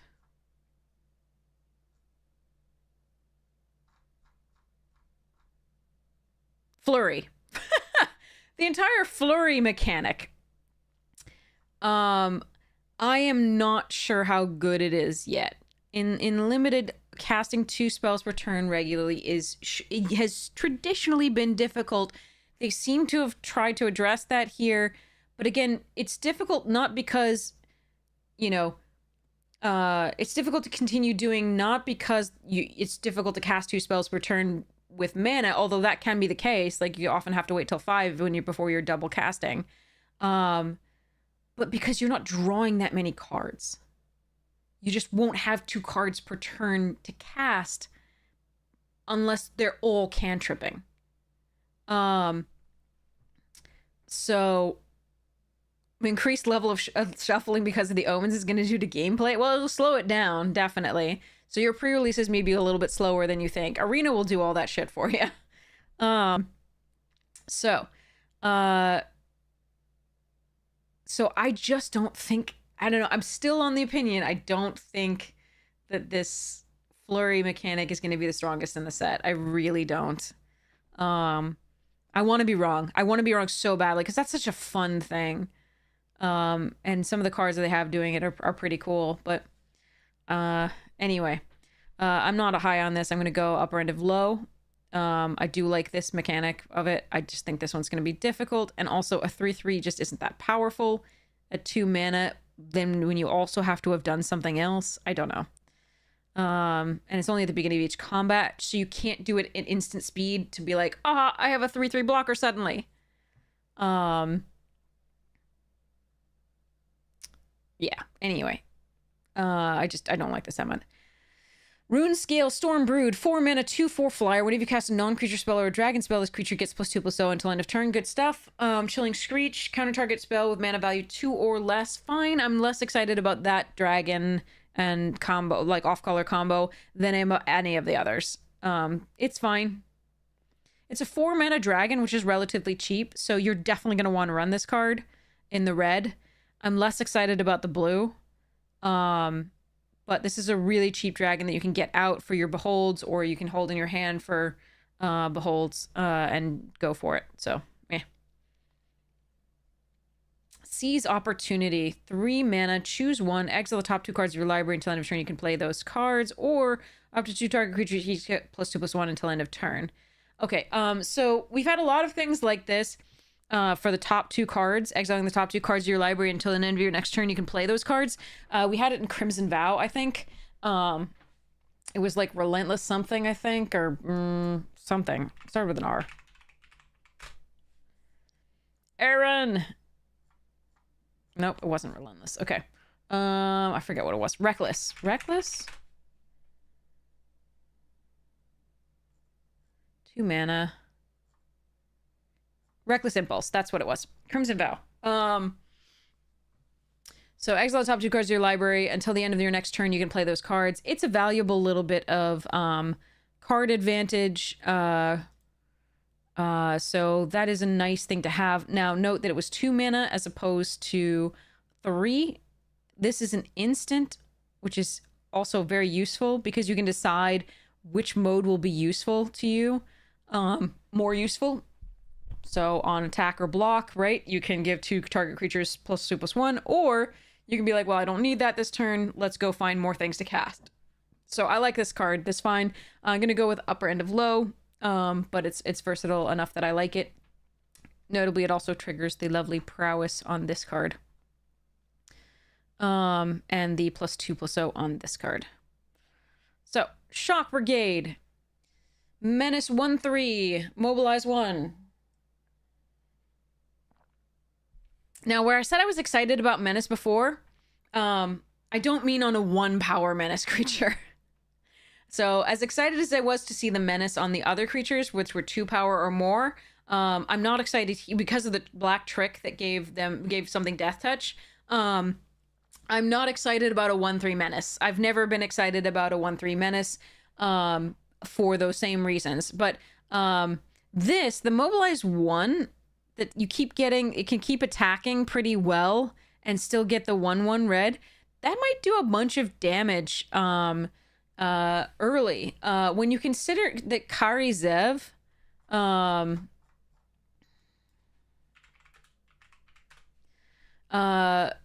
when you consider that this is a first strike, but it has Menace 1/3 and you get Ragavan, it's kind of a mini version of that, but a common. It gets value in limited, in my opinion. I think this is a decent card, but I just wanted to point out that I'm not excited about the Menace in the same way that I was for the others. The Menace, I was more excited because they have 2 power, 2 things are going to block them, and then we have Death Touch, and that kills 2 things, right? Death Touch and Indestructible kills 2 things and keeps it alive. So this one, I'm not excited about the Menace for that reason, but I'm excited about the Menace because it just makes it harder to block, and you can keep pooping out little 1/1s that give you value off of like the Bone Shards type thing, and all the other stuff for sacrificing stuff. So I like this card. I think it's a lower mid pick, just because you're probably going to get in for some damage if you get it early, and later on at least it gets you fodder to sacrifice and throw away. So and if you have anything to pump it, that's really nice. So okay. Shocking Sharpshooter, 2 mana, 1/3 reach. Whenever another creature you control, that's the thing. That's payoff. Okay. So Shocking Sharpshooter. Whenever another creature you control enters, this creature deals 1 damage to target opponent. Really good. Really, really, really freaking good. This is a lower end of high pick. This is a stupidly good card, and especially when you consider that we have this lovely fleeting effigy here. That is so good as a combination. Now, remember when I said, like, so this deck, this red deck is always going to want this fleeting effigy. So again, the flurry decks are going to have to compete for this card with other things. So again, that's what we were afraid of. That we were afraid that the flurry deck wasn't going to have dedicated stuff to it, such that it would be competing with everybody else for the only things that make it work, you know? The best things that make it work. So I'm a little worried about that deck still. And I know I keep harping on that, and I'm sorry, but that's one of the concerns I have, and I really want to make it work, just like I wanted to make the cycling deck work, but it just wasn't that good. Too many things had to go right, but this is a crazy good card. Take it. It's a lower end of high pick, which means it's better than like almost everything else we've seen so far. But yeah, this is a really good card. So 1/3 reach, but this ping is so important in a format that's regularly making 2 creatures per turn. So this is very, very good. So it's an impact tremors, right? Plus on a 1/3 reach body, which is really nice. Now 1/3 reach body is really easy to kill with that -3/-3, which is really nice because you're gonna need that. But this blocks things early, and it's just really strong. Okay. Storm Shriek Feral, 5 mana, 3/3 flying haste, with fire breathing for 2. But then the discard a card if you do draw 2 cards. So it's got a Tormenting Voice on the other side. Good card, you know, upper low pick to lower mid. Probably lower mid now. I've probably got to elevate all the dragons to lower mid at this point, given how much of a dragon focus we've seen. All right, Summit Intimidator, 4 mana, 4/3 reach. When this enters, target creature can't block this turn. Okay, they've added that. There was a Yeti. There was another Yeti. Where did it go? It's not named Yeti then. It was from Cons. It was just a 2 and 2 red, a 4/3 with reach. And it was pretty cool. But this is harkening back to that, which is pretty cool. I want to look at this. I mean, I am going to look this one up so I can show you the art and how that's looking similar. Yeah, Summit Prowl. That sounds right. That does sound right. Good job. So check this art out. So Philip Berberin, and look at the nature of the mountains that it's living in. Do you see they've echoed that here? It's pretty cool. And totally different artist. So I do like that they harkened back to it. And they've got some bones around it here. So maybe it ate these dragons, who knows? But it's lost an eye, maybe. Anyway, when this creature enters, target creature can't block this turn. You notice that this has no abilities. It is a vanilla creature. This ability is key, and the 4/3 reach is relevant because we've seen dragons that die to that, which is really nice. Even 6 mana ones. So this is probably going to be, and the target creature can't block this turn is really relevant for an aggro deck. I really like this card as a common rather. I think it's going to be a upper end of low pick. I think it's going to be perfectly playable, and I think it's going to win some games. Sunset Strike Master, 2 mana, 3/1. Oh, it's a mana dork in red.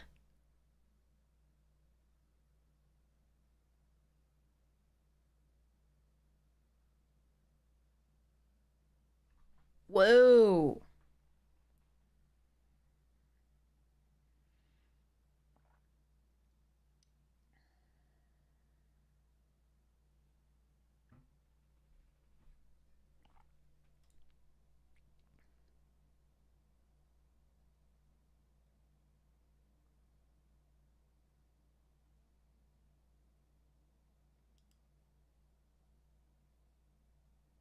Wow.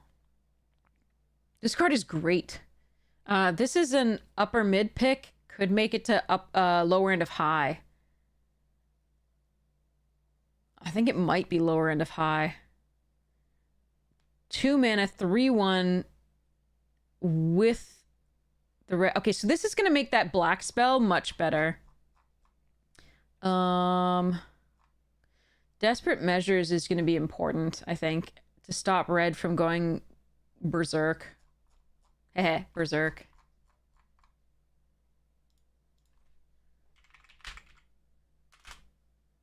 But that's green. But we got berserkers. Anyway. Wow. Okay. Yeah, this is a sick card. Take it. It's really good. It's got extra value later, right? When you don't need the ramp anymore, or you don't need the 3/1, you can just sacrifice it to kill a flyer, including all the dragons in this deck. In the set, rather. Seems good. I don't understand why red's getting ramp. But I think I'm okay with it. I think red needs some ramp, and that's nice. Alright. Twin Bolt. 2 mana, deals 2 damage divided as you choose among 1 or 2 targets. So this is Chandra's Pyrohelix.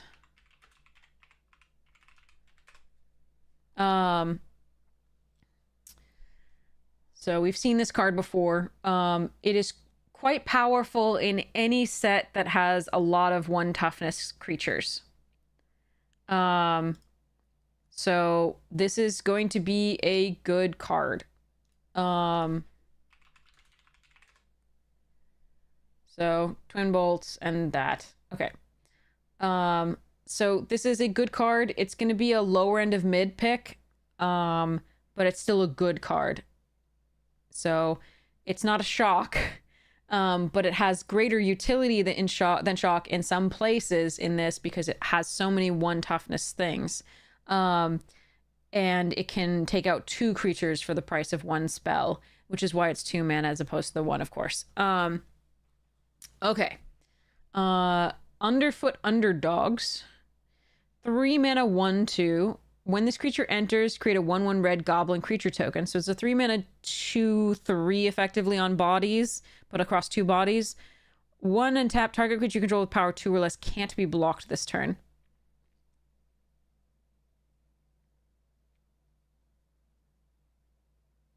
You know what goes really well with that? This stupid card. Make it unblockable. Pump it.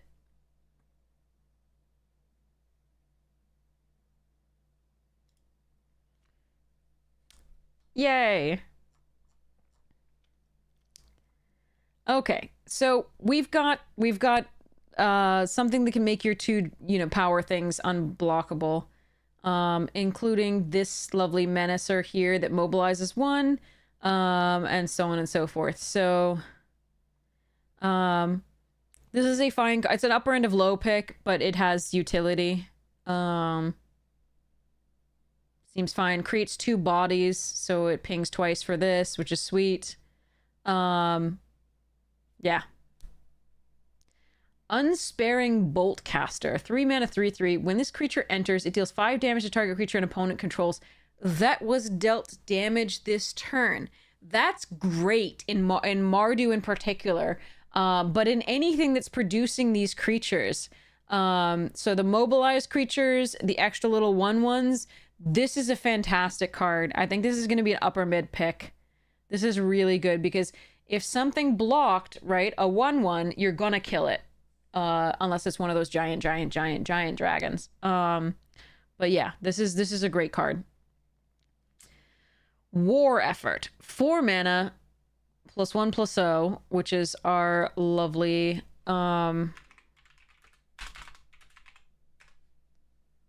Oriflamme. Where's my flam?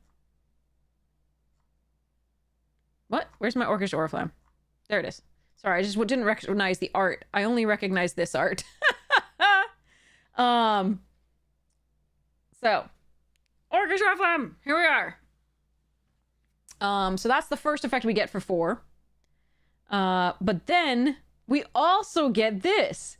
Whenever you attack, create a 1/1 red warrior creature token that's tapped and attacking. So we have basically whenever you attack, you get mobilize 1.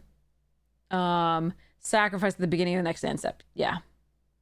So you have a +1/+0, which isn't quite an anthem effect, obviously. It's a power anthem, we'll call it that. And then you also get a token to use for your sacrifice effects, to be a creature coming into play for the Shocking Sharpshooter. It's a perfectly fine card. I think it's going to be mid pick, but I could be incorrect just because it's a 4-drop and it only it has to have something else in play to create a value on the turn it comes into play.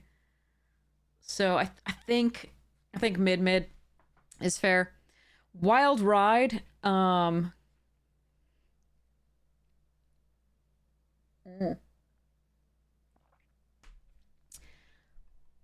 Red, target creature gets pleased so and gains haste until end of turn. Okay. And then harmonize 5. Okay, that reminds me of the charge. It's red. Oh god, there's a reckless charge. There it is. Okay. So target creature gets +3/+0 and gains haste until end of turn for 1 red, and you can flash it back for 3. So this one, right? Target creature gets +2/+0 and gains haste until the end of turn. You can harmonize for 5, which is reduced by the creatures that you tap. Now, I'm going to tell you the reason that I like Reckless Charge way better. If you are attacking with lots of creatures, as you do in red, right? Play creatures, turn sideways, right? You're not going to want to tap a creature down, which makes it unable to attack, in order to get this to cast again. Usually. So I really prefer Reckless Charge. I would rather spend the 3 on the flashback than tap something with 3 mana and still play 2. Pay 2, right? Or tap something with 4 power and still pay 1 for Wild Ride. I don't like the way this card works in aggro at all. And I know it's supposed to be an aggro card. So I love this card. This card was great. This card doesn't make me happy. I'm glad that you can get it casted again, but the cost to cast it again, like either you pay 5 mana for that effect, which is not great because you're going to want to be casting a creature to give haste at the same time, or you're tapping down a creature that you would really want to attack with for the final points of damage. I don't know. This one I don't like. It may be the best that's on offer. And so we may want to run it anyway, but it's no Reckless Charge. We'll put it that way. All right. And I'm going to put it on middle of the low to upper end of low. I don't know whether it's actually playable. It's not unplayable, so that's why it would be a middle of the low. But it might actually be better than whatever else is on offer, and we might have to put it at the upper end of low. Zurgo's Vanguard. 3 mana, X star 3. Mobilize 1. This creature's power and toughness is equal to the number of creatures you control. Nice! Okay, so we first had Keldon Warlord. Power and toughness each equal to the number of non-wall creatures you control. And look at that epic artwork by Kev Brockschmidt. I do believe this person is compensating for something. Also, that horse, they really didn't want to draw that horse's eye. So, there we go. Anyway, so we've got this creature's power is equal to the number of creatures you control. So, its toughness isn't going to increase based on that, but it could be quite powerful. It is a dog soldier. Who knows whether it looks like a... Oh, that one actually might look like a dog. I wish I could see it a little bit more closely, but I think... So that's eye, that's eye. The end of the nose is like there. The mouth is open and pink. I think that I'm interpreting this art correctly. And I think it actually does look like a dog. For once. So let's say, so it's mobilized 1. So at the very least, when it is attacking, it's a 2/3. So that's cool. But if you have anything else, it's attacking as more. Now, for it to be what we're used to in terms of power, for it to be what we're used to in terms of power, 3 mana for a 3/3 we're used to at this point. So, unless you have another creature, right? And remember, this mobilized token is going to die. Unless you have another creature, this isn't attacking as a 3/3. It's attacking as a 2/3 with the mobilized token. So, to get to parity, you need to have another creature on the board. One hopes you have multiple other creatures on the board, given how easy it is to poop out 2 things, but it's possible you don't. So I think early game, you know, when it can start pooping out mobilized tokens, they're still going to be sacked, right? So it's not going to get any bigger as a result. Overall, right? But then you can start putting out more creatures. I think this actually is more powerful later, oddly. Yeah, it can be less powerful if something dies to removal, absolutely. But, like,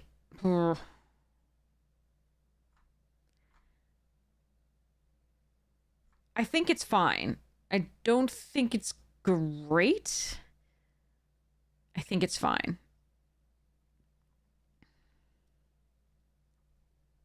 And that 3 toughness is a thing, because we've seen the -3/-3 in black. So that's worth considering. Because again, it's not a Keldon Warlord where, you know, if you have 3 other creatures, it's a 4/4. So, but it does cost 1 cheaper. But I mean, it's been a long time since revised when Keldon Warlord was when I first saw Keldon Warlord. So one would think power creep would have done a little bit more. But okay. On to green. I'm gonna give this a I'm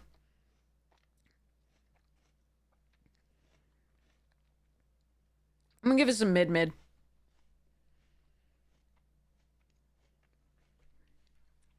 Okay, Inoc Wayfarer. Does this look like Doge? Yeah. You could call that a dog. It looks vaguely fox-like, but you could definitely call that a dog. Way more than the other ones, which are just clearly foxes. Just a dog with an extremely long snout. And very big pointy ears. Alright. When this creature enters mill 3 cards, you can put a land from among them into your hand. If you don't, put a +1/+1 counter on this creature. This is a reprint of a different card. Not a dog, though. Is Cultivate or something? No, probably not. It was a 2-mana card. Did basically the same thing. Hold on, I'm going to do advanced search because this is what I do want to find.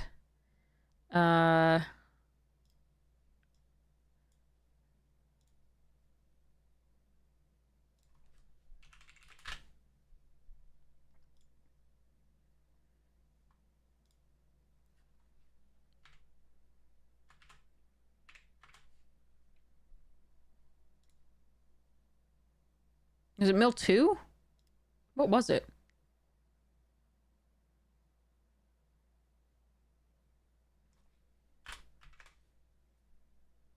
No. Haha. Cash.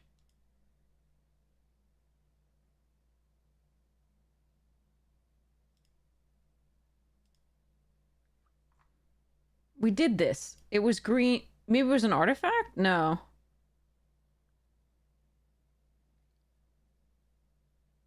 I want to know what this was. I know this was a card. Ugh. Land card from among them into your hand. Wasn't it Brothers War or something around then?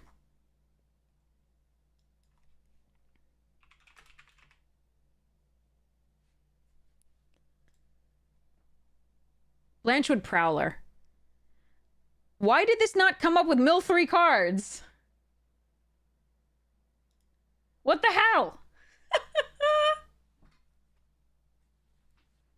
Scryfall. It said it. It's exactly the same card. Look, Inoc Wayfarer. When this creature enters, or when Blanchwood Prowler enters, the battlefield, mill 3 cards. Mill 3 cards. You may put a land card from among them onto your hand. You may put a land card from among the cards milled this way into your hand. If you don't, put a +1/+1 counter on it. It's the same damn card. I typed 3.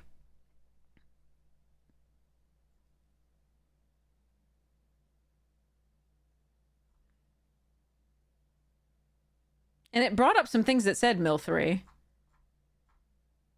But it didn't bring up that one. Oh, well. Anyway, sorry. Blanchwood Prowler reprint.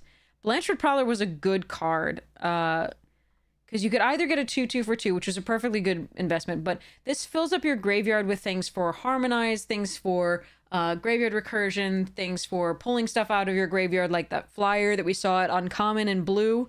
So this is a very good, and it just makes sure you hit your land drops. Notably, it's not like Pothole Mole. Actually, it might be. Hold on. Pothole Mole. Yeah, it's not like Pothole Mole, because this can return a land card from your grave to your hand. Doesn't have to be from among the milled 3 cards. This has to be from among the milled 3 cards. So you should remember that. So good card, good way to like hit your mana and fill up your graveyard. Seems good stuff. So I'm gonna put this at a low end of mid to upper end of high of low. Sorry, upper end of low. Because I think low end of mid is actually fair for this type of effect in a set that cares about the graveyard so much and that wants to hit its land drops. So actually, I like this card. Attuned Hunter, 3 mana, 3/3 trample. Okay, trample's key. Again, we saw that Death Touch Indestructible trick is really going to be good with trample because remember, you only have to do the 1 damage on the Death Touch to kill the creature and trample over for the rest.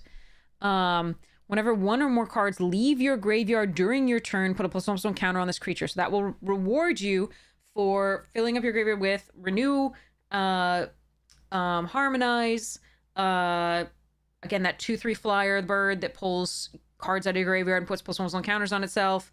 There was, and actually, like, when your opponent exiles your graveyard, this is going to trigger as well. So this is going to be an upper end of mid for me. I really like this card. I think it's really good. 3 mana for a 3/3 with trample, already nice, but then it has a little bit of an upside. That's nice. All right, Champion of Dusan. 3 mana, 4/2 trample. Again, trample nice. And it has Renew, exile to put a +1/+1 counter on, and a trample counter on target creature. So 2 types of counters, which goes really well with it. Yes, it would trigger with the Wayfarer if you got the land. Absolutely. If you put the +1/+1 counter on, it wouldn't trigger, but if you got the land, it would. Again, Renew here, really good with this card. Put a +1/+1 counter and a trample counter. That's 2 out of the 3 counters you wanted for that 4/2 that we saw in black. That's uncommon. Seems a decent card. Again, can block the 1/1s. Does have trample, can attack as a 4/2. That seems fine. Also pays good power for your harmonized costs. So again, upper end of low. Disruptive Stormbrood, 5 mana for 3/3. When it enters direct to 1 target artifact or enchantment. Nice. And then destroy target. Oh yeah, you're gonna run either of these cards and be sides of these cards and be very happy with it. This one is one of my favorite dragons that we've seen so far. I think it's better than even all the other ones we've seen. So this one's fantastic. I'm gonna go with upper end of mid to lower end of high. I'm gonna go lower end of high on this one. I think this one's really good. Even this part of it, or just that part of it, but like so good. Okay. We've seen so much enchantment removal in white, and we've seen good enchantments in other colors as well. So I like it. Dragon Brood's Relic. This is a Springleaf Drum.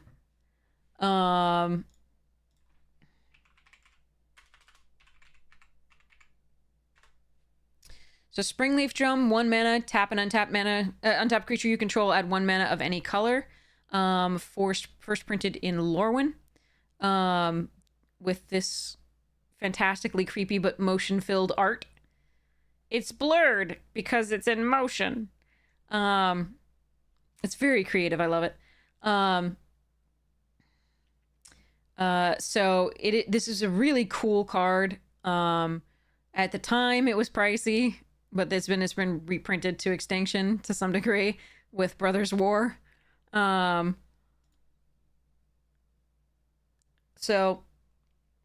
just a really good way of getting extra value and ramping yourself. Now this is a green one at 2. So you can tap an untapped creature you control to add 1 mana of any color. So you can turn any one of your creatures into a mana dork using this card. Now that for 2 mana, that's not necessarily worth it.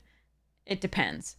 But if you're producing a ton of creatures and going wide, then you might get to this effect a lot faster than you think you would.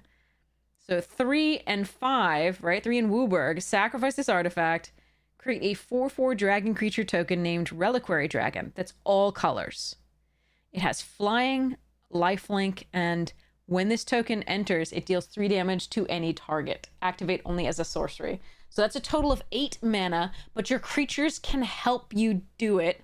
One of your creatures can help you with that. With this, right? You can pay one of tapping this, right? One creature can help you with it. Because it's a Springleaf Dome. It's not like tap any creature you control to add 1 mana of any color. You have to tap the artifact as well. So, it is cool. It is ramp. It's kind of cool to try and make this go off. This is more of a constructed card than a limited card, but it's still fun. And I really want to do this in limited at least once. I don't think it's particularly like something to really try for. I don't think it's super competitive at that, but like, but it seems fine. You're getting a little bit of ramp at 2. Seems good. Especially on something like a 1/1 that you couldn't attack with profitably anyway. Okay. So good stuff there, but not like crazy. I think I'm gonna go upper end of low. It's a fun card. I think it can help you ramp a little bit. I'm not sure exactly how strong it is at helping you ramp, and I'm not sure how many other better ways we have of ramping there are in green, because I haven't seen it yet. So this might go up or down in estimation given that. But yes. Okay. Dragon Sniper, 1 mana, 1/1, Vigilance, Reach, Death Touch. Nice. If you can pump it at all, you're super happy. So this would wear equipment really well. So the whole purpose of this is to block Dargans and flyers. And that's its whole thing. Its whole thing. So again, this is another reason why you might want the -1 toughness spell that we saw earlier in black. All the way at the top right. Desperate Measures. Even if you don't get the 2 cards, at least you can kill something. And this is a good thing to kill just because of all those words, those keywords there. So yeah. Human Archer. Okay. So I'm going to put this one, I mean, Vigilance, Reach, Death Touch. It really has to be taken out before they can attack with anything profitably. But it doesn't block the 1/1 tokens at all well. When there's so many of those in this format, how often is it going to trade for something big when you have to block so many things going wide?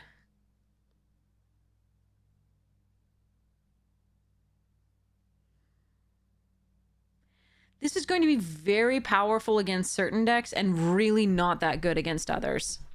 So I'm going to give it a mid pick. That could go up, but I think if you face against a white-red deck, this thing is going to be bad. Like, actively, like, you paid 1 for a 1 mana Death Touch, but it's going to have to trade with, like, a 1/3. Like, or like a 2/2, and that's just not going to feel good because you really ideally want to force them to stop attacking, buy yourself time. And that will do that for like against a green deck and maybe against a black deck where they have bigger things, more powerful things that they've spent real mana on. But I don't know about this. So, we'll see. Could be upper mid. It depends. Like, I think in certain decks, it's going to be like your most valuable card. Against certain decks, it's going to be like your most valuable card. And against others, it's going to be absolute whatever, bollocks. Dusiut? I'm so sorry if I'm mispronouncing that. Earth Carver, 6 mana, 4/4 reach. When this creature enters, it endures 3. So you can have a 7/7 for 6 reach. Or you can have a 3/3 white spirit. Oh, I like that card.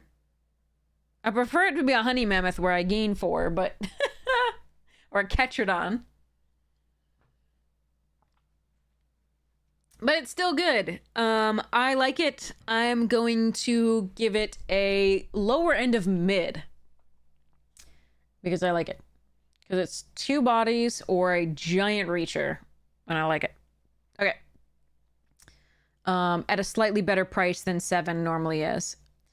So, Encroaching Dragonstorm. Here's the green one. 4 mana. When it enters, search your library for up to 2 basic land cards. Put them on the battlefield tapped, then shuffle. Okay. And you can also... Okay, so it's ramp at 4. Which is fine. We don't really have payoffs for casting enchantments or enchantments entering the battlefield, so it's less exciting than normal.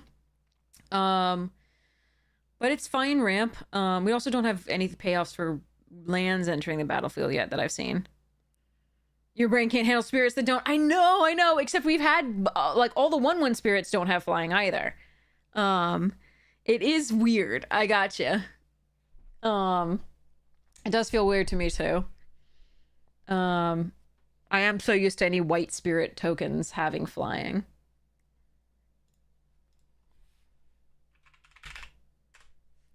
So like this should show us all the spirit tokens too, if it was like last time.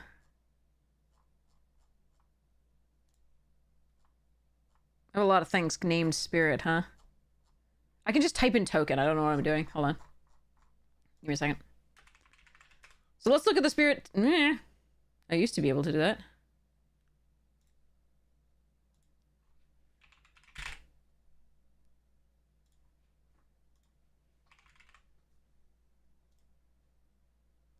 Oh, I wrote taken. All right. So this is the double masters spirit token that doesn't have flying. That we associate, but all the like it's not white. This is the Daxos token, the one created from the Daxos deck that is white and black. These don't have flying, but they're not white. This is this is a new token for this set. No wonder. Okay. White spirit token flying. Spirit token flying. Again, these are new spirit tokens, so they don't count. Spirit token flying. Spirit token flying. White. But yeah. Anyway. This one is an exception, because it is a white spirit cleric that has no flying. But spirit token flying. All the things that are spirits are usually flying in white, but so I see exactly your point. All right. So this one I'm going to give lower end of mid to upper end of low. I think it's fine and you're ramping, but on 4 these days in limited, if you're not playing something that directly impacts the board, I think you run the risk of being way too far behind, especially with these things pooping out all these like tokens that are going to go wide around whatever big thing you cast the next turn. So unless you have a really big bomb you need to get to, this one's going to be a little bit of a lower priority. Formation Breaker, 2 mana, 2/1. Creatures with power less than this creature's blocker. Creature power can't block it. That's good because we have so many tokens. As long as you control a creature with a counter on it, this creature gets +1/+2. Nice. Okay. I'm gonna go with it's very aggressive. +1 counter, so I'm gonna go with mid. Could be upper mid eventually. Heritage Reclamation, 2 mana, choose 1 to destroy target artifact, enchantment, or exile up to 1 target creature from a graveyard and draw a card. Nice!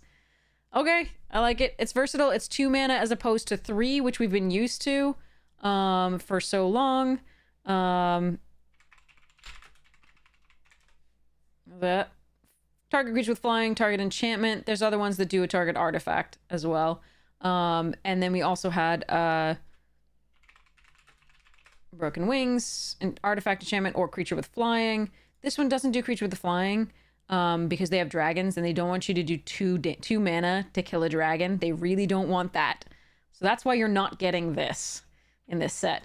But you can do exile 1 target card from a graveyard and draw a card. So it can cantrip and make sure that it gets rid of something that has Harmonize or something that has Renew or something that could recur and you don't like it. So, so this is going to be useful again against decks that have the white-based enchantment-based removal, against the decks that have the really good Dragonstorms of this, which this is the least important, etc. So, yeah. So I like this card. I think this card is fine. The Reclamation. I'm going to go with upper end of low. I think it's a good versatile removal spell for those things, but there's certain circumstances that you're just going to want a better card. So, okay. And sometimes you're going to want to run this in best of 1, I think, just because the enchantments are pretty good. I have to see how the artifacts look overall. We've seen several artifacts that are of a color that you do probably want to get rid of. So this may be, like I said, you might run a copy of this in best of one, even though it's more of a sideboard card than anything. But because it can cantrip, like, you can just get through it, and I like that.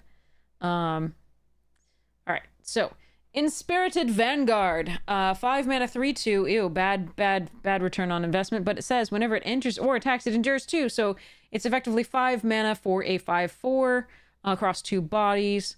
But it's also when it attacks, it endures 2, which is pretty sweet. So it has to be killed pretty quickly before it accrues too much value. I like this if you can protect it. I like this a lot if you can protect it. So I'm gonna go with mid, but it could be higher.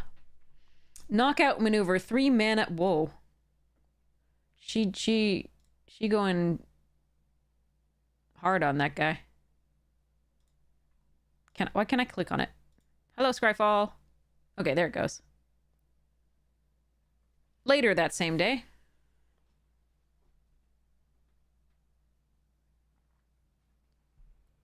Yeah, she's got the headlock, and she's pulling herself backward. I know this move.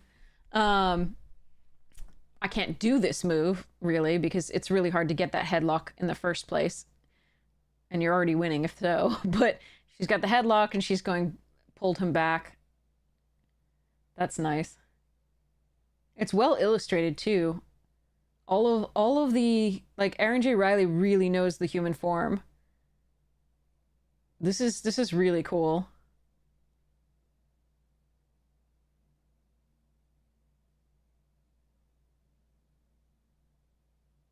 This is gonna be a huge slam. Sorry. Anyway, okay. And right on the neck too, the neck or head. That's pretty intense.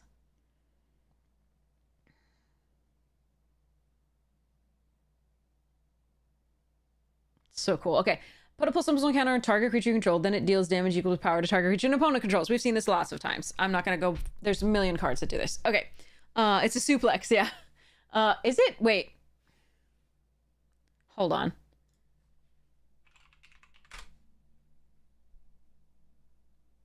But it's not quite a suplex, because you see, that's done by the waist, as far as I recalled, and I think I'm right here, given the illustration. This is done by the neck. So it's almost as though this person already had the headlock, and then was just did the full throw.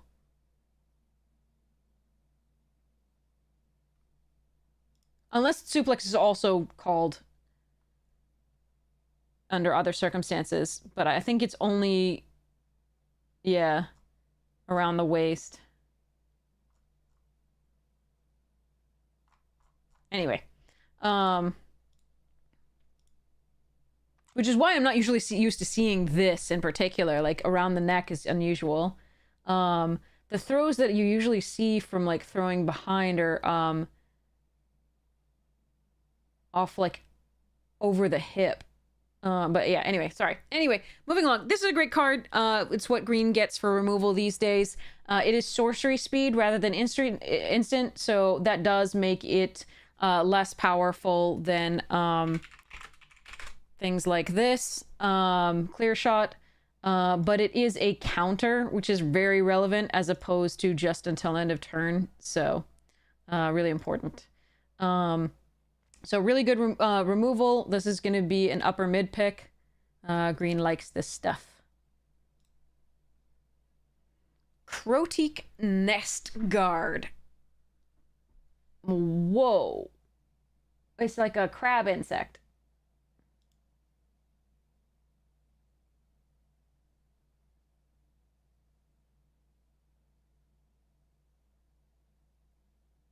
Slowly, the entire undergrowth turned to face him.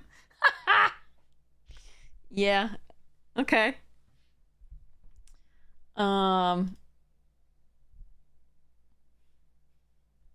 What's it? Huh? Okay, I'm gonna go look that up.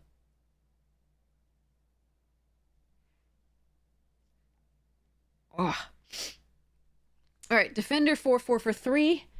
and can attack. Okay, so for your, like, if you need time against the aggressive decks, this is a really good thing to put down on 3. I only wish it had reach, because again, the flyers are a thing. But you can later attack as though it didn't have defender, which is nice. This can also be used to harmonize pretty well. So it holds off early aggression, and then it can also be used to harmonize, and then it can also attack later for a small investment. So it's an upper end of low pick. It's useful, but just not crazy. Piercing Exhale. So this is going to be Exhale here. Behold, target creature you control deals damage equal to power to target creature or planeswalker. Nice. If a dragon was beheld, Surveil 2. Sweet. This is an upper end of mid pick. This is a great card. I like it. Because it's instant speed punch, not fight, punch. Just like that other card that we had that had the +1 +1 counter. And if a dragon was beheld, Surveil 2, just extra value. Seems sweet. Rain Veil Rejuvenator. 4 mana, 2/4. When this creature enters, you may mill 3 cards. Add an amount of green equal to this creature's power. So it does fill up the graveyard, but I really don't want Ramp at 4. Ramp at 4 is not as exciting to me as Ramp at 2 or 1. But it does add 2 as opposed to, right? 2 even if you're not pumping it at all. So it can get you to the big Dargons. So depending on how much big things you have, right? You will or will not take this highly. Again, it gets you a little bit of value off milling 3 cards, but the main thing is how big a deck are you running. It can help you double spell as well, in all honesty. So it does have some uses. I'm just not super impressed with it. It probably is it's probably, I'm just gonna call it a mid pick, but maybe I'm undervaluing it. Maybe it's supposed to be a high mid. Like, maybe it's supposed to be a high mid. Because there aren't a lot of things that we've seen outside of black that and white that kill a 4 toughness thing easily. I mean, prior to 5 mana. So it may just be helping you double spell, helping you cast your big Dargons sooner, and fill up for harmonize and recursion. And yeah, so it might just be way better than I think. I'm gonna call it mid now, though, for now. Like, it's good. I just don't know how good yet. It could be great.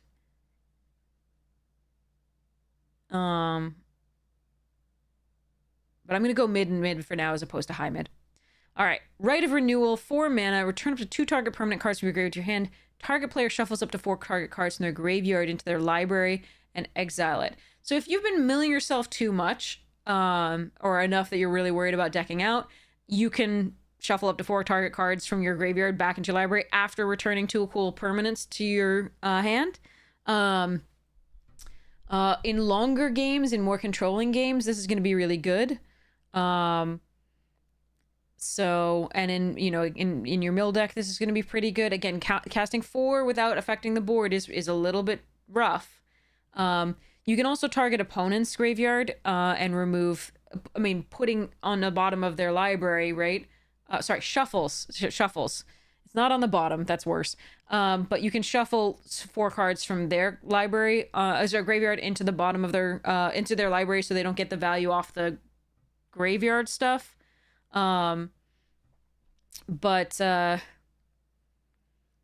it's not as good because it shuffles. I always, whenever I get my opponent to shuffle a card from their graveyard back into their library, they always draw it the next turn, and I'm like, son of a gun.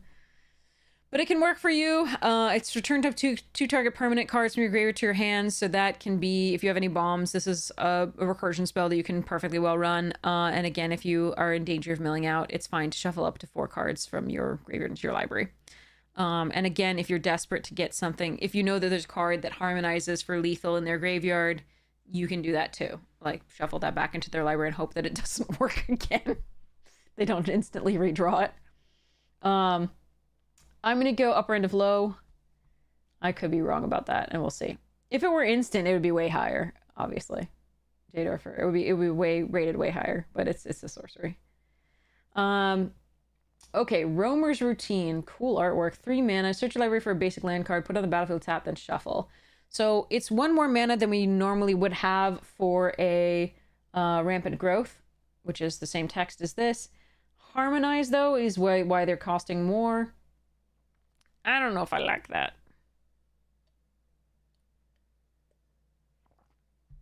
I like getting value out of the graveyard if I'm milling. So if I'm in a dedicated milling deck, I like this card. Or if I absolutely have a huge curve, right? A really high curve, then I'll run this too.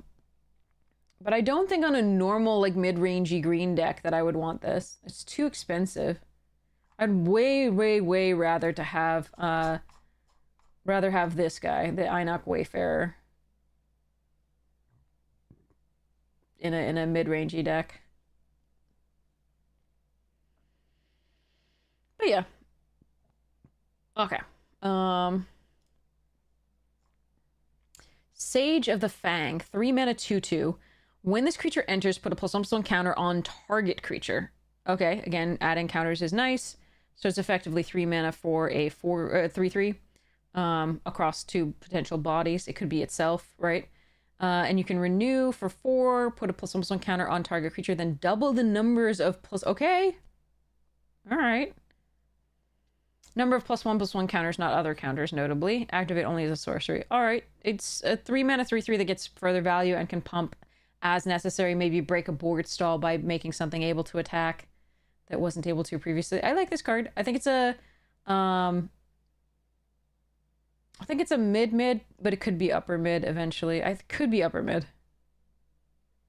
I'm thinking mid, but the art is stunning. Sagu Pummeler. All right, 4 mana, 4/4 reach. That is always just a good stat. And ability keyword. For green, because green suffers against flyers almost always.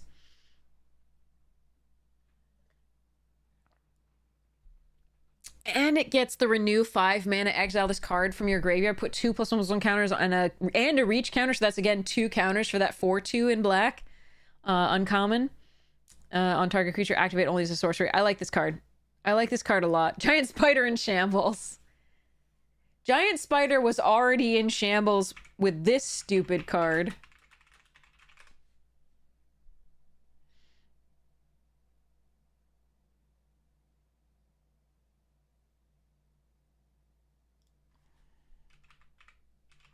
Was it Magmagoth Sentry or something like that? I forget what it's called. Magnagoth. Giant Spider was already in shambles with this. Then they just keep making it better.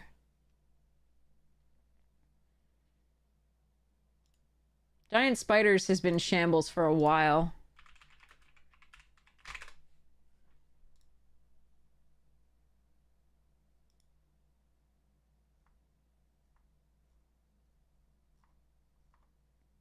This was when I first... Nope. This was when I first saw it. It's so epic. The original... So, revised... The early sets have such awesome feel. So classic. Anyway, this is a good card. I think this is a lower mid pick. I think this is a really good card. So yeah, that spider, that giant spider that's like the size, well, like the size of a building. Somehow this is bigger, badder.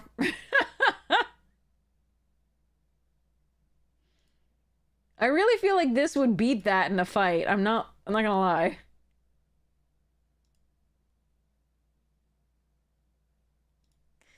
All right, Saga Wildling. 5 mana 3/3. When this enters, you gain 3 life. And search your library for a basic land card, reveal it, put on your hand, and then shuffle for 1. Yeah, I like that card. That card's good in limited. I like that. I think that's going to be a lower mid pick. The Omen is very valuable, and the fact that it's a dragon is really good. So I think this is a mid or lower mid.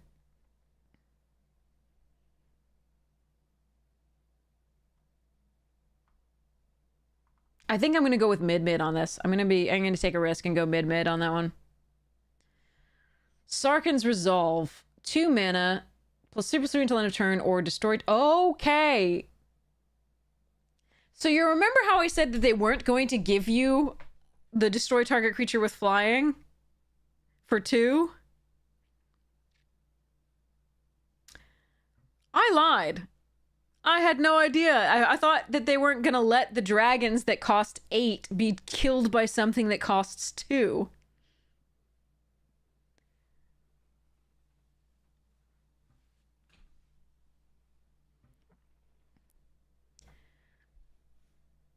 Overmaster, it's like a bushwhack, but it doesn't have the fight capability. The search your library for a basic land card, reveal it, put it into your hand, and blah. So then you have to shuffle this back in. You can run a certain number in place of lands, but not that many. And this also had a better second mode too, so that if you got that later, it was still usable. And this one's nice because if you get that later, it's still usable as the 5 mana. But you can't replace all your lands with it. Like a lot of lands with it. You can replace, you can do some, maybe 2 max, I think. But yeah.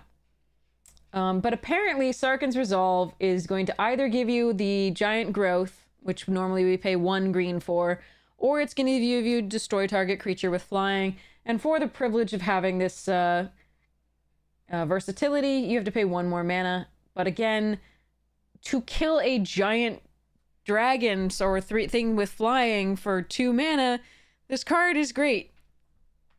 There are going to be times when the opponent doesn't have dragons, but the +3/+3 makes up for that. So I think this card is pretty sweet, and I think the Sarkhan's Resolve, I'm gonna put a mid pick. I think it's pretty sweet. Might even go, yeah, I think mid is the highest it goes, but it's very good. Snakeskin Veil. It might go, I could go upper mid. I don't know, like a 3 minute, doesn't give trample. I think mid, given what I've seen of the rest of the removals in this.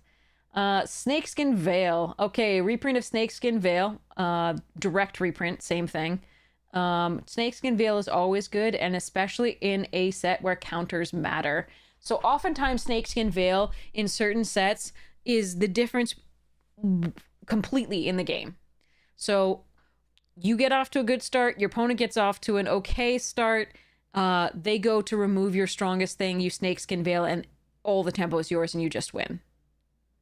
When that +1/+1 counter also gets you additional benefits, the sky's the limit. So this is a very good card in this set. I really like it. I'm suspecting the fact that it's a common in this set might mean that it's not as strong as I think it is. But right now I'm thinking it's a mid pick, which is great for a common, right? That isn't direct removal. No, it's been reprinted at common in the past, definitely. But in the sets where it's strongest, it's usually printed at uncommon. Where the +1/+1 counter matters, especially. It's usually printed at uncommon. So you can see Snakeskin Veil. So if you look at Foundations, it was uncommon, right? Where it was very strong then. Cowboy people. It's common in Dragons. Outlaws, it was common. Commander Masters, but Strixhaven, it was uncommon, right? It may have to, and Kaldheim, it was common. It may have to do with whether how good the removal is, how important the removal is in the set. But I think this card is great in the set, and I think it's even more powerful than it should be at common. But I could be wrong. We'll see. We shall see.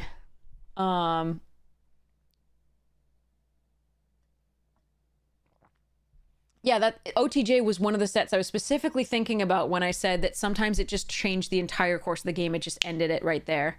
Like, you weren't necessarily dealing lethal that turn, but the game was over from that point because of the advantage you gained.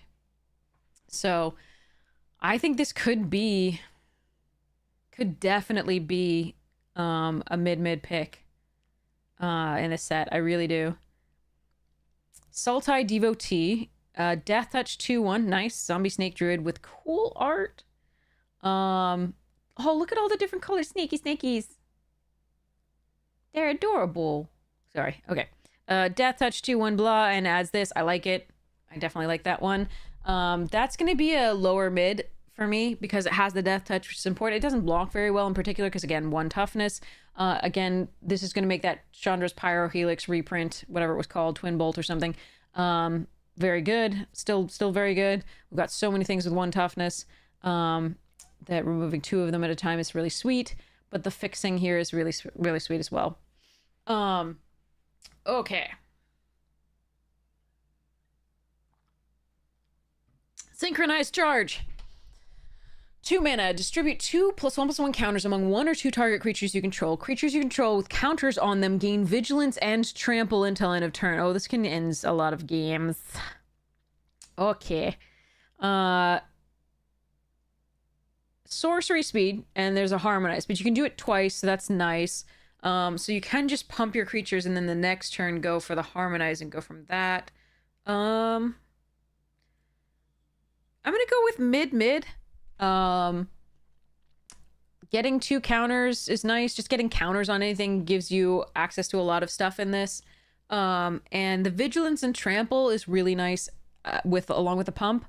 And the fact that you can do it again seems really sweet. And the harmonize is going to be really good in green just because green always has the power. So to make this really the harmonize cheap. So I like this card. Mid seems good to me. Could be lower mid. I could be overestimating it, but I think it's good. Devotee. Trade Route Envoy. Dog Fox again. Did they just decide that all the dogs in wherever this is supposed to be based are all fox-like? This one looks more dog than fox, thank goodness, but okay. Anyway, when this creature enters, draw a card if you control a creature with a counter on it. If you don't draw a card this way, put a +1/+1 counter on this creature. Okay, so you can get a 5/4 for 4, which is not bad. Or you get to draw if you already have something with a counter on it, which is pretty sweet. It's no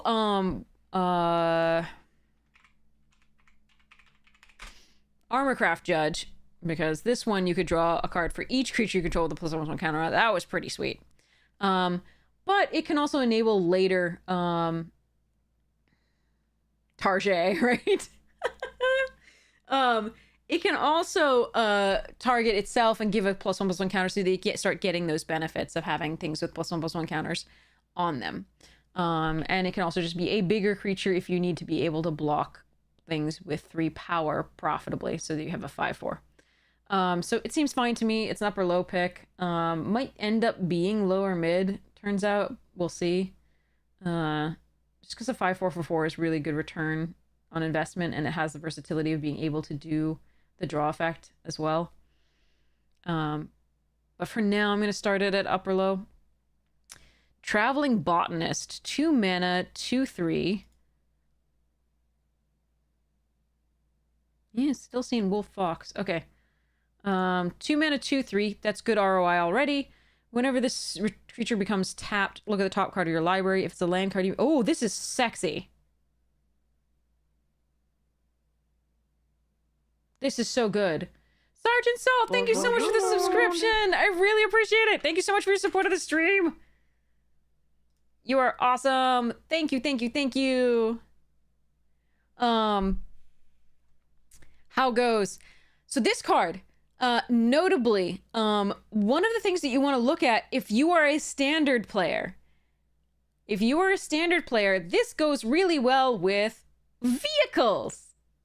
Because you can tap it without having to attack and risk it, right? And you get to still, right? If it's a land card, you get to put it into your hand, so make sure you hit your land drops. or fill your graveyard for the harmonize or recursion, right? But this is just so good with vehicles. So it would have probably been too broken in Ether Drift. Lynx was, you know, this is on par kind of with Lynx. But it didn't have to attack, and Lynx did, so yeah. Now, if vehicles actually did something in Standard, yeah, I know, sorry. If Smuggler's Copter were still... Sorry. Anyway. But yeah. So this card is really good. I really like this card. I know, Overmaster. I really hope Smuggler's Copter does not make it back into any Standard format that we know. So this card is really good. I love this card. I'm going to pick this highly. This is a lower end of high pick for me. Whenever it comes tapped, look at the top card. So if you play it on 2, you're usually going to be able to attack with it on 3 because it's a 2/3, and oftentimes 2 2s are what's coming out, or 2 1s, right? Or even 1 3s that don't kill this on the attack, and it can just get you value, right? Either for stuff in your graveyard or land in your hand. Really nice. I like this card a lot. If you have anything to protect it with, like Snakeskin Veil, that's even better. Or anything to pump it with, like plus Service 3, that's also even better. You can eat something and get to value. I like this card. I would love it even more if we had a free way to tap it, like with vehicles, but again, still really good card. Okay. Undergrowth Leopard, 2 mana, 2/2 vigilance, and we've got the sacrifice. We've seen this a lot. Obviously we've had since Kamigawa, I think, we've had it's a Kami of Ancient Law. Here it is. Sacrifice Kami of Ancient Law, destroy target enchantment. So here we have destroy target artifact or enchantment, which we've had that since... Haven't we had the Kazali Pride Mage? Is that what it was? Yeah. So this is sort of the cat thing / 2-drop thing in white that destroys target artifact or enchantment, or just an enchantment. So pay 1 and sacrifice it to do this. We've often had a 2-drop that does that in white and or green. And so here's our latest iteration. 2 mana, 2/2 vigilance. Fine, especially in this set because we got a lot of 1/1s it can block. And then eventually you can destroy target artifact or enchantment, which was really important because we have the enchantment-based removal in white. We have the really good enchantments in each color that are the Dragonstorms. Obviously, we're going to look at Sieges and Sagas. This is going to be an important card. It's going to be really not filler as much as it would normally be. So this is a pretty fun one. It's got a little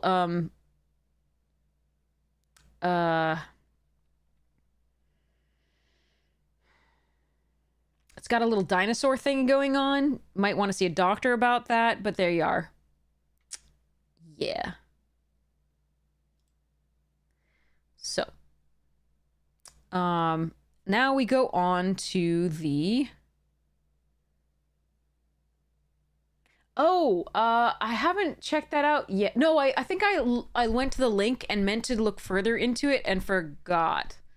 I think I have your direct message, though, in Discord, if it's similar to your username.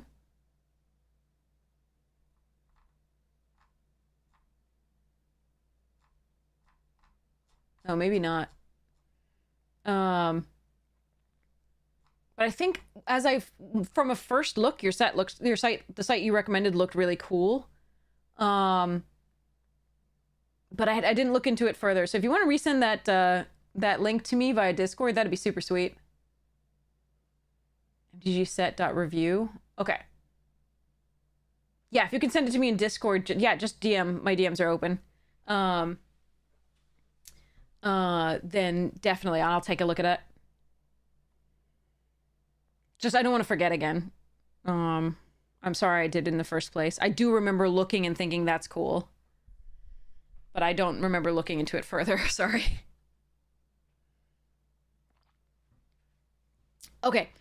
So we have Hardened Tactician. 1 a white and a black. All right. So 1, sacrifice a token, draw a card. 2/4. That's fantastic.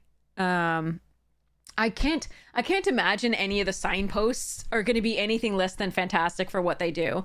Obviously, this is best in Mardu, which produces the 1/1s. So white, black, red produces the 1/1s, so good. And this is a really good, like 3 mana for 2/4, decent stats. And then also you can sacrifice the tokens that you're producing every time you attack if they don't have a profitable block. Sorry, if they don't have a profitable attack, you can sacrifice them. And if after they do damage, right, you can sacrifice them, draw a card because you're going to sacrifice them anyway. This is so good. I like this card. This is an upper end of mid, could even be lower end of high. Marshal of the Lost. 4 mana, 3/3 death touch. Whenever you attack, target creature gets +X/+X until end of turn. X is the number of attacking creatures. So you can order the triggers such that the tokens you come into play first, and then this goes on this X. So it's like you get a lot more +X/+X. Death touch for 4, martial law. It's pretty good. I like this better. This is more important. Like if I'm in black and I'm like, what should my second color be? This is going to immediately put me into white. This one less so. This one's good. It's really good. Don't get me wrong. It's very, very powerful. But this one's just even better for what it wants to do, I think. Yeah. So they're both like, I think this one I think is like, I want to call this one lower end of high, and I want to call this one upper end of mid.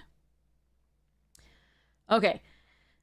Effortless Master. 4 mana, 4/3 Vigilance. Menace. This creature enters with 2+1 counters on it if you cast 2 or more spells this turn.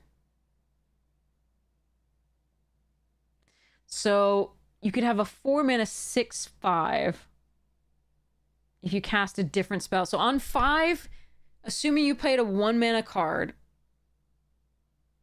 or a 2 mana card and have something out that reduces your next spell by 1, you could have a 6/5 Vigilance Menace.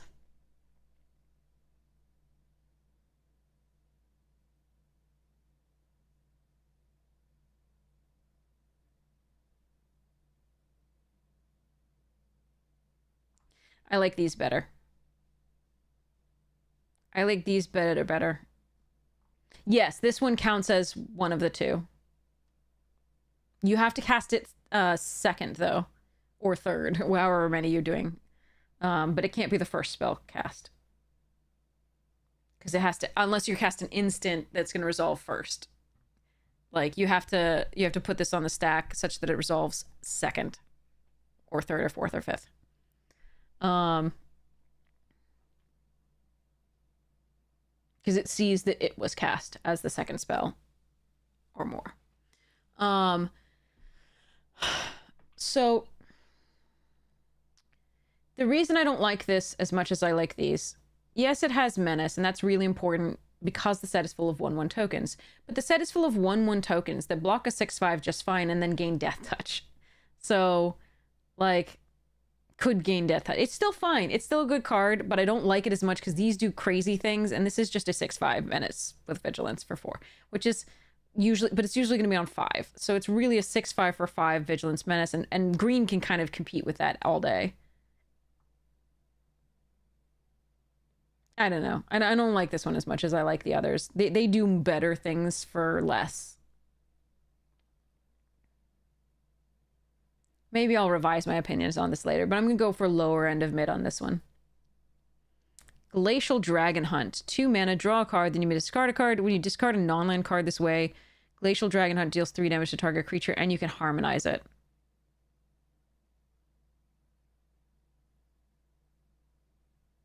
Yeah, I like this card. This card's good. I'm going to go with mid-mid on this one.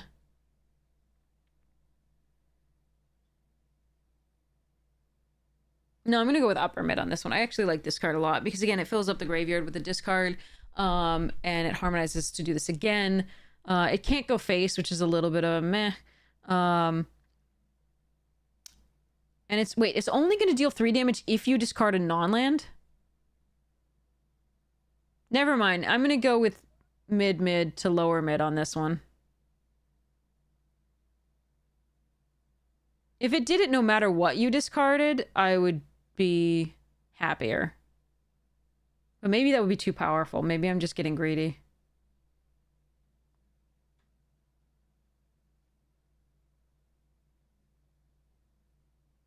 I'm gonna go mid-mid.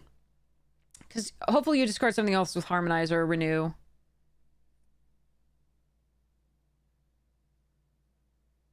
And you might want to be ramping to stuff anyway.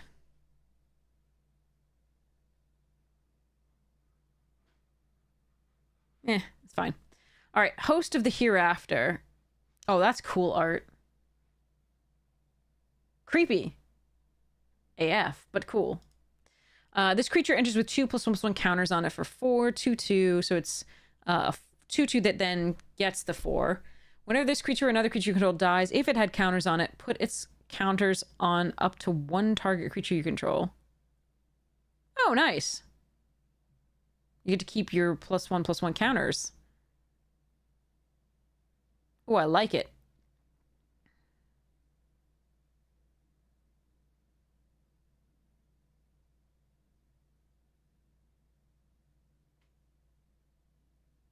I'm going to go with upper mid on that one. I really like that card. I don't think it goes in the high, but I think it goes on upper mid, definitely. Stalwart Successor, 3 mana, 3/2 menace. Whenever one or more counters are put on a creature you control, if it's the first time counters, put a +1. Nice! Very nice.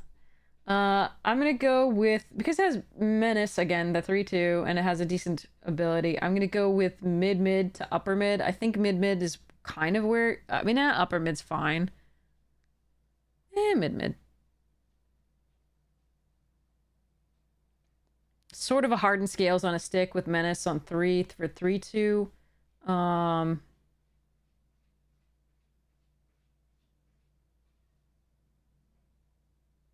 Recurring counters are a little harder. There's still some, but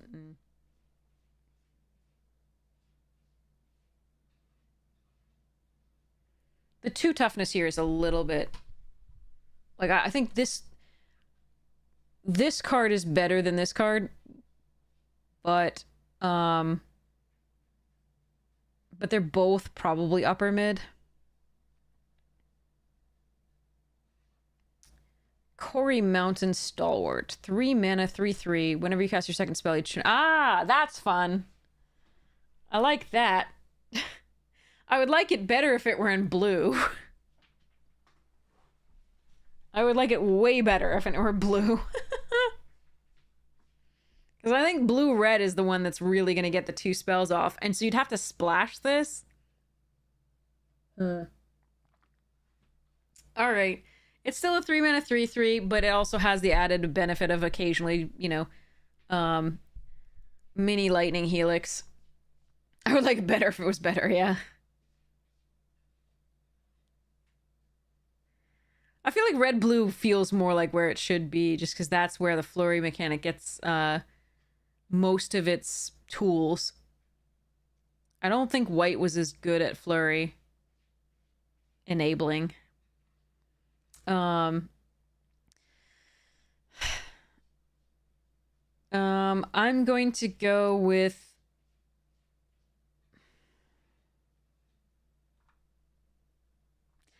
with mid-mid on this one. Frontline Rush, 2 mana, choose 1, create 2 1/1 red goblin creature tokens, or +X/+X until end of turn where X is the number of creatures. Oh, that could end the game. Damn.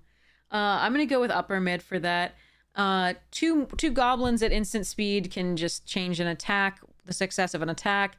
And it can also just that 1/1/1 that somebody got let through because they thought it was safe is suddenly gonna be enormous. I think this is really good. Auroral Procession. Return target card from your graveyard to your hand. Okay, so an instant speed regrowth for Simic. Ow. Nice. It's any card, so it's not just a permanent card like people like they've done a lot of the time with recursion recently.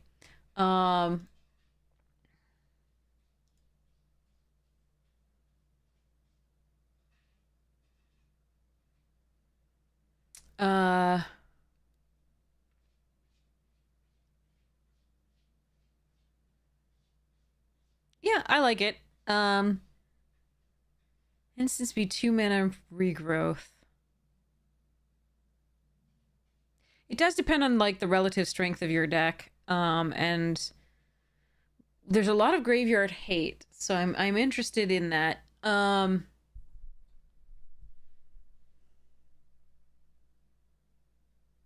gonna rate this mid for now. Ooh, Kishla Skimmer. 2 mana 2/2 flyer. Always, that's already nice. Whenever a card leaves your graveyard during your turn, draw a card that triggers only once you that's so good with all the harmonize and renew stuff. This one I'm gonna go upper mid. This one's really, really good. Bone Cairn Butcher. Oh.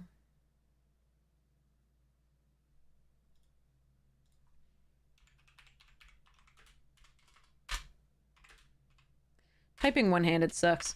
I'm not do that anymore.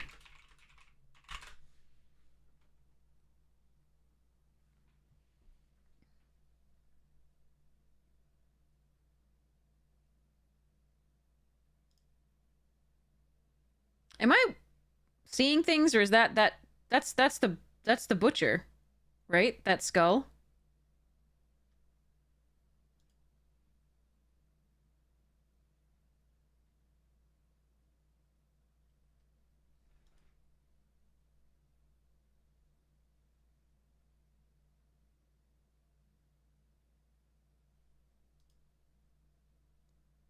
Two things coming out from here.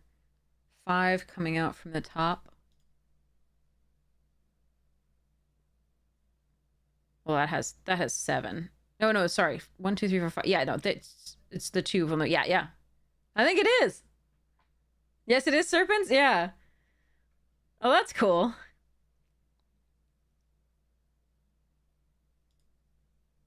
Nice.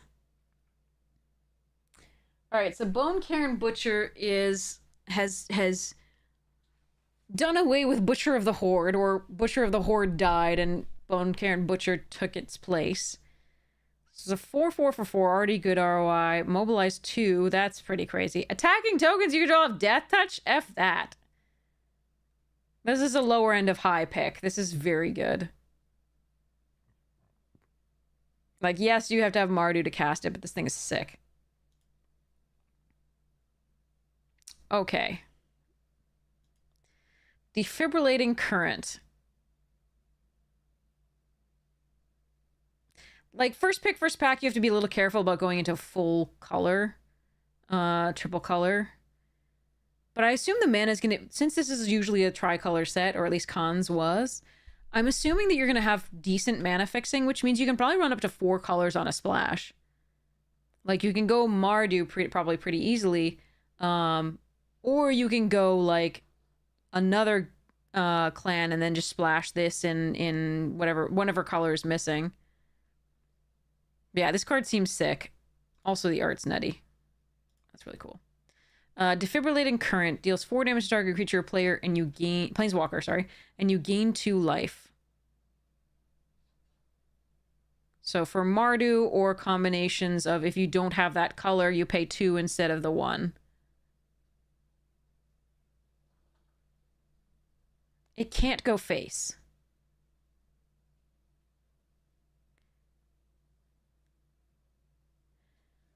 I'm thinking this one's probably fine. I would go mid-mid on this one. This one's lower end of high. I think this one's mid-mid.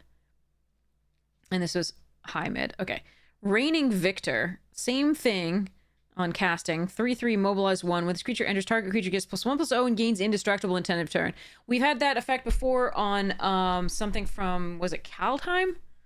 I want to say. It was a black 5 mana spell, Minotaur, I think. And it was pretty decent. So if we pay 5, it is 3/3, but when it enters, the +1/+0 and indestructible was a nice way of gaining tempo and advantage. There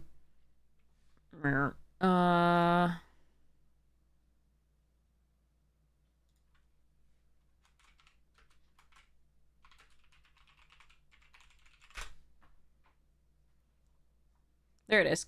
Carfell Kennel Master. It was giving 2 target creatures. That was why that one was so special. Oh, Domino Man, what that means is you can either pay red, white, black, or if any of those colors you don't have, you can pay 2 instead. So you can pay 2 or a red, 2 or a white, 2 or a black. So if you want to play 6 mana, you can cast this card. 6 mana of any color will cast this card. 2, 2, and a black will also cast this card. And 2 white and a black will also cast this card. So it's basically, you can either pay this cost or this cost for each of these types.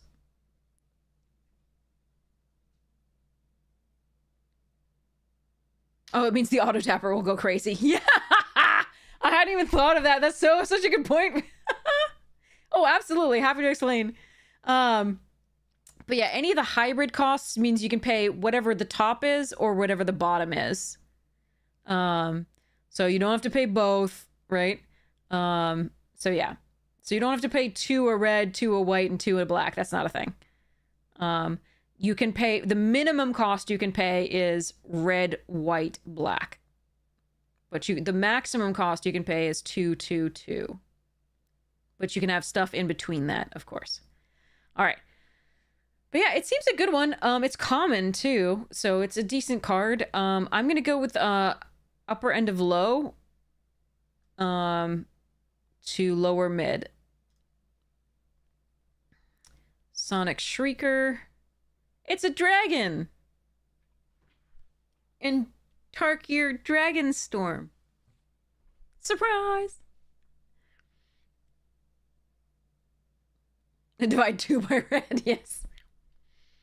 I believe the answer is reply hazy.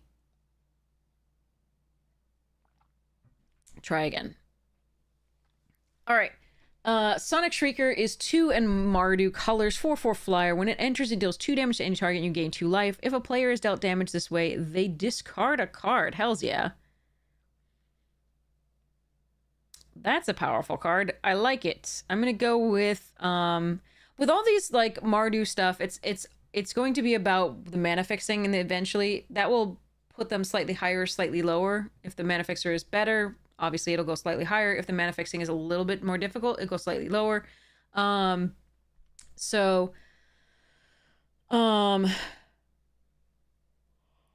It's going to be, because it's a commitment to 3 colors, I mean, you're probably going to be in one of the sets of 3 colors that they want you to be in, because you're going to be rewarded for that.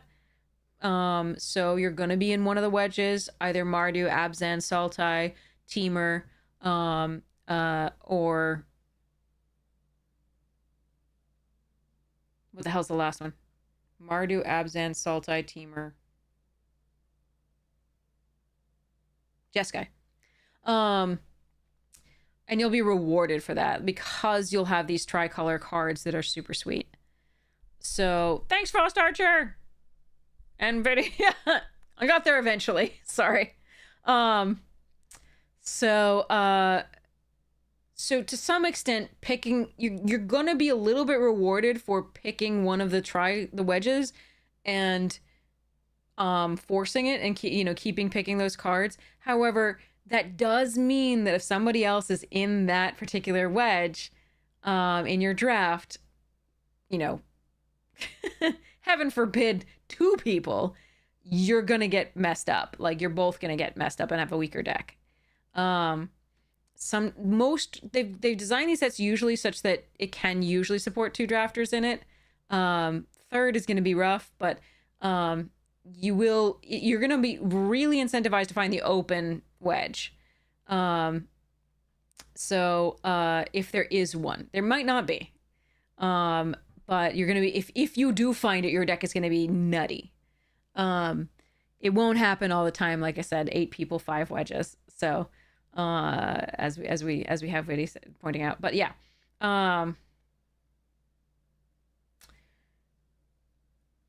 So, okay.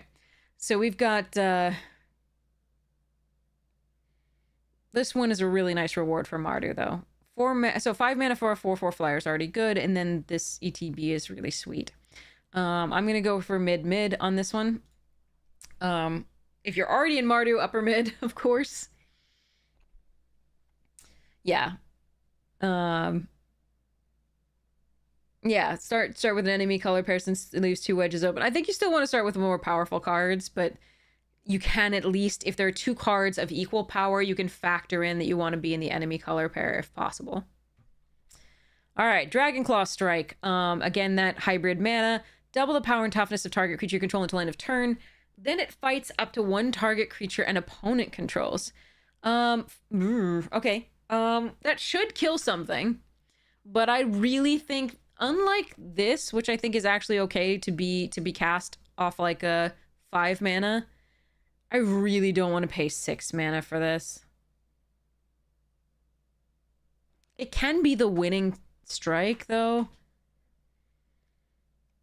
if you have a big creature. So I think I like this best in green. Like, you have to be at least, I think, base green for this. Because that's where you have trample. That's where you have the biggest creatures. And so doubling the power and toughness and then fighting something might mean that just gets through for enough damage to win the game. But I think if you're not base green, you don't want this card. It's just not worth that. I could be wrong. I'm going to go with lower mid on this one. Tarkir Guardian, 3 and Teamer, 6/5 Flying Vigilance Trample. This creature has hexproof, but hasn't dealt damage yet. We've seen that before. We have seen that before, not in Teamer colors though. What was it? Was Pier something? What's the dragon? Dragon dude, lady, they, non-binary dragon thing. It's Naya, I think. It's not Rith. Is it Naya or Mardu?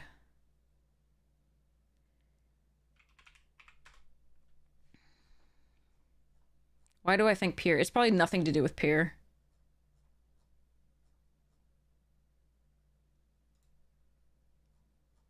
All right, I'm gonna go just search advanced. Hold on. Let's start with Mardu and see whether it's that. I thought it was Naya. It was hexproof until it dealt damage. It was a big dragon.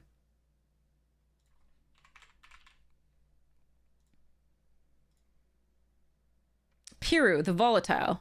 That's not the dragon that there is a Piru, and that was one I thought it was, but it's not that. It's Palladia. It's not Naya, right? Okay. I need double L, I think. Yes, the Ruiner. Here it is. Thank you. So yeah, it's Naya. It was Naya, which was my first thought, then I was second guessing Mardu. Palladia Moors, the Ruiner. 6/6 Flying Vigilance Trample. So you can see Flying Vigilance Trample. Has hexproof if it hasn't dealt damage yet. 6/6. So this is a 6/5, but it has the same thing. But it's in Teamer this time instead of Naya. And this was a mythic. This is an uncommon. But power creep isn't real.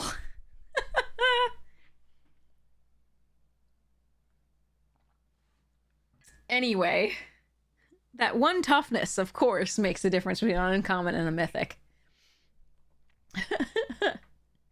So, this is a good card. Yeah, it's a 6 mana dragon. It's good. I'm going to go with middle of the mid. It can be upper mid if you're already this. It's also not legendary, yes, so you have multiple out. Great.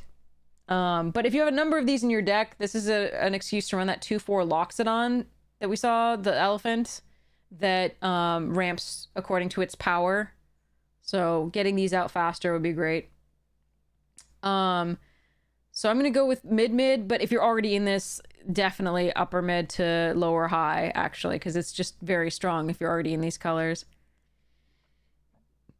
Mammoth Bellow, 5 mana, create a 5/5 green elephant creature token with Harmonize, so you can do it again. This is pretty sweet. The only thing that makes this less sweet is the fact that blue has so much access to bounce. This looks very good, but again, blue has so much access to bounce. Black removes creatures at 3 mana. And white also removes creatures at 3 mana. The fact that it has Harmonize seems really sweet because you at least get rid of that first spell and then do it again. But again, blue is going to be... This is going to be worst against blue. Absolutely. Because at least if the black, they remove the first, right? You can do it again. But with blue, the bounce spells, some of them have Harmonized themselves. So I think this is a mid-mid to upper-mid pick. It depends. I think it's mid-mid as is, but it's upper-mid to lower end of high against blue. Sorry, against anything but blue. I think it's mid-mid against blue. Teamer Tawny back. So when this enters, draw a card, then discard a card. Meh. Fine. Upper end of low to lower end of mid. Armament Dragon, 6 mana, 3/4 flyer. When it enters, distribute 3+1/+1 counters among 1, 2, or 3 target creatures you control. That's epic. Love it.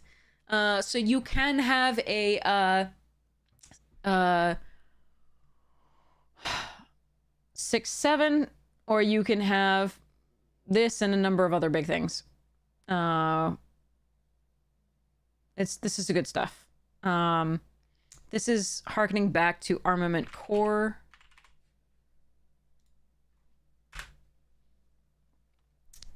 But it's way better. It does cost 1 more, but it's way better. So this one is going to be a mid pick. I love it. Yeah, chonky and strong, definitely. And it, like the armor scaled type things for the Abzan things. Kin Tree Severance. Exile target permanent with mana value 3 or greater.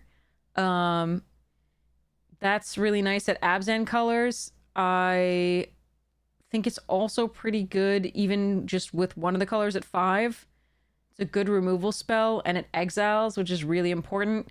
So I'm going to go with upper end of mid on this. Reputable Merchant. 2/2, when this creature enters or dies, put a +1/+1 counter on target creature you control. Unless you're Abzan, I don't like this at all. I think this is pretty unplayable unless you're Abzan. Like, even for 4 mana, I don't like it.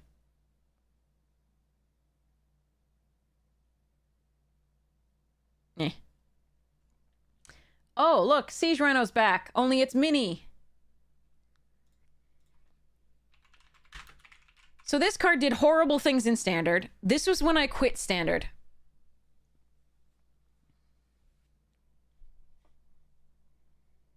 Everybody and their mother's monkey had a rhino.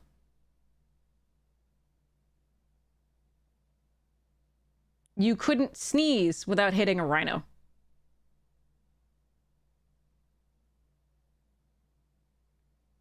Against rhinos. You played Mantis Rider against rhinos. So, the decks were just uninteresting because they were all the same. And so I quit Standard at that time, and I was just like, I don't want to do this anymore. Everything's doing the same thing. So, Skirmish Rhino is this back. So instead of 1 mana here, at the cost of the 1 mana, so you go down, power and toughness, +1/+1, right? And you lose 2 and gain 2 as opposed to 3. So I asked chat, do you think that's worth it? So for 1 colorless mana, do you think the scale down is correct?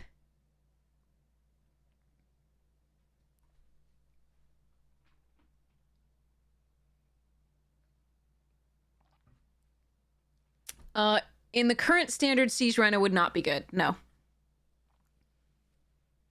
Absolutely not.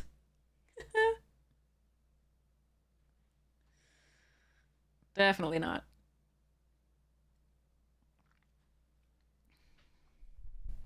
So, do you think this is a fine trade? 1 colorless mana for +1/+1, 1 extra life on either side. So a life point swing of 2 and +1/+1. Did they do this fairly, do you think? Is this card, pound for pound, better than this card? Pound for pound, is this card... Sorry, is this card better than this card? The cost of 1 mana, +1/+1, and a life point swing of 2. Meaning, they lose an extra life, you gain an extra life.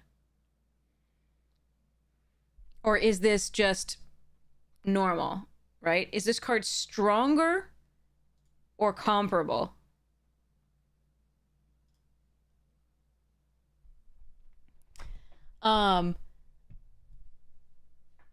What do you think? We'll save those for later, Grawbad. Somewhat close depends a bit on what the other stat lines are around it. Yeah, that makes sense. So I have seen 4 toughness quite a bit. I have seen 4 toughness quite a bit in this. So this doesn't attack at 3 very well in the set. So do you see the Brushmaster right next to it? We've seen a 3 mana 2/4. We've seen a 3 mana 1/4. Stronger in the... Because there's so many added counters, Apathetic says. Got it. Got it. 4 toughness is much easier than 5 to deal with. That's a good point. I can't decide. I do think the presence of +1/+1 counters in the limited format does make sense. To make this a stronger card, perhaps, in its format. But there were +1/+1 counters in this one, too. Maybe just not as cheap +1/+1 counters.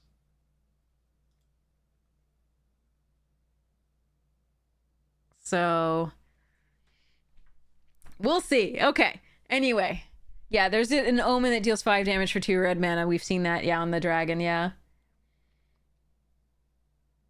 Yeah, that's the other thing. Good point, Overmaster. Check out the rarity symbol here. Check out the rarity symbol. This is uncommon. This was rare. This was pretty crazy in draft. This was pretty crazy in draft, as I recall.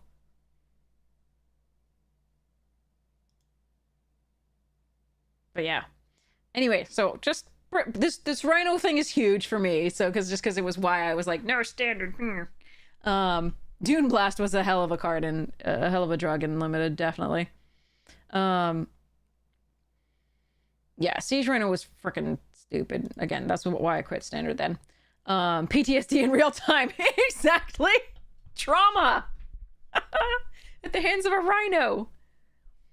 I will say that this Rhino looks a lot less freaking scary and mutated than this Rhino. This Rhino has seen some shit. This Rhino looks like it's probably remembered what a Rhino still is. This one looks like it saw a Rhino once and, like, ate it for breakfast.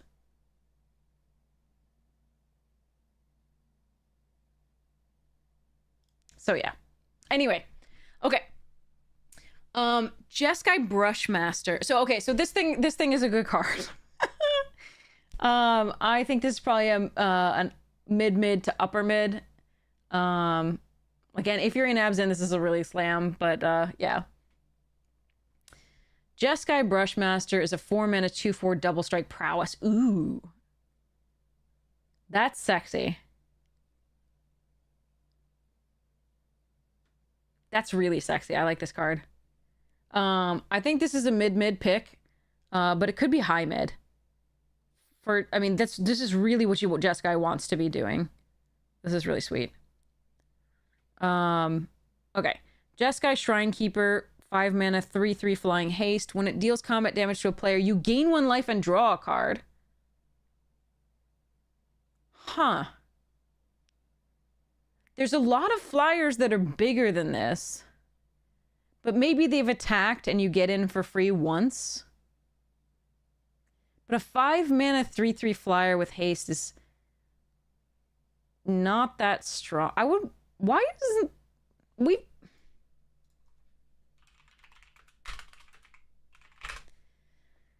We've had a 3/3 flying vigilance haste for 3 mana. Why? And I love this effect, right? Whenever it deals combat damage to a player, you gain 1 life and draw a card. But I feel like this should be a... I feel like this should be a 4-drop.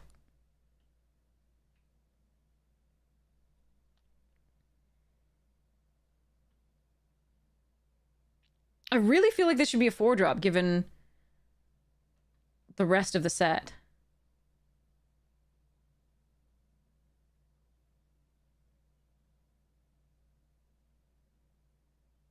They screwed over Jeskai players. Yeah, maybe. Like, I feel like the Jeskai stuff hasn't been that strong, especially because it's the flurry mechanic, which is blah. It requires too much to go right.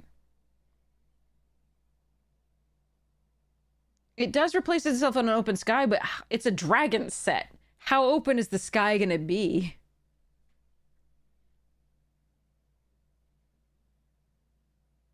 At 5 mana. And we've seen reach 4/4s at 4 in green. I don't think this... it's great. If it were 4 mana, I'd be so happy. Even then, it might not get in against the 4/4 for 4 and reach in green. So, yeah, half the creatures on screen have flying exactly. Like, I don't know. I love the art on it. I love the effect and card thing. I just really think that given what I've seen of this set, this should have been priced at 4. It might be too strong at that point. Maybe I'm missing something, but I've seen so much reach with 4 toughness that, and so much flying, that I feel like this isn't going to get in. And it dies... It's a 5 cost that dies to two different 2 mana spells. 2 different 2 mana spells. So I really feel like it could be a 4-drop. And I'm actually going to have to rank it down because of that. I think this is low end of mid. I could so be wrong, but I think this is low end of mid. I'm sorry. It requires commitment to all 3 colors. It's hard to cast. It costs 5 for a 3/3 flying haste. Like, it's... Yeah. I mean, this is really powerful if it connects, but I'm worried about it connecting. And the ROI for that is not good. Anyway. Okay. Monastery Messenger. Flying Vigilance 2/3. When this creature enters, put up to 1 target non-creature, non-land card from your graveyard on top of your library. Non-creature, non-land, so you can get back a spell or enchantment. That's not bad. I'm gonna go with the upper end of low. Seems sweet if you can get it on, but only in Jeskai.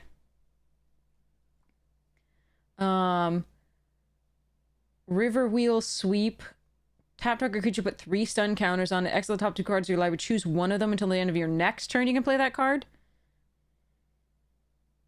That's fine. I'm gonna go with low end of mid on this one.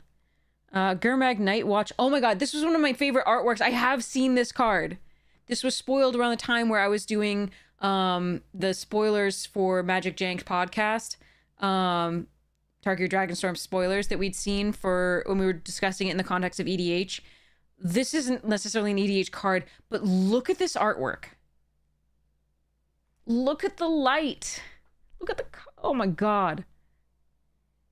This is so freaking gorgeous.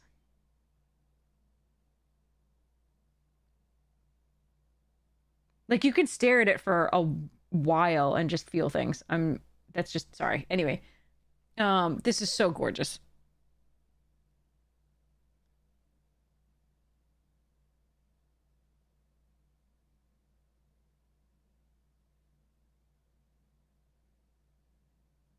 An art technique before it was used on theater stage. Nice.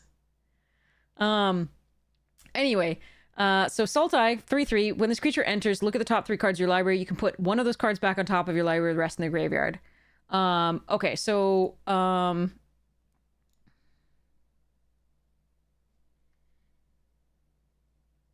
Scryfall's going a little bit slowly. All right. That's in fact what I wanted. So this is Sultai Soothsayer. So yeah, Grobad, seriously. When Sultai Soothsayer enters the battlefield, look at the top 4 cards of your library, put one of them into your hand and the rest into your graveyard. So it's basically Impulse on a stick. Sort of. But the idea of looking at top 4, putting one into your hand was there. It was 5 mana for a 2/5. It did decently in that set. This is a 3/3 that doesn't get to draw you the card. It does fill up your graveyard a bit, but it doesn't draw you a card. It just puts one on top of its card selection for the next draw. And the rest go into the graveyard. So Harmonize is going to be really good. Renew is really good. Anything that has a creature ability that puts up someone's counter for the, or does whatever for the graveyard is good. So it's a useful card if you're already in Sultai. I don't think I would run it in anything else. So I think it's going to be upper low pick, unless you're in Sultai, in which I think it actually makes it up to lower mid, just because it can really get you the added value of putting stuff in your graveyard and making sure you draw the next card that you really want. All right. Karu Goldkeeper, 4 mana, 1 Sultai, flying, 3/3. Whenever one or more cards leave your graveyard during your turn, create a treasure token. Nice. And it has Renew itself. Okay. Exile this card from your graveyard, put 2+1/+1 counters and a flying counter on target creature. That's pretty sweet. I'm going to go with lower end of mid on this. I think it's pretty sweet at 4 mana for a 3/3 flyer, but again, we've seen a lot of good things at 4 mana. And this is a full commitment to Sultai. And I think I like the green 3/3 trample, that whenever one or more cards leave your graveyard during your turn, you get a +1/+1 counter. Much better. But it is a dragon, so that's, again, dragons are a nice, at a premium, and that's a nice one. So I'm going to go lower end of mid with this one, but I could be misvaluing it. Lion Weight. Return target creature card from your graveyard to your hand. It deals damage equal to that card's power to target creature. It's sorcery speed. I like this. I think this is an mid, but it's upper mid if you are already in Sultai at all. Or if you think Sultai's open, or if you're like, I'm gonna force Sultai. Rakshasa's Bargain. Look at the top 4 cards of your library, put 2 of them into your hand and the rest into your graveyard. At instant speed, I like it. I think this is upper end of mid. This is a nice card. I like this card. Even if you're not fully in Sultai. I think 5 mana instant speed isn't awful for that. Because you fill up the graveyard and you get to put 2 in your hand. Obviously, there's the Surveil Black card that's 4 mana. That is decent too. That looks at the top 4, I think it was. And then you lose 2 life, draw 2, or whatever it is. But yeah, seems good. I mean, I could be overvaluing it too, but I think that's correct. Mardu Monument, 2 mana. When its artifact enters your library for a basic mountain, plains, or swamp card, reveal it, put it into your hand, then shuffle. That's a way to make sure you hit your lands. Okay, so this is good. Fixing, and then you can sacrifice it later to do stuffs. So...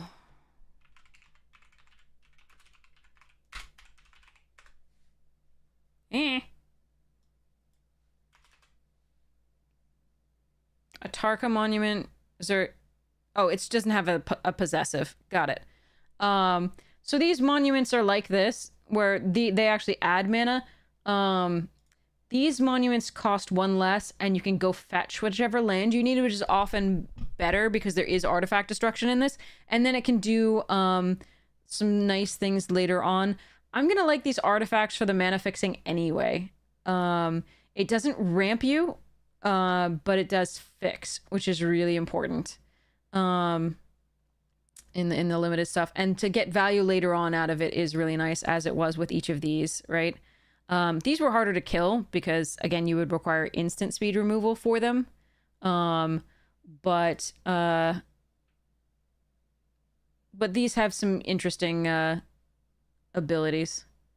Again, activate only is a sorcery. I'm seeing on 2 of these so far. Yeah, gaining menace and haste is nice. This could, you know, finish off the game in theory. It is an onboard trick, though. Teamer Monument. Look at how big the text is comparatively. I thought this was a different kind of card, but it's actually a monument as well. Oh my gosh. Okay. Why is the text on this so much bigger than... This has reminder text is why this one's so small. I guess this just has a lot of... That's weird. That's just a lot fewer words, I guess. It doesn't feel like it, though. All right, basic Forest Island Mountain. So you get a 5/5 token. These little buggers. That white spirit token. Oh, where X is enough the toughness among creatures you control for 4. That is like the cons card. Can I go to the advanced, please? Green, black. Mana costs. Type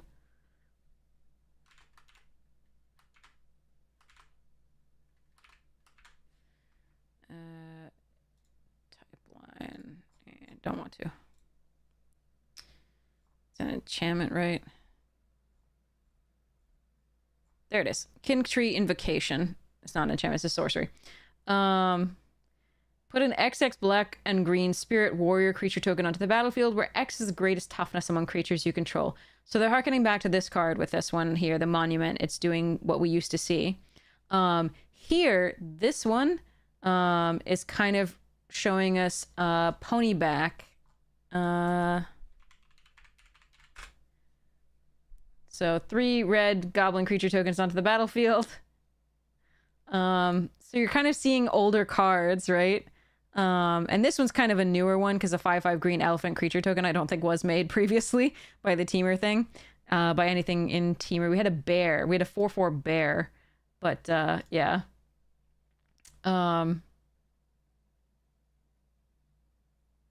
So that was cool.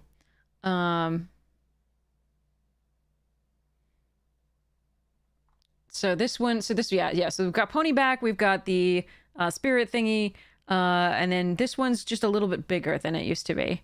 We had a 5 mana instead of 6. We had 5 mana, 2 green, blue, and red that made a 4/4 bear. That was pretty cool, but also came in as like a 2 something itself, which was pretty interesting. And this one, 2/1/1 white bird creature tokens with flying. That really wasn't something that we had then. We had like Drake, Jin things, 2/2s. So some of these aren't harkening back, but others are. It's pretty cool. The monuments, I think, are very important to fixing your lands and getting value out of them later. So I'm going to put them at mid to upper mid picks. Boulder-born Dragon I really don't like. I know that it works with the card that fetches them. I think that the cost of putting the card that fetches them and them in the deck is very high because they're all not powerful. So I don't want to run not powerful cards on the off chance that I draw one before I draw these, right? And get value off of it. I don't want to run these unless I have to. The globe is fine, but it's not exciting. Usually 3 mana rocks are not exciting and limited.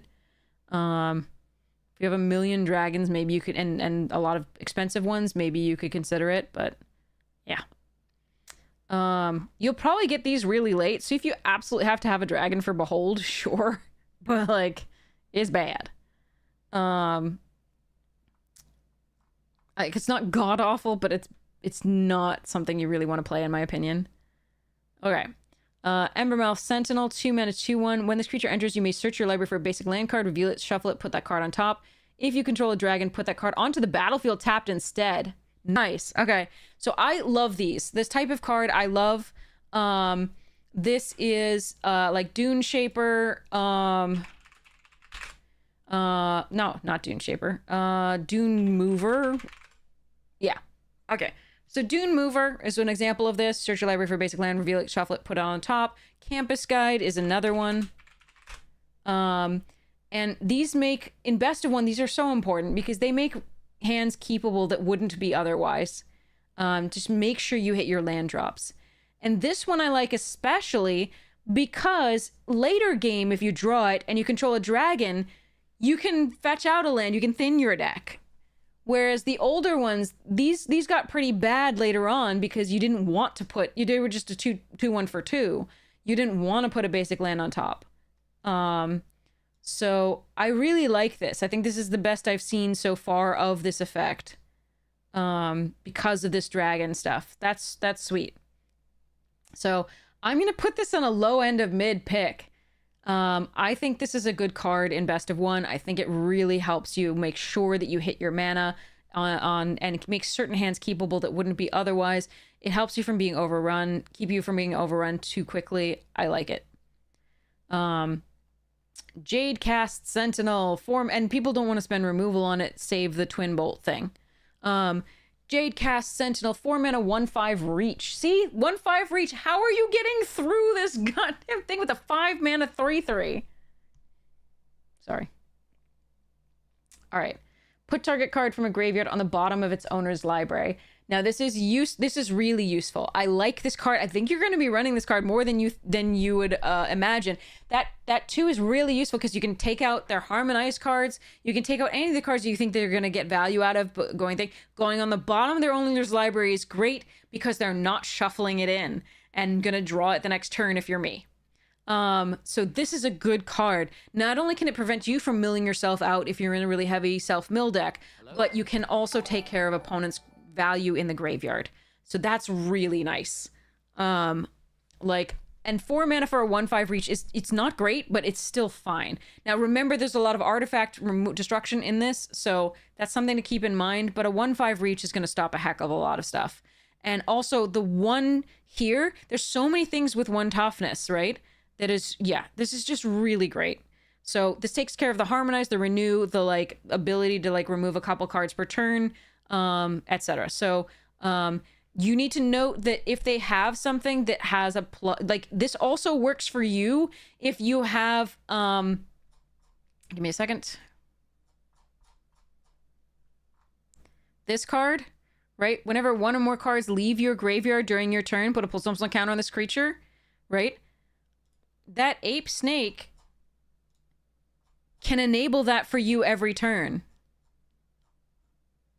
This can do that for you. So you can put that card from your graveyard on the bottom of your library and get that +1/+1 counter every turn. It's cool. I like this card. I know it's a common and it looks unassuming, but I like this card. I think this is a lower end of mid pick for that reason. I don't think it's in the low. I think it's in the lower end of mid, which is... But maybe it's in the low end just because nobody's going to take it and you can get it later. I don't know. I like this card. I think this is really good in this set. Maybe I'm being silly because there is so much artifact removal, but I really like this card.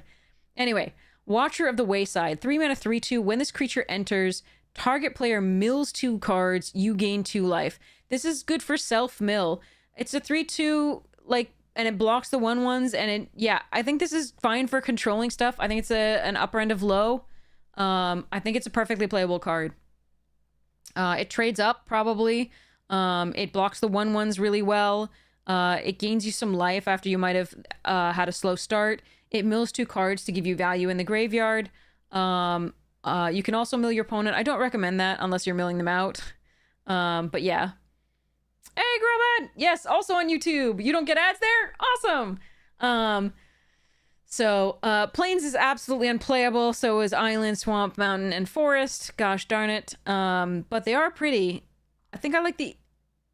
Oh, it's a tough call whether I like the Island art. God, that's gorgeous. Or the Plains art better. Oh, it's John Avon, of course. Yeah, so the Plains art is stunning, as John Avon always is. And this is also freaking stunning. I love that art. You like the Mountain one? I'm not as much a fan of that one. I think they're all great, though. This is nice. I just... oh, Jesper Idling. Nice. That's cool, too. That reminds me of some of those old paintings from like the West and like the with the cowboys and stuff, like the style of the paint. I forget what they're called. This one's neat too with the Dargon and the lily pads. Cool use of color too with the neat plants. Oh, J. Dorfer, I hope not. The artists we have are so spectacular and they deserve every penny they're paid and more. Honestly, they're probably undervalued for their work. And freaking AI. Blah. Okay, so we've got the gain life lands, which should make our mana better. That's nice. God,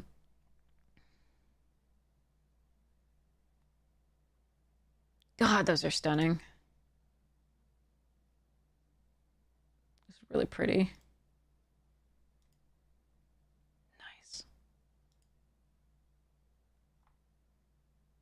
Jungle Hollow. That's really cool.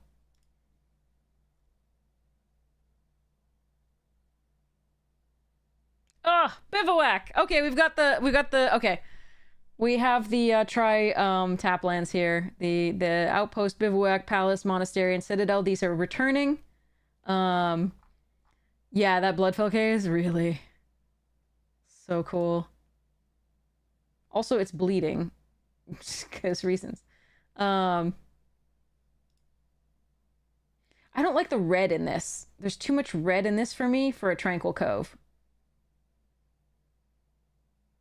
It doesn't feel tranquil with red. This feels more like a Tranquil Cove.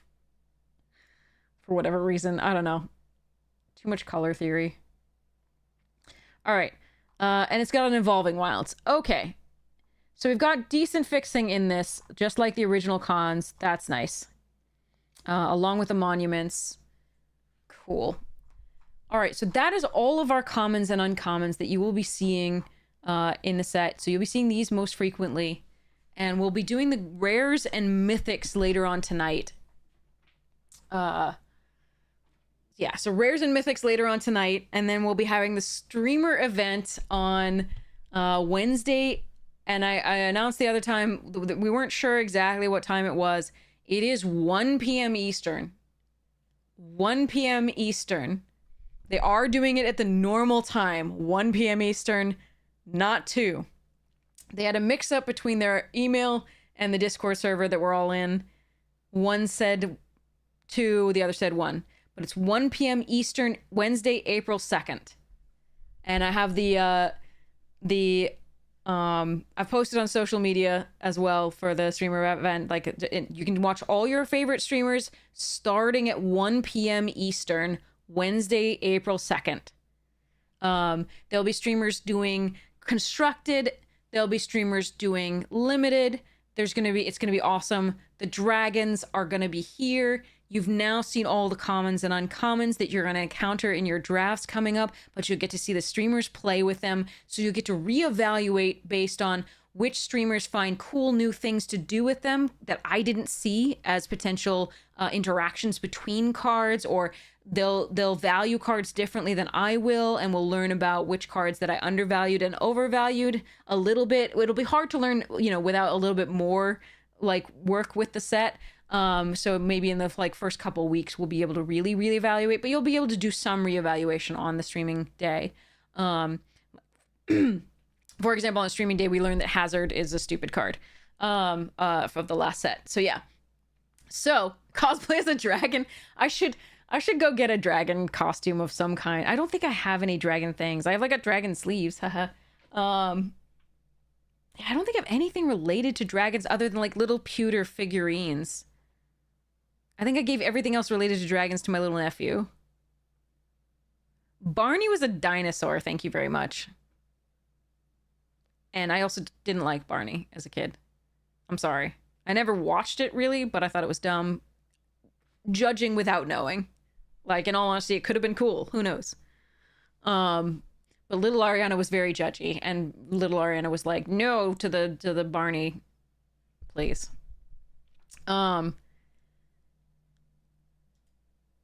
But yeah, so I think, again, this card's going to be one to reevaluate. I think this card's gonna be great. I think the Chandra's, the reprint of the Chandra, the Twin Bolt, or whatever it is gonna be really good. I still think this card's gonna be great. And the Pack Beasts. So yeah, this is gonna be a cool one. And we'll look at the rares and mythics tonight. And go for there. Provided I still have a voice. And then we'll go, like, play the actual thing. I try to stream for as long as possible on the day when we have early access so that you can see as much as possible. But yeah. So hopefully this was helpful. Hopefully it was enjoyable. We do have a giveaway to draw. Where is it? There it is. So we have 4 entries right now for a free pack on Arena. I don't know which pack it is. I think it might be Duskborn. But I'm not certain. This is courtesy of Razgriz, who donated the code. But yeah, free pack. And so just make sure your Twitch DMs are open so I can message you after the stream ends and send you the code. And so you can redeem it. Get you a free pack. Thanks to Razgriz for this. This is sweet. Do I already know what is in the set rares wise and mythic? No, we're going to do that review tonight. I do know some of them just because we did the Magic Jank podcast and I did a few I isolated a few rares and mythics that I thought were going to be really interesting for limited for commander play, EDH play. So, exclamation point ticket to be entered to win. And I'll do the drawing in a minute or so after we finish opening a pack. Okay. So, just for fun, this is my old DCI number. They were a thing. They made me write extra digits in at one point when the game got more popular. But I found it the other day and people were posting when people were posting it online, I went and found mine. But yeah. So we started opening this pack last stream and I actually never finished opening it. So I do apologize. So here it is. Let's see. We've got Blankosaurus, Night Shift of the Living Dead.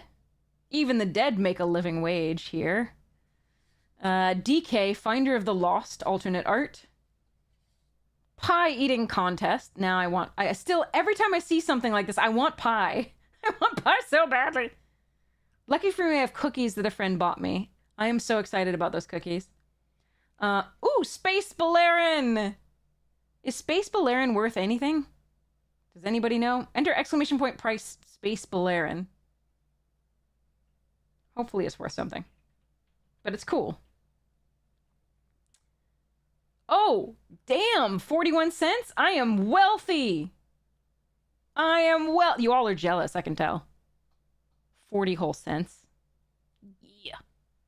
Anyway, the money cards from this set are the Shocks, the Planet Lands, the ones that actually have the planet illustrated, not the surface of the planet, and Comet and Saw in Half. So I actually did know that Balerin wasn't worth much, but I did think it was like $1. And, no. So there we go. This is one of the surface lands. Costume Shop. The Superlatorium. Foil Coming Attraction. The Astrotorium adds new attractions almost as fast as Captain Nebula can crash them into asteroids. Ticket Bucket Pot and Elemental Time Flamingo. This one's pretty good, but I like Mystic Doom Sandwich best. It was worth less than... Everything's worth less than an egg. Everything's worth less than an egg these days.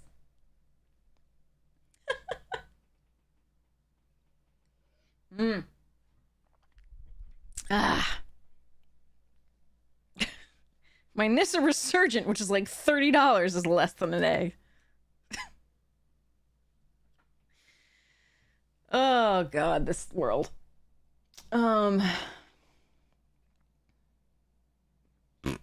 Anyway. So, we've got 9 entries. I'm going to do a closed giveaway, and we're going to draw it right now. And I'm going to stop thinking about this stupid country and what it's doing. All right. For now. I have protests on Saturday. All right. 3, 2, 1. Close giveaway. Draw winner. Oh, there you go. Congratulations. You won. Go, Vite. Okay. All right. Congratulations. We send you this. Mark is complete. Okay, and next time I have a bunch of giveaways from Razgriz that Razgriz wasn't certain whether they had been redeemed.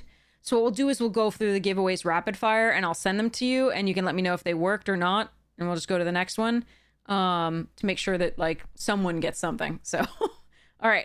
So that'll be fun and we'll do that. And then we will do the mythics and rares and a little bit of hopefully some cubing before it goes away. Yes, let's open some packs from Arena as well here. I don't think I want to play Aether Drift again, so I'm gonna open this like this. So the reason these cards look like this is because it's April Fools, and that's what Arena did the backs of the cards last time, and now it's doing the fronts of the cards, but not for cards that you have alternate arts of, alternate treatments, special treatments of. Just the normal cards. So this is your April Fool's Day thing. I think I would take Beast Rider here. This card's a sick card. I do like Oblivion okay, but this one is gross. And a rare. Can you still buy the stuffed, the scuffed backs? I think you can only buy the you mean the sleeves? Buying the scuffed back sleeves? I don't think so. I think you can only buy what I bought here, which was the pet, which was, and I did because it's awesome. So not only do I now have my Dwayne the Rock, profile, but I have Evil Dwayne, Dastardly Dwayne, Dastardly Dwayne. So cool. But yeah, what Sergeant Salt is referring to is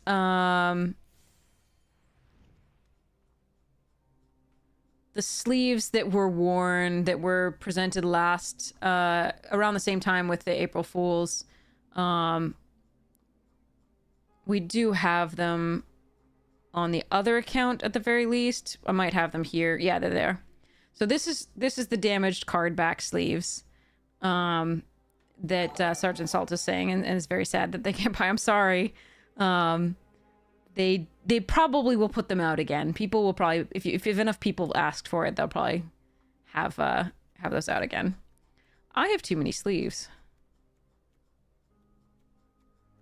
Considering that I only ever use the Chandra that we were given the code for by Luna from Tapped Out Gaming in Valencia.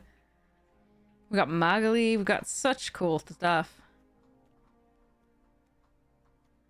But yeah. Too many sleeves. Okay.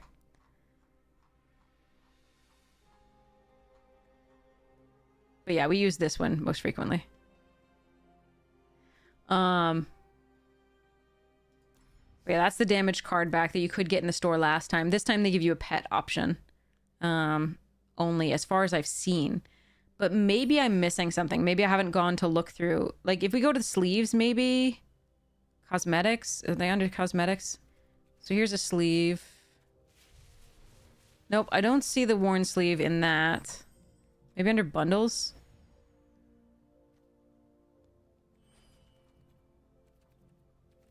I don't think so. I'm sorry. But yeah, those are cool sleeves. I use them on my other account. I use them on the OG13 account that uses the worn sleeves. This one uses a Chandra usually, just because it's so cool to like see the fire go. I'm not a pyromaniac, I swear. Okay, yeah, maybe next year, right? We'll just ask. Hopefully, ask at Wizards for it, and hopefully they'll get it to us again. All right, so let's go see who's online to raid.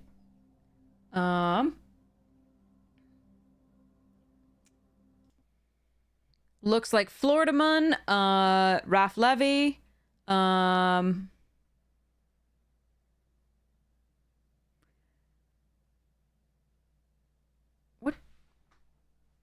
Okay, Raf Levies has put up Tarkir waiting room, but oh, maybe that's because you can build decks like somebody was saying. Waiting to be able to build decks today, possibly. I'm not sure. But we have Floridamund who's doing Ether Drift and Amonkhet drafts. We have Gabe Nassif who's doing a constructed set review. That's pretty cool. So you can get a pro player, a French pro player, telling you in English which cards are great for constructed. That's pretty neat. Or you can go Hamhawks42, who's doing a brewing day. Oh, he's using the site. That's awesome, Sergeant Salt. Okay. All right, that's really cool. Maybe we should go there. We also have as an option that I recognize. You have many options. I'm just listing ones that I recognize. The site is great. Awesome. That's so cool. All right. So actually let's go to Gabe Nassif doing the constructed set review for you. You'll hear about more of what's good in standard and brawl and all the other things, hopefully. Mostly probably standard, or modern, or formats, eternal formats, but it's gonna be great. And then you're gonna be able to see this cool site that Sergeant Salt has. So let's go there. But if you want to see drafts, that'll be Floridamund. If you want to see drafts, I think also Raf Levy is doing drafts. Looks like Amonkhet. And Floridamund's also doing Amonkhet right now.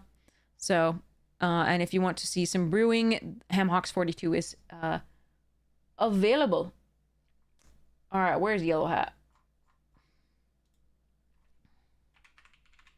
This is Gabe Nassif, professional French Magic player, Hall of Famer, super amazing. You cannot go wrong with the advice that we're going to get here. All right, so I can't wait to see you again for the rest of the set review, and hopefully we'll get some games in as well. I will send the winner their code right after we end here. And I hope you have a most wonderful morning, noon, night, afternoon tea, second breakfast, whatever time it is for you. Remember, the streamer event for your favorite streamers is tomorrow at 1 p.m. Eastern. Even if I don't join at 1 p.m., you get to see amazing streamers. So like, just go find your favorites. See you later. That's gonna be so much fun. All right, so check out sponsors if you get a chance. Magic Jank and Fractal and Rogue, super sweet. For those who don't know who those are, Fractal is an amazing site that makes Swedish maker of computer hardware and stuff.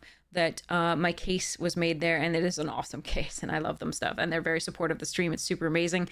Magic Jank is my team, but it is also a website on which you can buy and sell cards. It's meant to be trying to sort of compete with TCG Player, which frankly is owned by eBay and doesn't need any more of your money. It is no longer like an independent little company, really. Again, check out Magic Jank. They're super sweet and they support the stream really well. You can also check out their podcasts on YouTube and on anywhere podcasts are. If you don't want to watch and just want to listen. And yeah, have a wonderful time. I can't wait to see you again soon. Have so much fun. I love you all. Have a great day. Mwah!